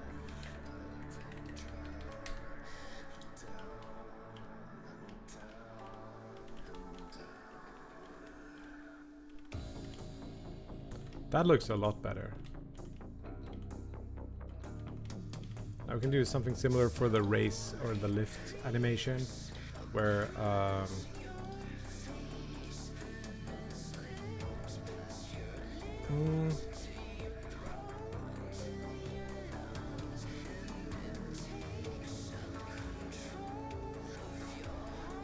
right, so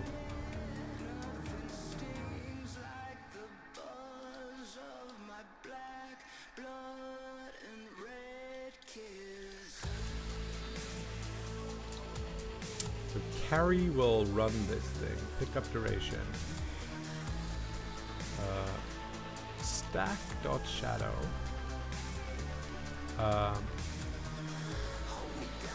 Should be like a stack.global position, and then Y should be not changed really. It should just move in. But it doesn't really work with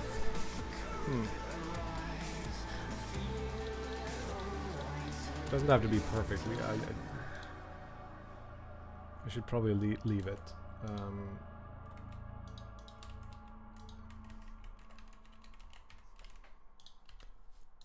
Because why?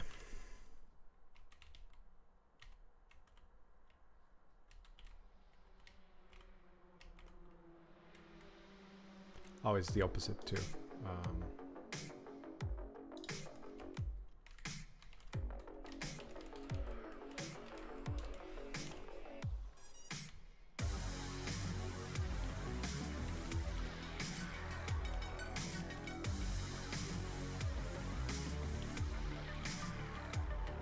I think this is good enough with a decent margin on top.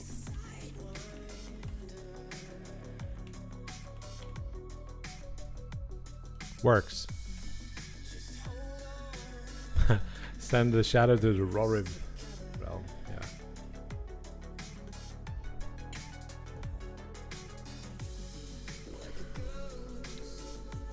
Sleep tight, sweet bean.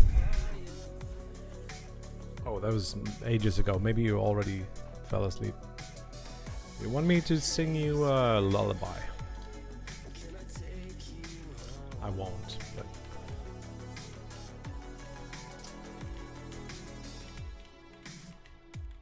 Smoke and mirrors. I like this. This is good. Good times. So what are we going to do with all these stacks? We need to be able to merge them. So like if I'm dropping a stack that's sort of on top of another stack, I need to merge. How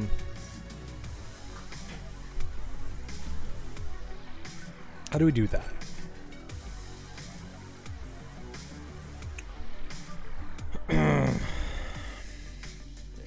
I guess when we drop, we just check if we're gonna drop on top of another stack, then we do something else.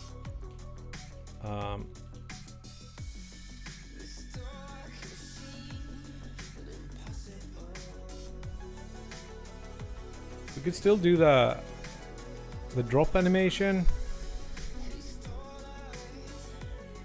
but set the destination to something else, and then when it actually lands,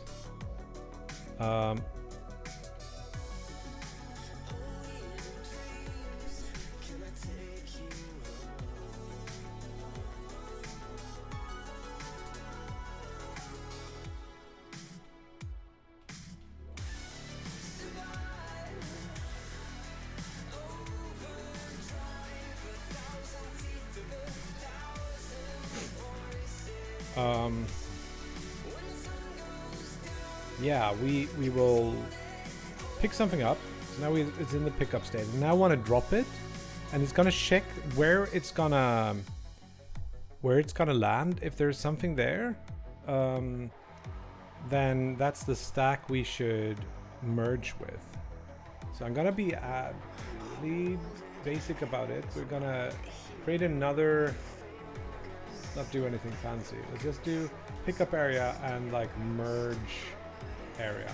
And this one is going to be offset now with something. So this is going to be unique. Let's make it like 6 or something. And this is going to be offset by the thing. You can do like merge area.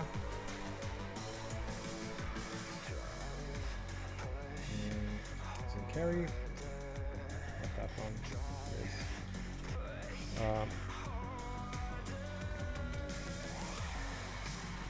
I guess regardless of if we're carrying or not,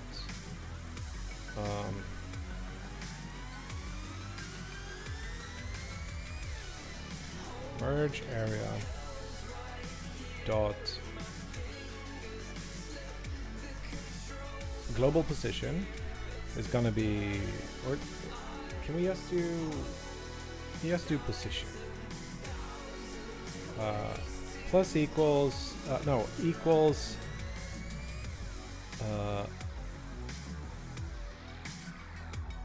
this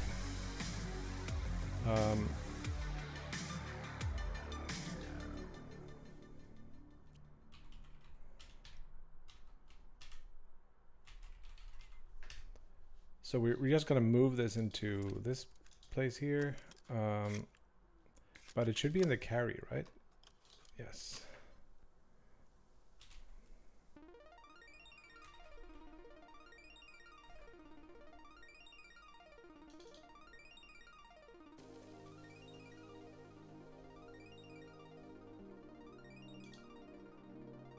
So when we drop something, that's when we want to check if we should merge with something. So we do like merge with stack equals null, and then we do like for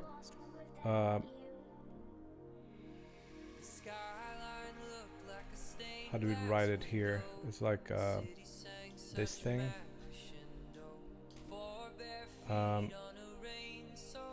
But it's merge area. Get overlapping bodies. Body and bodies. If body is a stack, the first one we say like we break and we don't pick up the stack, we say merge with it equals the stack. And then we break, and then we say like if merge with not equals null. We want to do like the merge, which means we say merge with, and then we do like append the carried, and we do this. Otherwise we do that. Cool. An append is maybe a bad it's called merge instead. So let's create this on the stack. It's gonna be like func merge, takes another stack, returns void, and we're simply gonna reparent all the items in the stack dot, let's call this other for the sake of items. I want to reparent them to this, so we do like item dot reparent to item, sorry, to self, and items append self. No, item. Sorry. And then we actually want to just destroy the other queue free, because we don't need that anymore.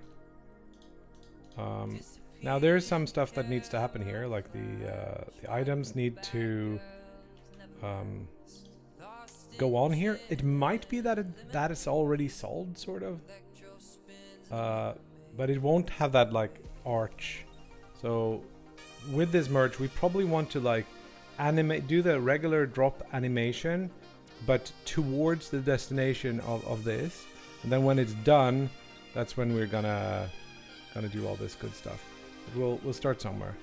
So like, let's pick up this now, and with any luck, we should be able to not do that. Okay, that's it.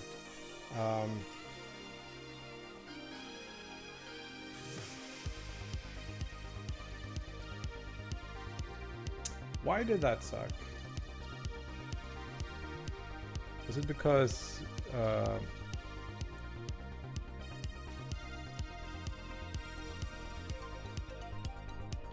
so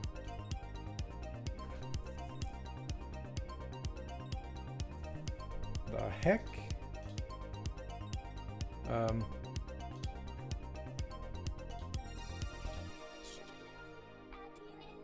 Yeet. Yeah. Should be merge area global position. That is what that should be. And let's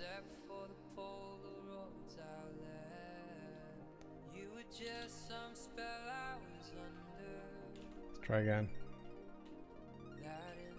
So if I'm just doing this, it should drop it in reasonable positions. It's not where the blue thing is though, which is strange. But I should be able to drop it on top of that. Now this is one stack, which sort of works, just that our calculations are wildly wrong.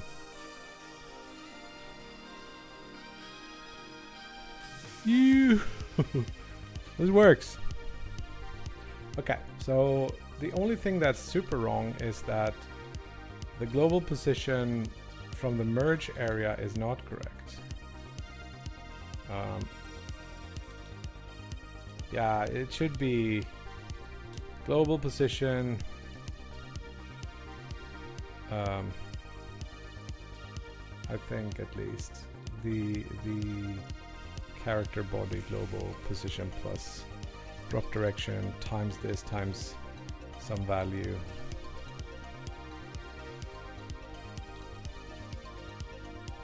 No, look at it. It's I think I moved the. Yeah, that's not the right thing to move. Clear that out, and instead move this thing. Boop.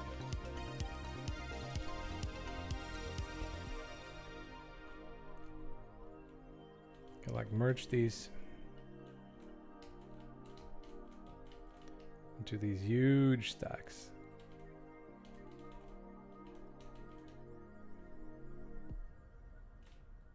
There's like a full screen height.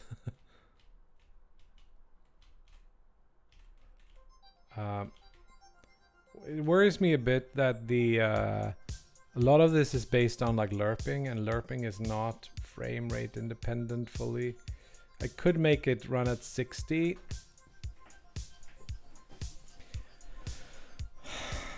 I'm not sure. Hello, pull enemy. What's up?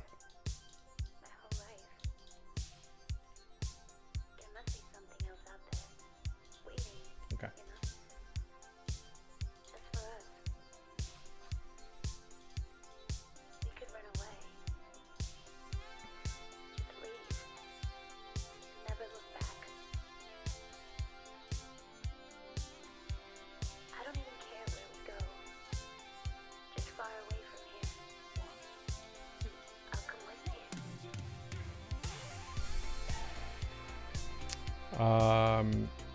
Yeah, I am on vacation.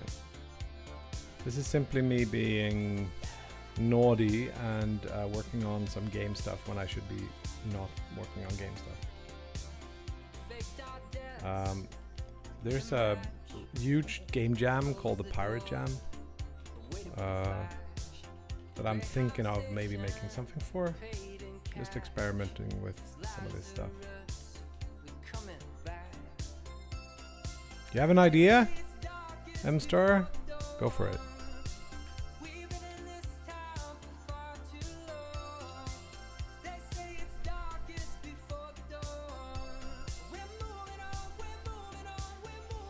It seems to be working pretty well.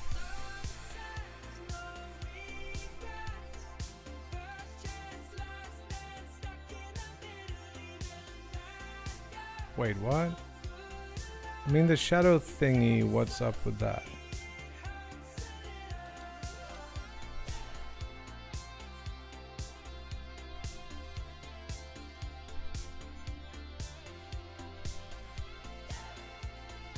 Should I give it like, if I'm running?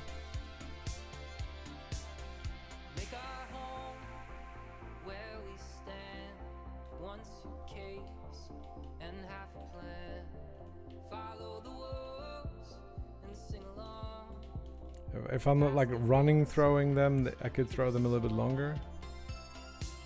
How does it feel with the controller?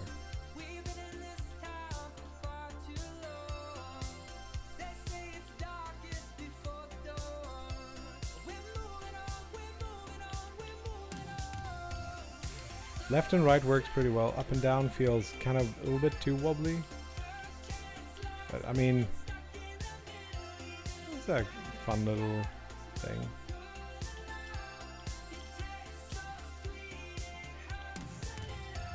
Yeah, we can add like to the drop destination.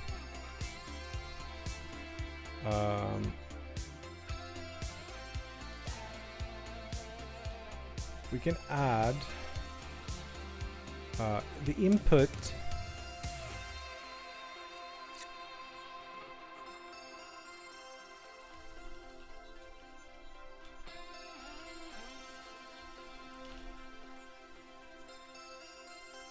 so we're just moving. We can throw it a little bit longer. That feels better actually. Could be even more. Do 32.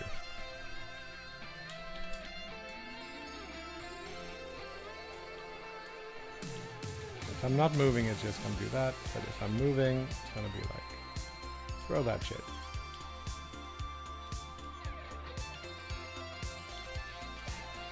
Maybe throwing things could be like a thing too. The problem I'm having right now is that I can probably like throw that and it's not on top of it because you gotta be next to it for that to happen. So I don't know. We should probably use the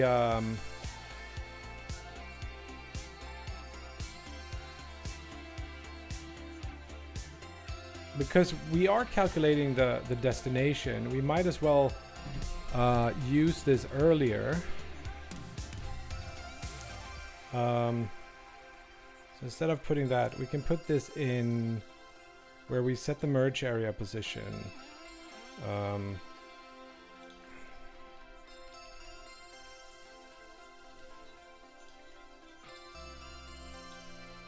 Something like this could work, but it's hard when you don't see where you're gonna hit.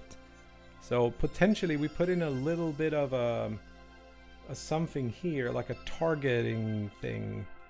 Let's put it like here, just to make a little targeting circle. In pure white, why not? That's gonna be our sprite for this. We just put it inside of the merge area. Add child sprite. Pick the texture and 8 by 8. Frame chords 4. 3. There it is. So it looks like it could be more centered if we.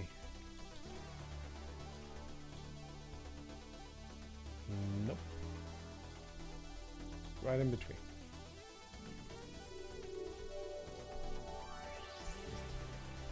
Make me let me move this.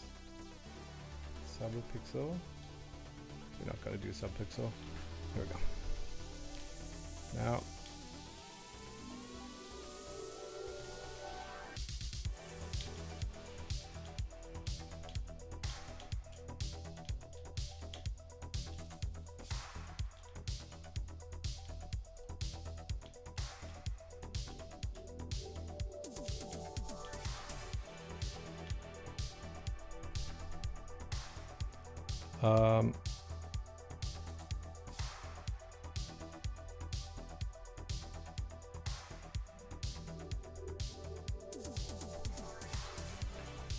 yeah, like adding a strength thing could work. It feels like when you see this little thing, it feels like that is what I'm gonna pick up. So that doesn't feel quite right. I think I'm only gonna show it when I'm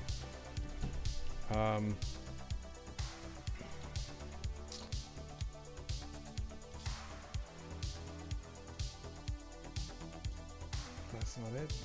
Script. Here we go. I think I'm only gonna show the merge area. Can we hide a merge area? Yes, so we don't have to have reference to the other. Merge area visible equals true, and merge area visible equals false. Now I don't see it. I gotta be next to something. I pick this up, and then you can see like if I want to throw it on top of something. It probably also should highlight if I'm gonna pick up something and it's gonna land.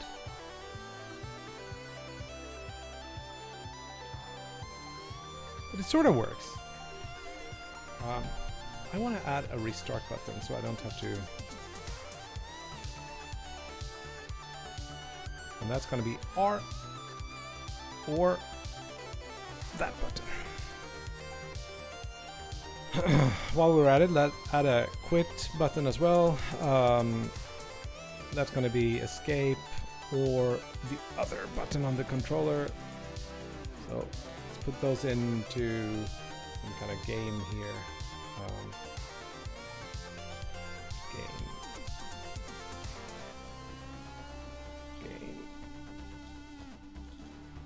So the only thing this is gonna do, well, actually, we're pretty like, yeah, soon we're gonna do procedural generation of the level. That can happen in here, but for now we're just gonna do if input is action just pressed, quit. Quit. We do get tree, quit. If input is action just pressed, restart. We do get tree, reload currency. This is gonna be applied to the game thing here, and now we can just like escape to quit, or R to just reload. It's really hard to do this with the F button. You almost, when you play with the yeah, maybe if you, oh, I don't, okay.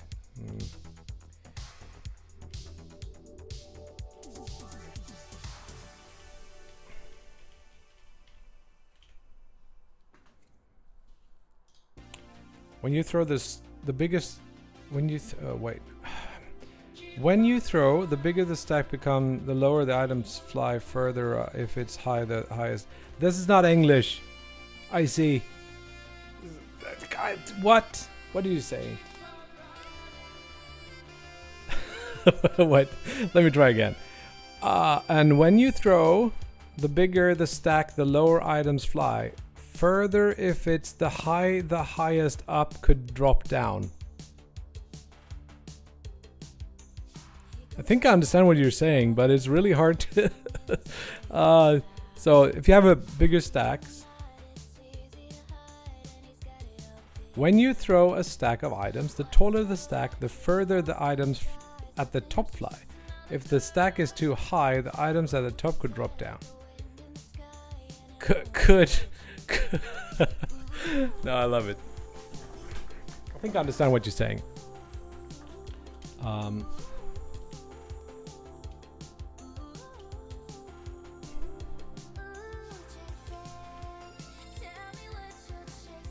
When I'm letting go of the button, I actually don't know if I want the thing to come back like that, because that's not feeling great, to be honest.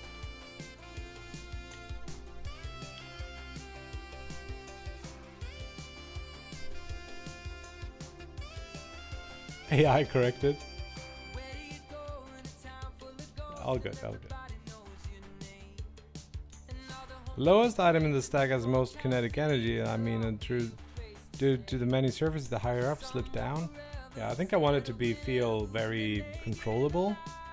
So I will not probably do that.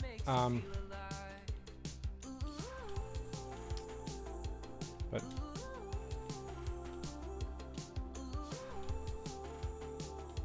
we could just lerp the position instead of setting it, and it should feel good.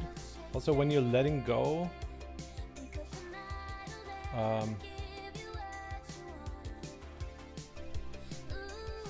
I think two things. First, we gotta keep the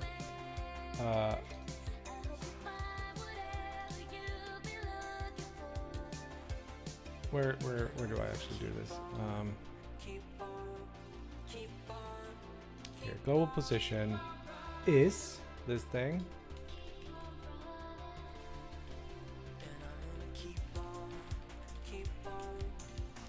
We're gonna lerp this thing towards the destination. We're gonna do delta times 5 or something. Let's try that.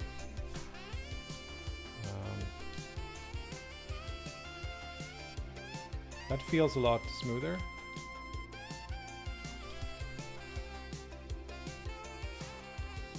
I'm very controllable.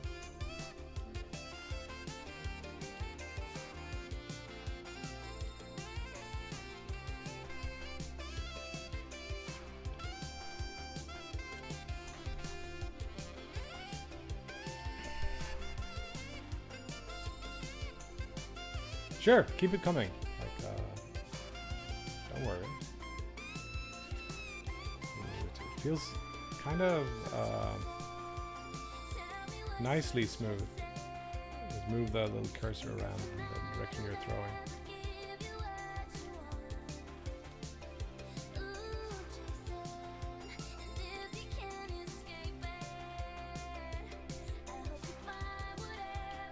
So now the throw or the merge doesn't feel quite right.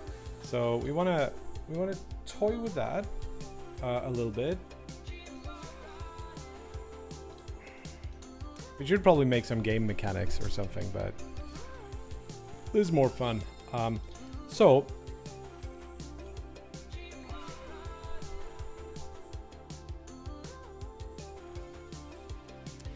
should we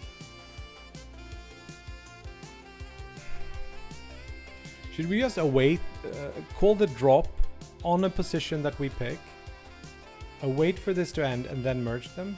Is that what we're gonna do? The only thing is, it's not gonna work quite with the... We can try that. So we just do like await, drop, and then we want to figure out what the tallest point on our stack is. So it's gonna be the last item. The global position of the last item is what I think we should do. So we do like items. There's no last, is there? No. Items, can you do -1 to get like I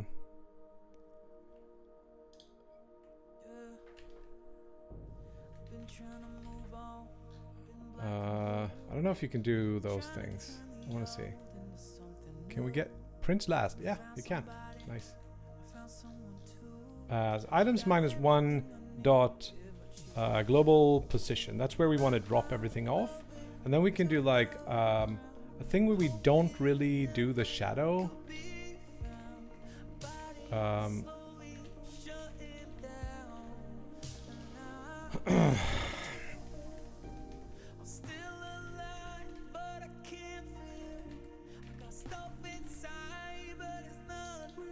But we want to do that here. So we wait for that animation to happen. I think this might work.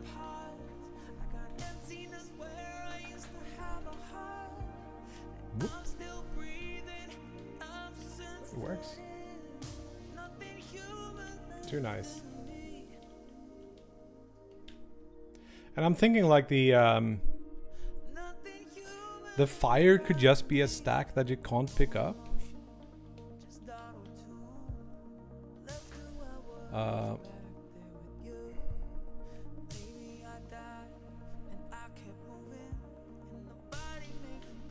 Yeah, I think this is it.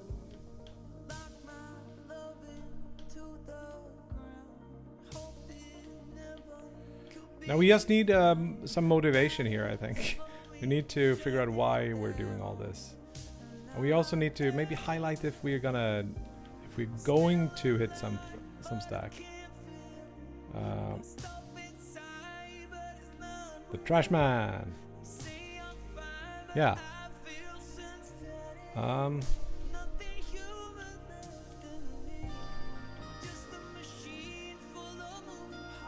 How long have we been streaming? 4 hours. From 0 to this in 4 hours? I'm pretty happy. Yeah, I'm happy. We're making decent progress.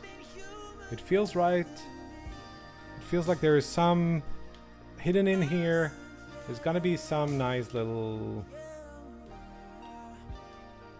mechanic that's gonna be fun. So maybe we should get back to like the thing. Yeah, what can you do with the frickin' stacks? That's the question.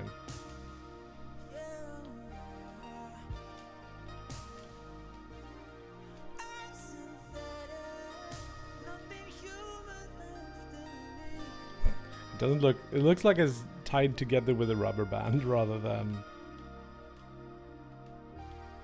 being a stack of like hard objects.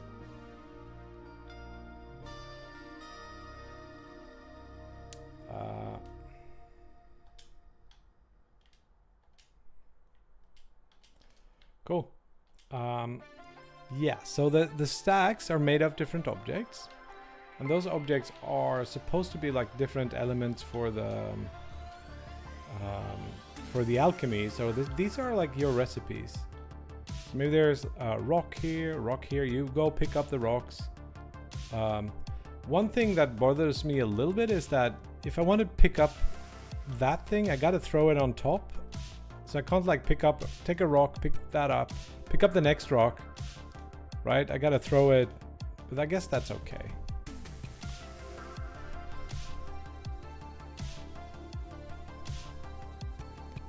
So the idea is just these are recipes, and then when you throw them in the fire, something else will come out. What if the merge also happens if you have one and walk over it?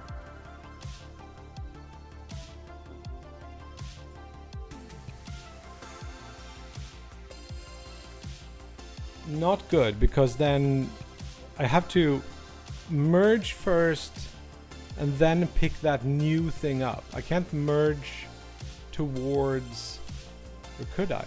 Could I merge towards the one I'm carrying?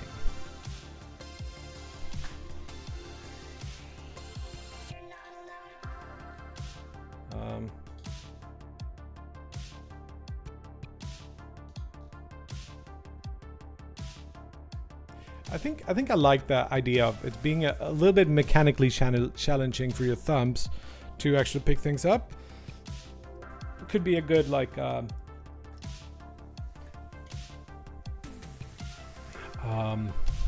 little thing.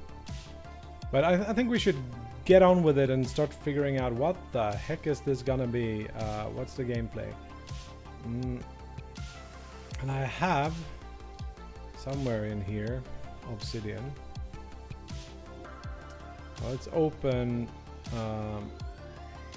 Let's see here. Piratejam 15. We had a bunch of ideas in here, like with what you can do with alchemy, what you can do with different things. I want to get rid of this, and I want to start writing other stuff. So we want stacks. Stacks can be thrown. Stacks can be merged. Stacks are recipes.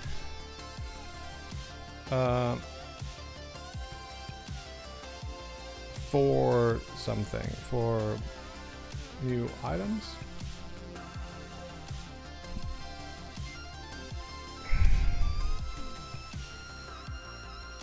Yeah, that's the idea, at least, Micah.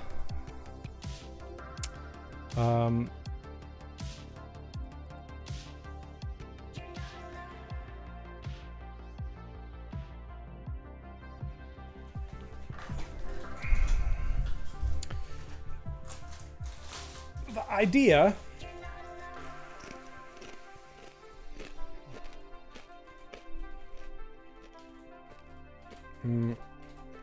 is that the recipes are the alchemy, and the shadows that they cost are the shadows.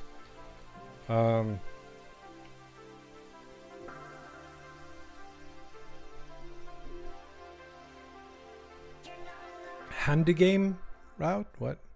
Cookie clicker. Have you guys seen the Gnorp epilogue? Sheet? I don't want sheet. I just want to see it on YouTube or something.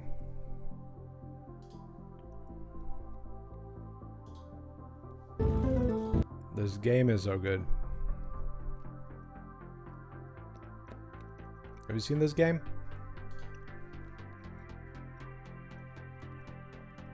They are actually having stacks as well.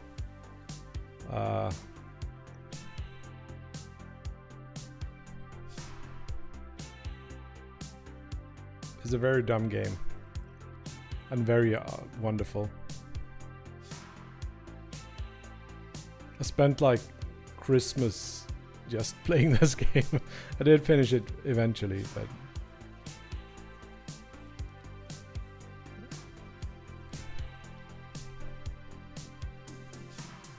big like upgrade trees.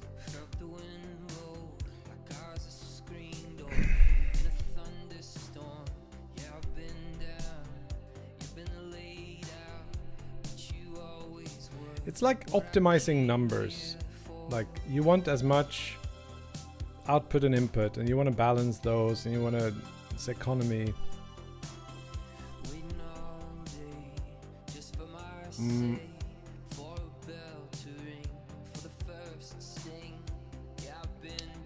So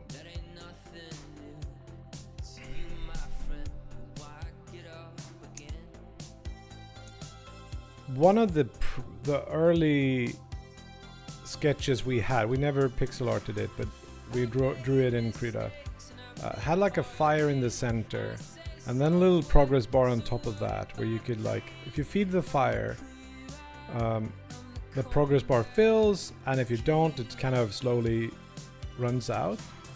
And if you put wood in, it kind of goes up faster, but if you put a rock in, it depletes faster, but something else comes out.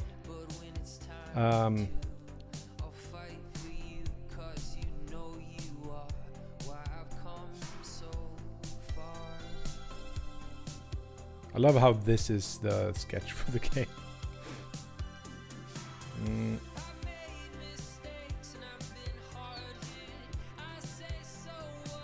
Yeah, we'll see. We'll see.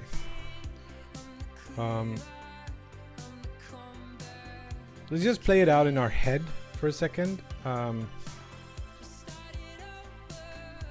So here we go. This is the world. Here's a little rock. I pick up the rock, like throw it, or actually here's some firewood. I pick up the firewood. I throw it in the fire using our superior, like this. Just throw it. Yeah, nice. And then maybe I throw something else in, and then I get like a combination here that gives me a potion that will increase my throwing range or something. I can throw bigger stacks in the fire and they kind of burn from the bottom up or something. Like I don't quite know what that would be. I can also build myself a little wall here so that enemies can't quite come through as fast. Maybe throwing things in the fire will make the fire spit out things, like maybe just randomly. You can see like almost like an ember that flies out, like vroom, that falls, makes a little trail of particles, and then you can go to that. You pick that up. That is ammo, and you can throw that at enemies. And then you gotta gotta feed the fire to get more ammo. You pick up the ammo. Maybe you can stack the ammo as well. So you like throw like a bunch of them at enemies. And depending on what you put in, different ammo comes out.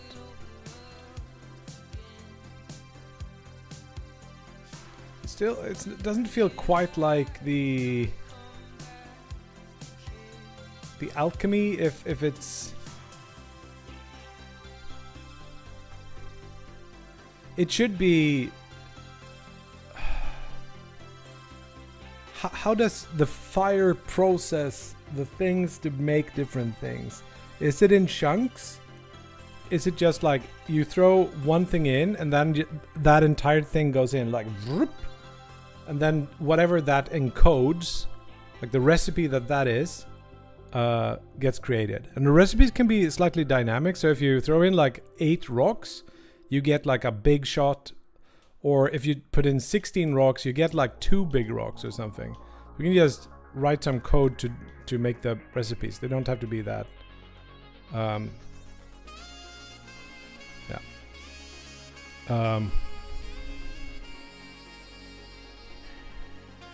HIMARS ammo? What's that?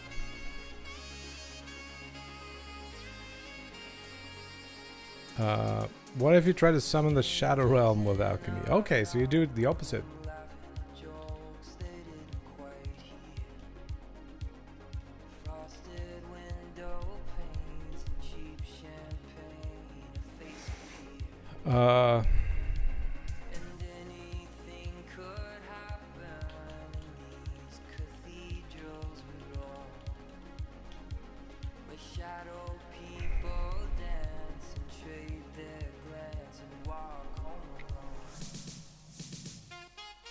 I think you're just trying to survive. If the fire runs out, you're dead.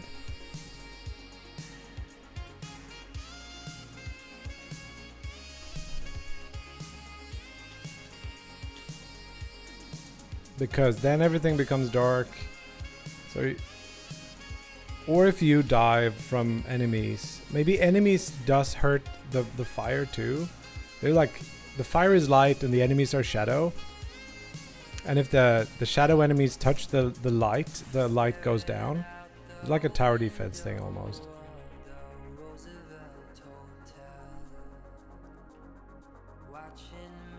So you have to feed the fire and you need to stop enemies from getting into the fire. So you pick up different things. I think the camera should scroll. Let's put that in there just for the sake of it. The camera can follow things in here, can it not? Or should it be like parented to the player?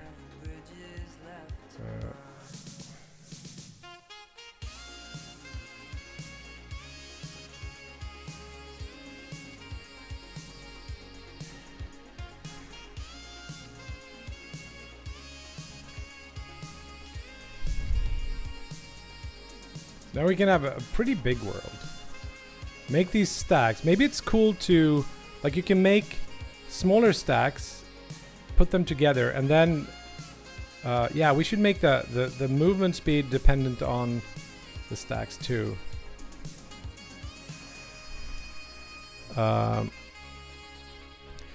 Alchemy makes stone throwing goblins or towers or whatever, which hinder shadows. Elfish light mage. Light spirit formed through alchemy. So could the light and the shadow be just a range from the fire? So the fire is in the center and you power it up by throwing things in it.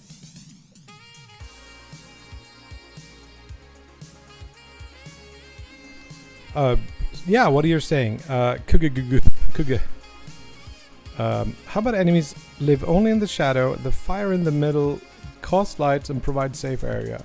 Stacks create shadows which the enemies can use to get closer.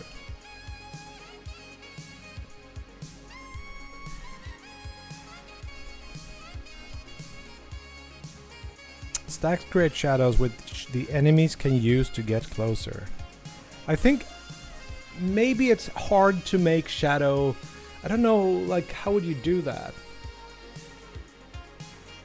Can you use polygonal things? Polygonal colliders somehow that the shadow creatures like?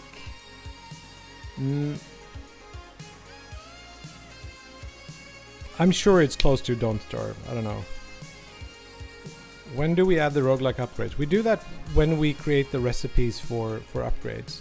It's like 5 stones. Something like that.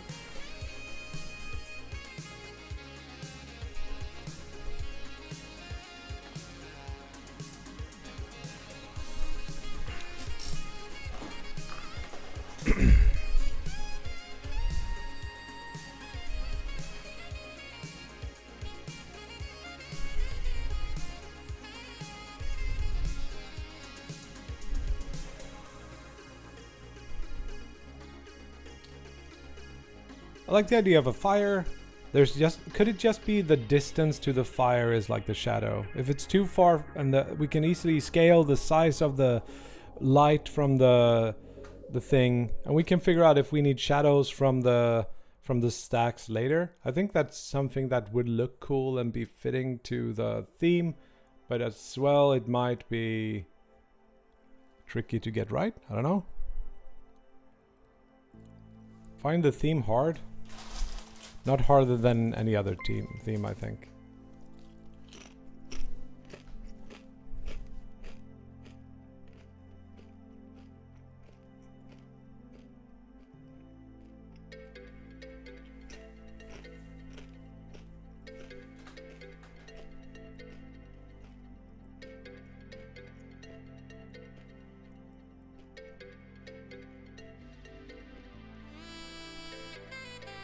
Sorry. Um,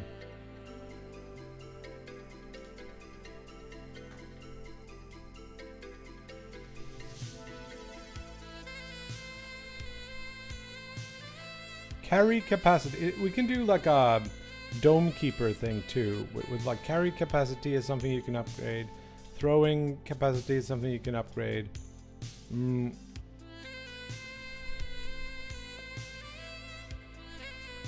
So we get a little bit of an upgrade tree.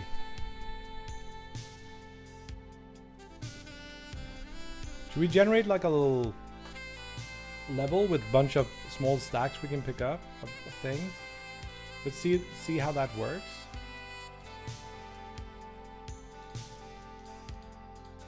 So we need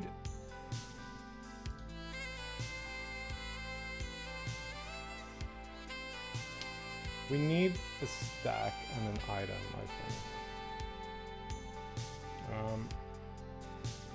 Let's create a bunch of prefabs we use.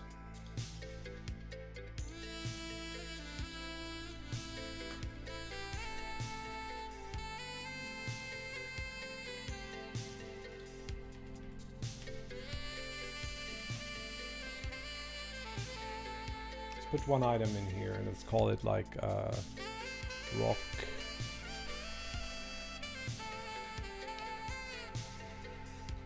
Because that is a rock, nice. Do another one that's called log.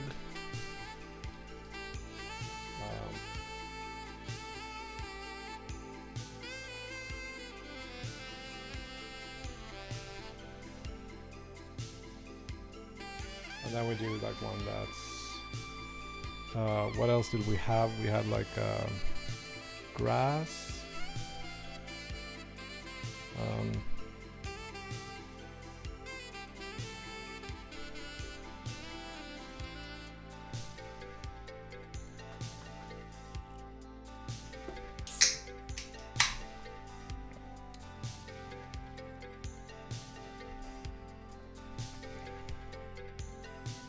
I don't remember what it is.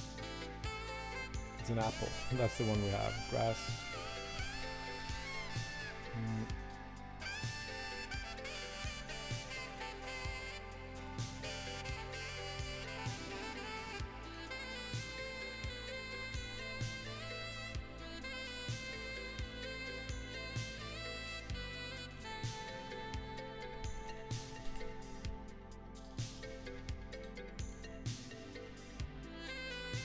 Probably also should, for debugging reasons, name these correctly.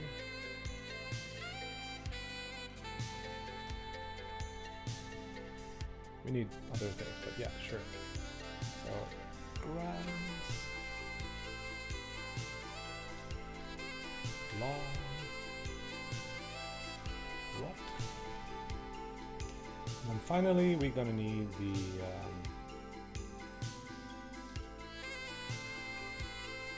stack.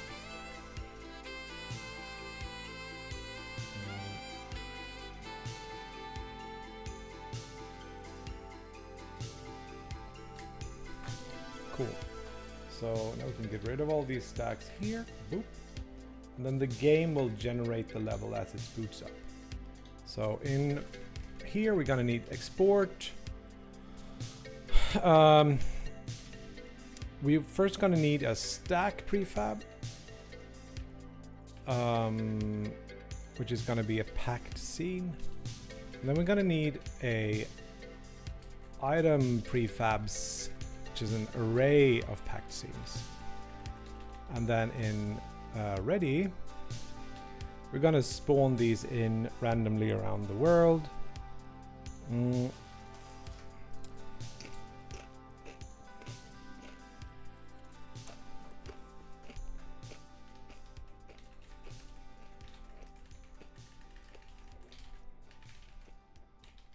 Do 100 stacks, and let's do like the size radius of the world.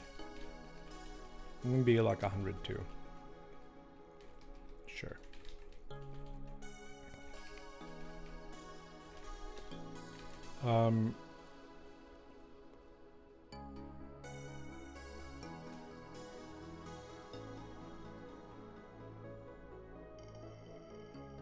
Now we need a new stack for each thing, so we're gonna do that.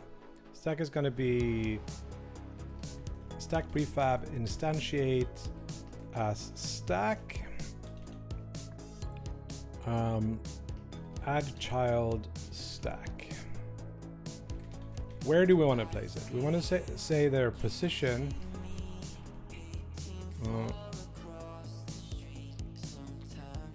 Is gonna be what?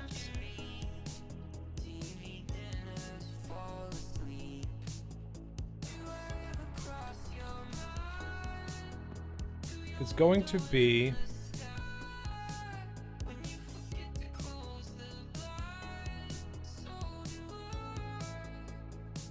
do we do this in radial or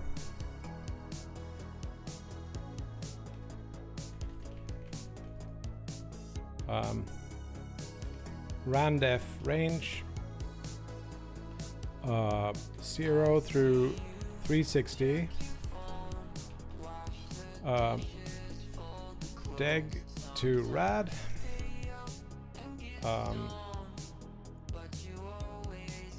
and then radius is gonna be randef range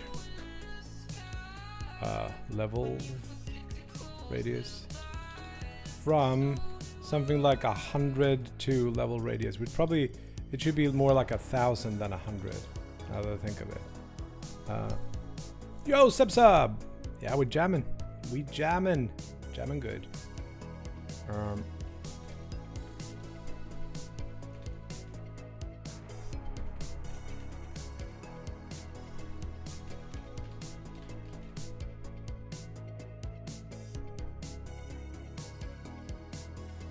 Vector 2, of course.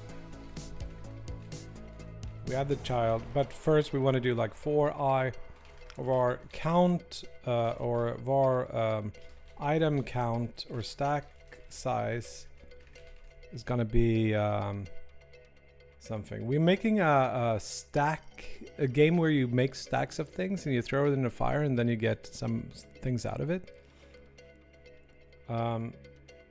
Let's see here. So stack size is rand I range between 1 and 5 items, something like that. And then we do like for I in stack size.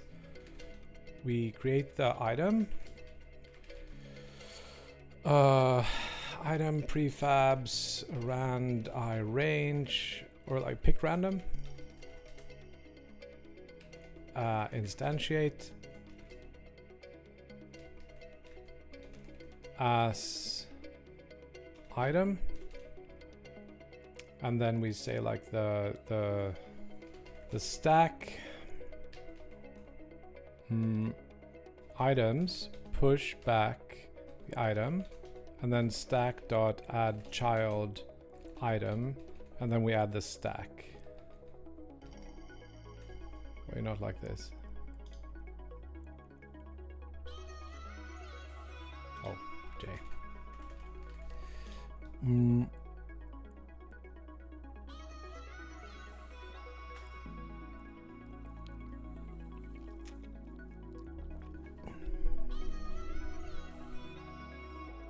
Yeah.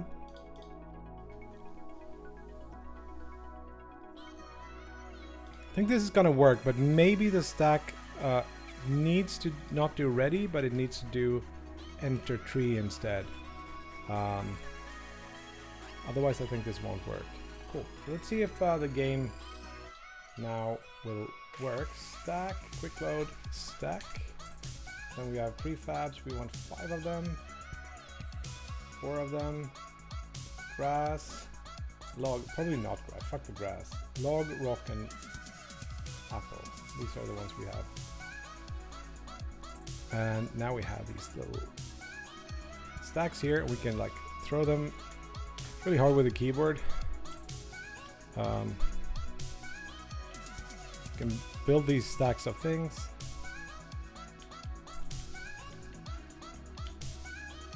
Really big ones too. I think I want much more stuff.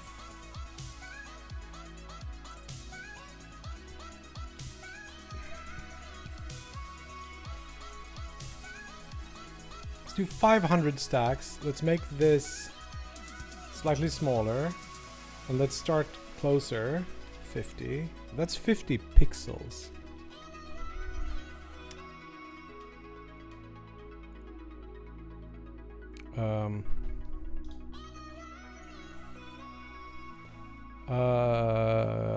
Like how you work sequentially and adapt as you progress on freehand. Yeah, it is. I don't know if it's quite what Thor wants us to do with this jam, but that's the way I do it. I will do the game design if I ever finish this. I will do the game design document afterwards. Hey kitty, how you doing? Do you have a good time outside today? Got a nice weather out, to be honest. So like, how big is this world? There are two themes. One is shadow and the other one is alchemy, and you gotta make a game around that.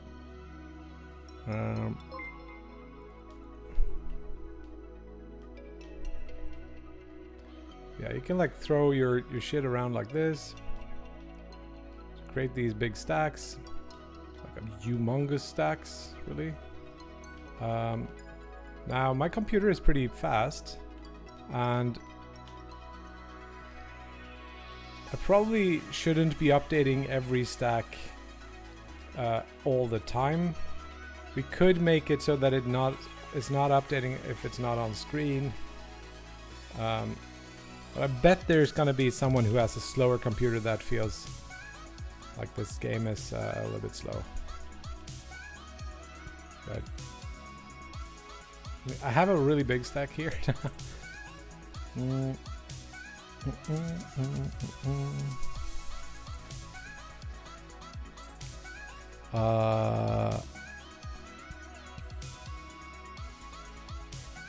Take it easy, I see.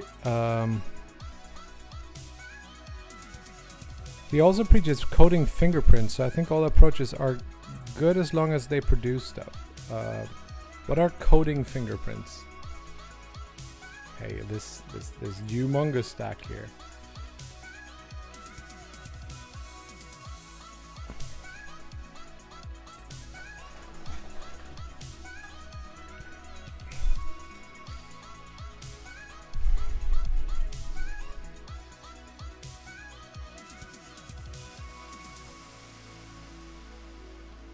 I wonder how big this stack is. It's bound to be pretty tall.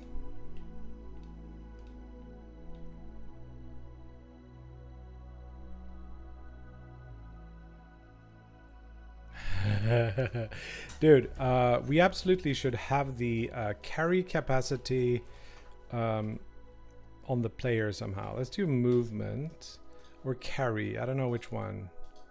So I don't know if we should limit the thing you can do, but I think moving slower is good.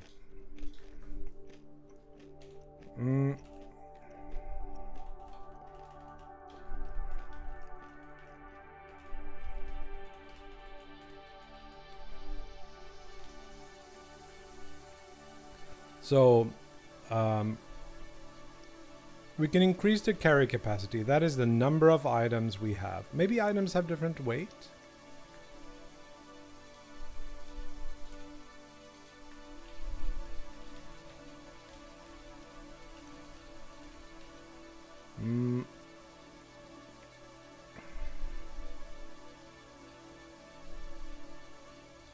So stack.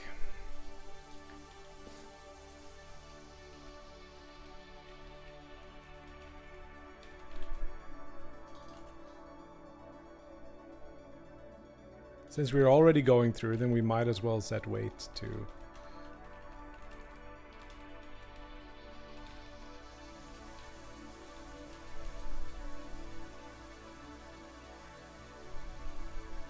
It's all right. So...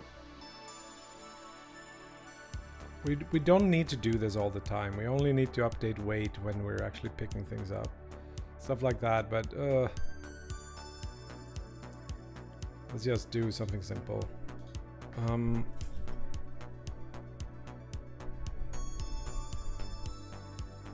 I don't know right now synapse or 4 naps.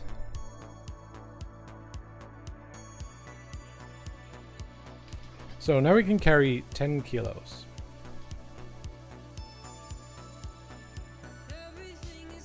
Every kilo over that should decrease our movement speed. So we can do like in movement carry multiplier or something. Carry multiplier equals 1, and then we can say have a reference to the carry, and we can say if carry dot is carrying, or yeah, and we say like weight overweight is gonna be carry dot carried weight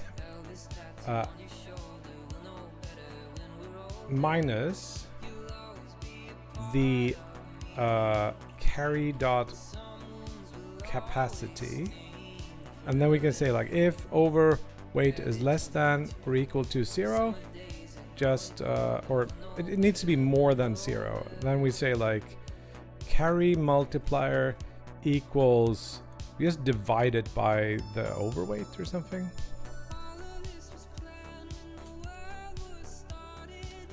No, we should subtract something until a value. Like every kilo reduces it by 10%. And we say the clamp F, we say the smallest value we can have is 0.1, so a tenth, and the biggest one we can have is 1. And this is not gonna be, yeah, this should work. Just need to hook up some stuff here. So movement needs a reference to the carry. It's not called as carrying. We just do carry dot it carried not equals null. Reload. Okay, so now we can pick this up. We can move really fast.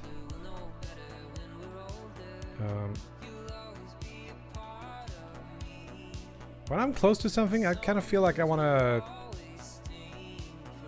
Maybe I should raycast. Oh, now this went over really fast.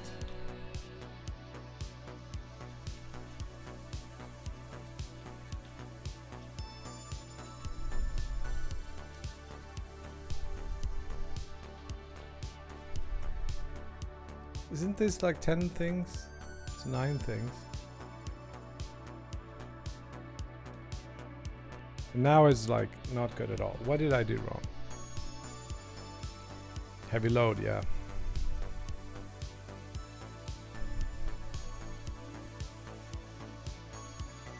Is this overweight?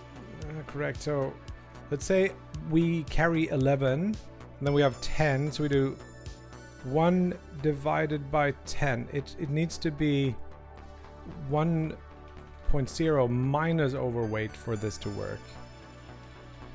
Of course.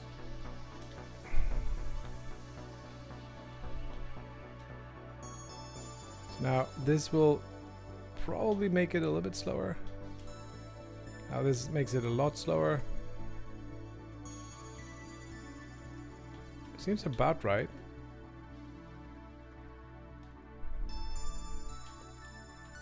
And this is very, very, very slow. Yeah, that's true. When you're at the gym and you feel like you can easily do 10 kilos more, and you put on like 0.5 kilos and it's just impossible.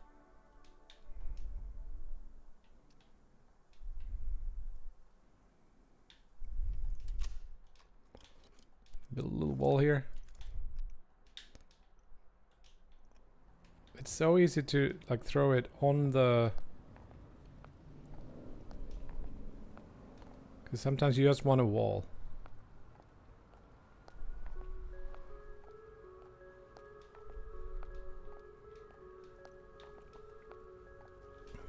And sometimes you want it to be... Yeah, so enemies are gonna like start eating away at this. They're gonna be like... And then they're gonna take away one of the...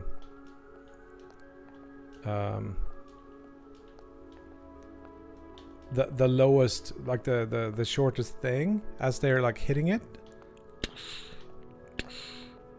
Something like that. And that's gonna eventually break it and everything will fall down. I think that will just work reasonably well. So maybe enemies would be the next step here. And the fire.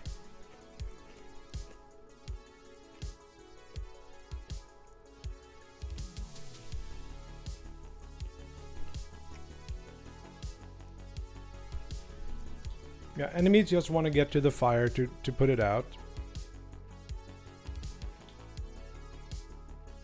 You can build your little stacks of shit here. Or you could throw it into the fire to feed the fire.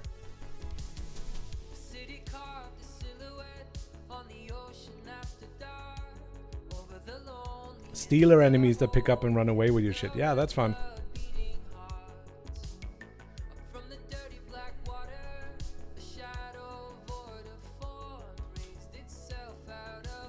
We could, if we wanted to, snap the positions that these things can be at to a grid. But I kind of like how freeform it feels.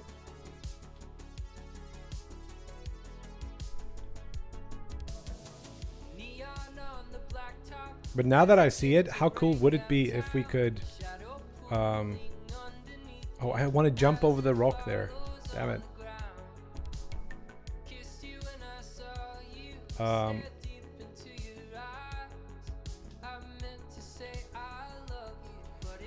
What we could also do, like, I don't want to overscope now, but like we could have stamina, and stamina depletes depending on how heavy something is, and you could also like hold a button to run, and then you could like jump over this or over this maybe even, so that you can kind of build smart little things. I'm interested in the concept, yeah.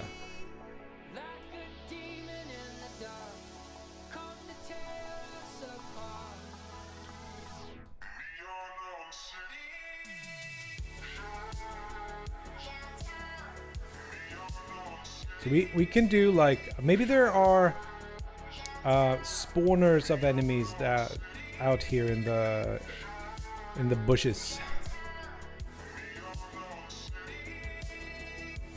So you can kind of go out during the daytime. It's like a little bit like Kingdom, where you can like scout the area, find, oh, there's a big shadow portal over here, and I'm like, okay, so what do I do about that? Maybe I build a few blockers for them here, so they can't like go towards the fire.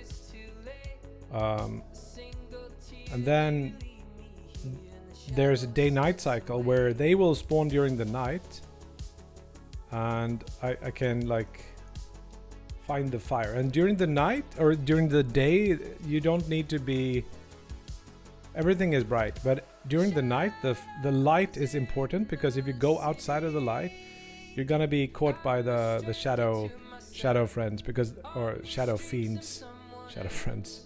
No,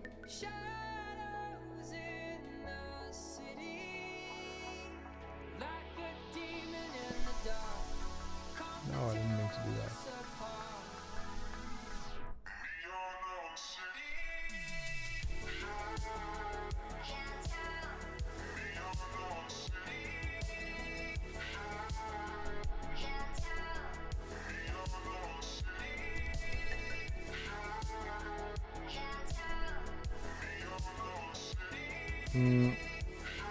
Yeah, so it's the start of the game. Just you, yo, Woland.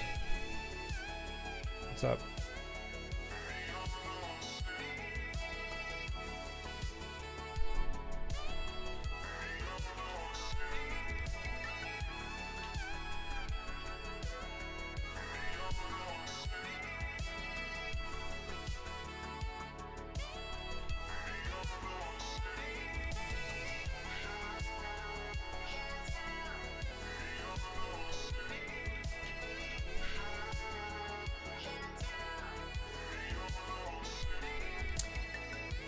Yeah, it would be a little bit cool if the enemies could move faster in the shadow.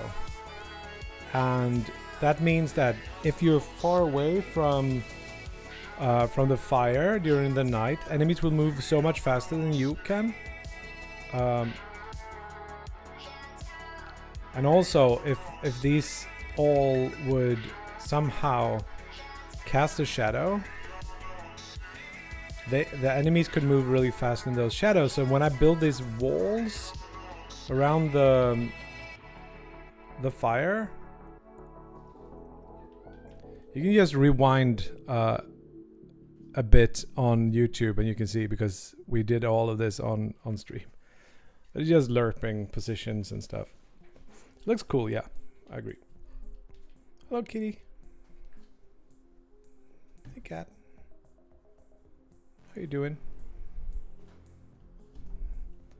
I have taken away your little thing. If you want to be here, I can go get it, but no. Cat used to have like what you call it, like a pillow.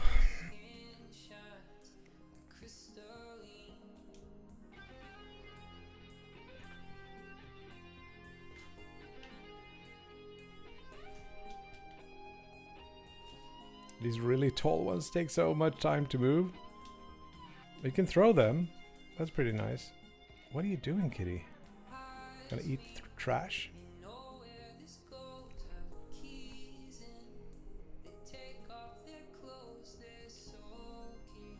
Yes. I can't see her, but she's here. Chicken.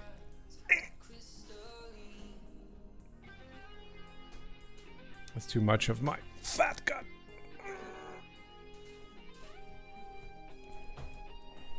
Yeah? Come on. Come on. Come on.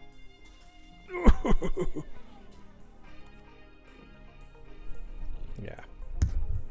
No? No. He's not into it.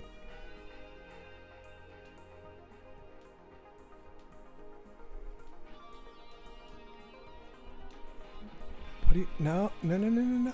Don't eat cables.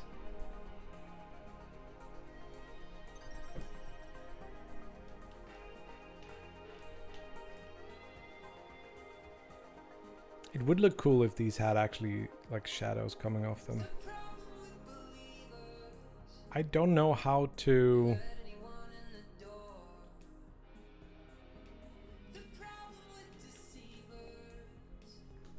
do this. I think there are shadow caster things in 2D Godot land, isn't there? But not only like shadow caster things I also need like the collisions. It's relatively she's just a bondkatt. I don't know, I don't think she's got a race per se.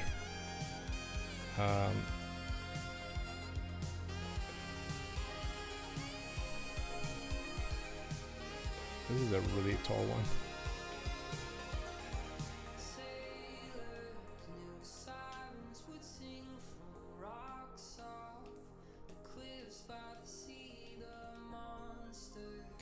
I think also the weight should affect the throwing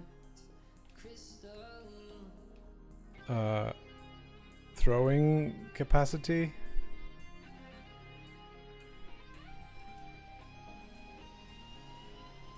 That looks pretty fun. Like the little slide into view.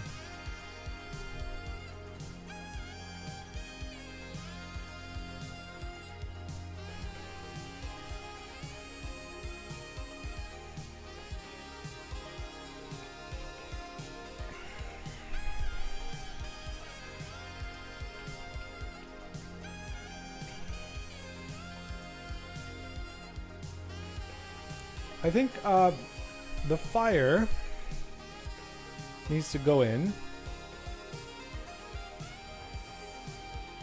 and then like enemies spawning from different camps during the night, so like a day-night cycle.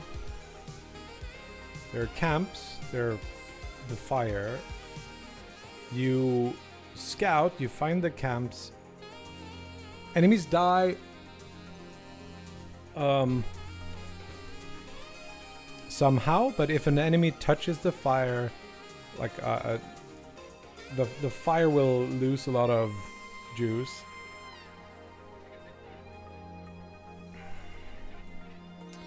Matching mechanics. I thought it would be like recipes that you just throw things on the fire. But now that I think of it, maybe it's just like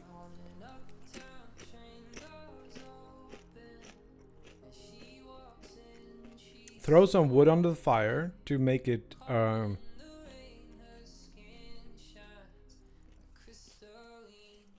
like its health go up, and rocks on the fire to turn them into like some projectiles you can throw.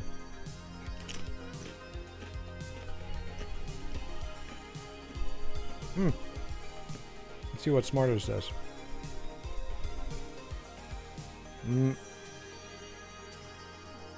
Maybe you have a stamina level that you need to progress before you can throw larger stacks. Maybe like there are three things. There's like the rocks, which are projectiles. So you throw them into the fire to make them like able to hurt the shadow. It turns them into embers or whatever. So you throw them in, and then the fire consumes. The fire is a stack, and it consumes from the bottom up. So it just like has a burn rate. So it burns a rock, and then that rock's gonna be like ejected out. You can go pick that up, and then you can throw that at enemies.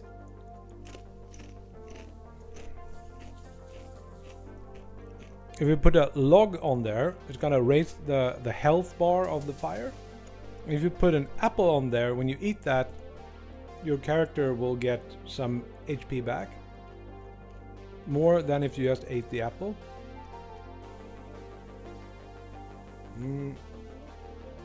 Or maybe just you can't eat raw apples, so you throw it on the fire, and as soon as you like touch the apple, you get some HP back. But then there could be experience or something where you level up, and then you can upgrade your carry capacity, which makes you able to carry taller stacks.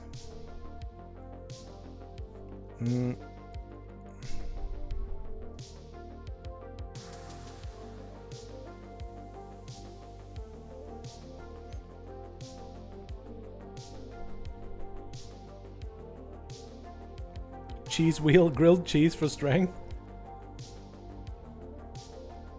Like you find these, I want it to have some kind of multiplicative feeling, and maybe like you learn the level a little bit. So maybe there's a bush that has the strength berries. So you gotta go collect strength berries, throw them on the fire, and out comes like a strength upgrade or something, right?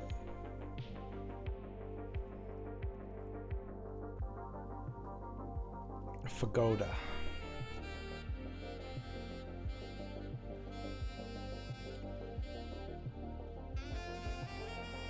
And also always says on YouTube, the fire in the middle is creating a light radius that continuously shrink until you put some enemy drops into it. I think maybe the health bar of the enemy or of the fire is like in 3 parts. It's like one where it's close to the top, where it's like super powerful and it's like a huge radius. And then in the middle third, we have like the normal size, and then towards the bottom third, it's just like shrinking the light radius, and that's where you're screwed, more or less, if you haven't set things up correctly. And if the fire goes out, the game is over. If you die, the game is over. And you win. You don't win. You just live as long as possible, just like in real life. There's no win state.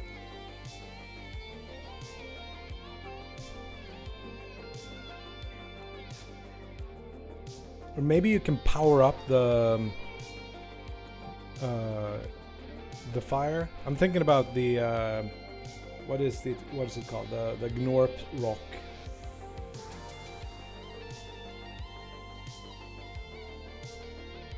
Yes, cat. What do you want?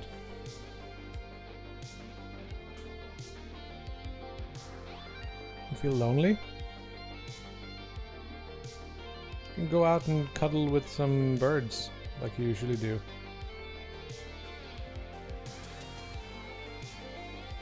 Yeah, there's a cat here. She's... You want to say hi to the stream?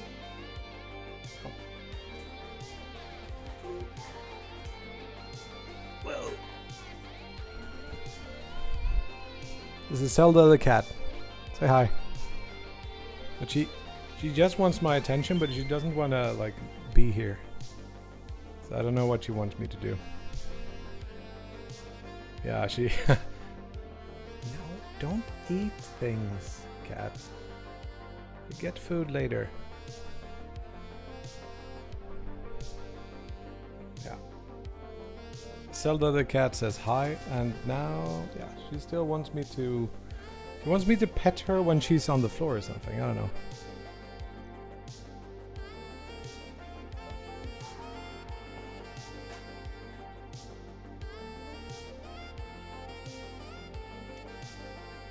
Yeah, but there's something like Gnorpy about this, I think. Can you power up the fire so much that you eventually, like, in Gnorp you have these collapse event when you're like building a really high stack, and that collapses and goes back into the rock, and then you level up the rock until some certain number of times. You got Zelda and Tetris? Oh, nice.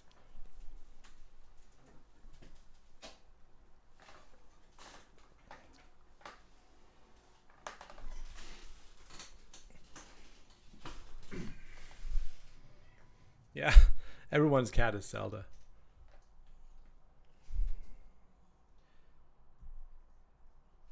Yeah.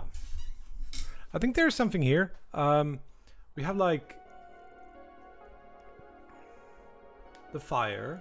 We have the stacks. We can throw things on the fire. Build a really tall stack in the fire that's consumed somehow. Maybe the fire can be like bigger and smaller, I don't know. So you can have multiple stacks, and then it's the fire just burns an item at a time.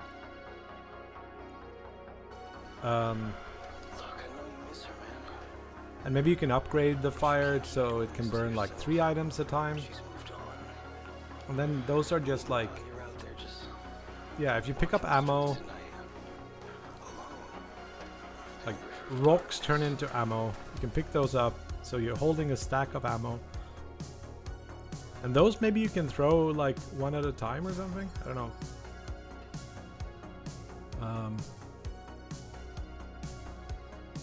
And somehow you should be able to craft like a turret that can kill enemies. And enemies... Oh, enemies drop experience. When you put experience in the fire, an experience bar kind of fills up. And when you have filled that bar up, you get an upgrade. And that's when you can choose to upgrade like strength or something. The reason I don't want multiple fires is that the math for creating the shadow shapes is pretty simple. If I wanted to do like polygonal shadow shapes for multiple fires, I have to do like double the work for every stack. But at the same time, like maybe the stacks only throw shadows when they're not too far, so maybe it isn't a big deal. I don't know.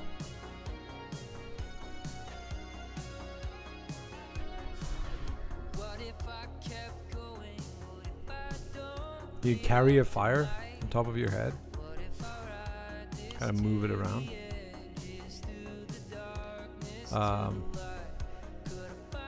If you have a day cycle, you could also leverage that for what you burn. Put marshmallows on at dusk and the enemy spawn will be greater. That's a cool idea. So like maybe you burn some incense-like thing, and that will make it so that you attract more enemies, or less, or delay night or whatever. I don't know about day-night cycle yet. It feels like the shadows. Should it always be dangerous to like explore further out, or should it be like fine in the daytime? You can only place towers inside the light rate. Oh, the simple you got sort of the simple solution here. If you have stationary like turrets, like I'm thinking maybe we want to be able to craft somehow, then those can only be powered when they're in the light radius. So everything outside will be pretty dark. So maybe it's like an eternal night, and the idea is to make the fire as big so that it becomes the sun or something. Could that be like an ugly little thing? The fire transmutes things from one thing to another, and the question is how do we... The simple way would be to just process things one item at a time, and then something happens when it processes one item, and then there's you upgrade it, so the recipes are like a number of items. So when you unlock a new recipe, it's like it's gonna look at the bottom of the pile that's inside of the fire and say, oh, you know the recipe for turret, and it's gonna look, oh, 2 rocks, a diamond, and something. If that is at the bottom of the stack, that is what it's gonna create. So somehow you need to like choose to create these, or research, or it's just probably like you pick up a recipe from a level up or something. So you level up and you gain the knowledge of recipe for maybe it's a turret, maybe it's can burn things faster upgrade. It can be like anything.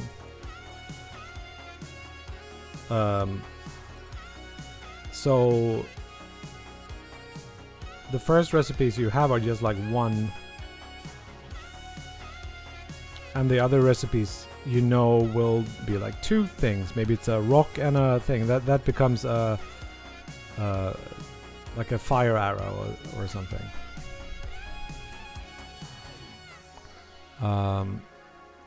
Unordered crafting for sure, yes. But it's just like if it's a recipe for 5 items, we just check if those 5 items exist in this in the stack, in the bottom of the stack, in any order.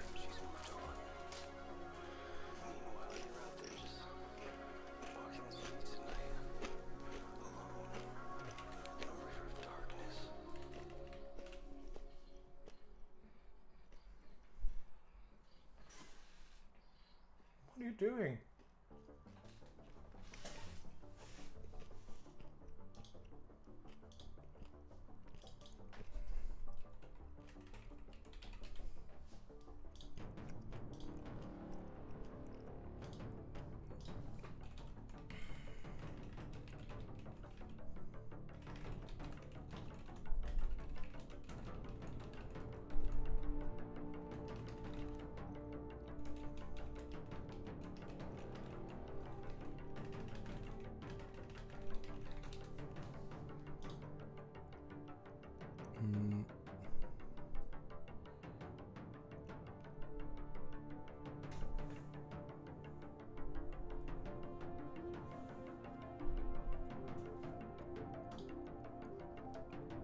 Sorry, I'm just doing something off screen here.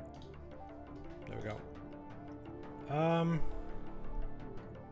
Okay, so if you were to create a database of items or monsters, in Godot I would use resources. So you can do this, and it would be similar to scriptable objects. So for example, if we want to do recipes, I would create a recipe.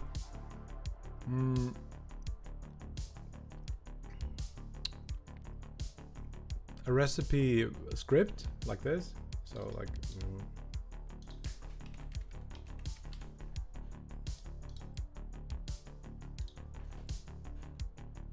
So we create recipe. You can actually do this just for the sake of it. And this is gonna extend resource. Have a class name. Recipe, and then we'll have like, I don't know what it's gonna result in, but we're gonna have an export var that's the ingredients. It's gonna be an array of something. Maybe we let's just do a string for now. And then we do like export var upgrade or yield, that's the bad name. Product or produce, which is something. Maybe it's not a string, but it should be some kind of item. And then in my prefabs folder, I create a new folder that's gonna be the recipes folder. Oh, that should be in the script. Recipes. Resource recipe. I could create a new recipe for like HP upgrade. If you're doing this in Unity, we'll use scriptable objects, I guess. So now we have this like ingredients. What do we want to have in here? We have like apple, apple, and like I don't know, heart or something. And then that produces, and we would drag in something that this produces. It probably should be an item, to be honest. And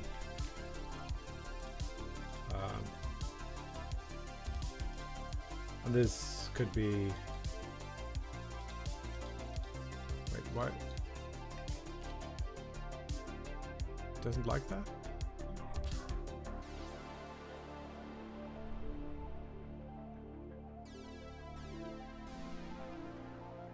Huh, okay. So these resources cannot have references to items. I didn't know this, or to nodes. It needs to be a packed scene, I think. That should work. So now we can do like quick load. Let's say this creates an apple or whatever. So we need 2 apples and a heart creates something.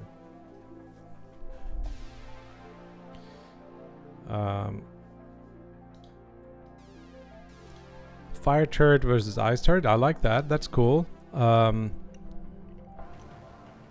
Temporary power up that applies to all of your turrets. Like a fire rate increase or something like that.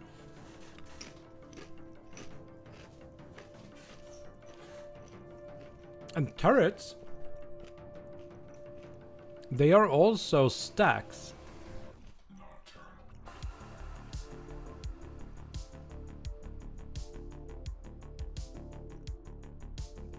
So, what if you take like a chunk of ice and you put it on top of a turret? That turret becomes an ice turret, right? Maybe the ice melts over time, but still. Or if you put like an ember on top of your turret, it becomes a fire turret. Whatever that means.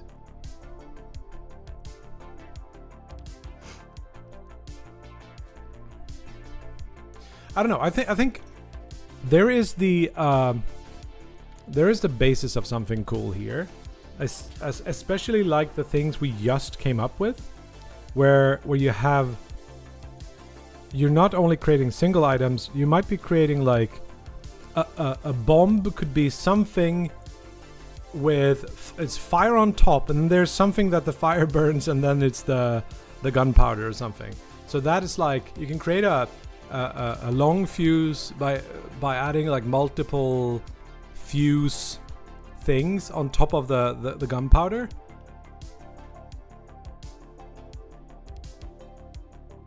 And then you can throw that, and it takes like a couple of seconds for it to explode. And it kills all the enemies in there. And maybe if you put like some ice below it becomes like an ice bomb or something. Or you could like stack a turret on top of another turret to do even more shooting. This is cool. I'm going to take a break because I feel like I've spent all my energy right now. It's a good time. So let's go to Twitch. There was a raid thing. Sort of a tower defense game. Yeah. You be quiet. So can we get the raid? There was a raid Twitch raid finder or something.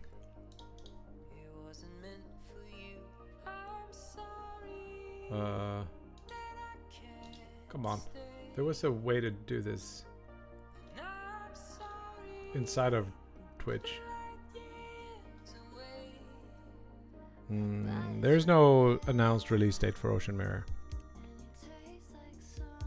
Using nums instead of strings? Yes, you could. Or you could just use maybe the actual object or something. But I think enums that's not a bad idea. Or enums. Dangarep, thank you for the raid. We're just on the way out. Twitch raid finder. Where is... there was a good Twitch raid tool.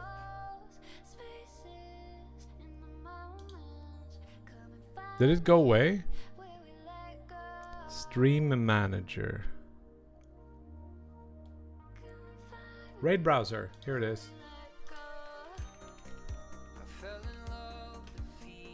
Well, this... yeah, that opens up like that. That's not good.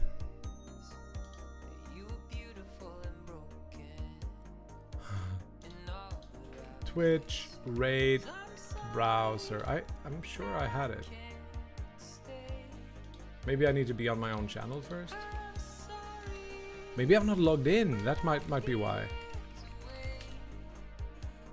Yeah, I'm logged in. Wait. How about now? Raid browser. Here it is. Now we're talking. Spias is up. We owe Spias a raid for sure.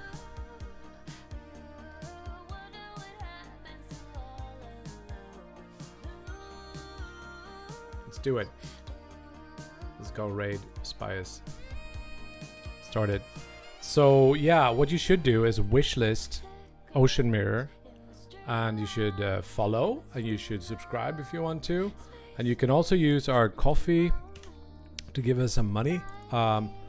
Yeah, that's not a bad idea. So I think I will be back later. The thing is, I have a course that starts at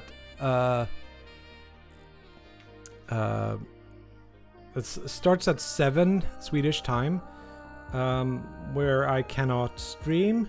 So we're in a little bit of a weird. Maybe I'll do an hour later or so. But I also have an assignment I want to maybe work on for that. We'll see what happens. So be nice to Spias, and we'll see each other in a bit. Hugs and kisses, peeps. Thank you for hanging out. See ya.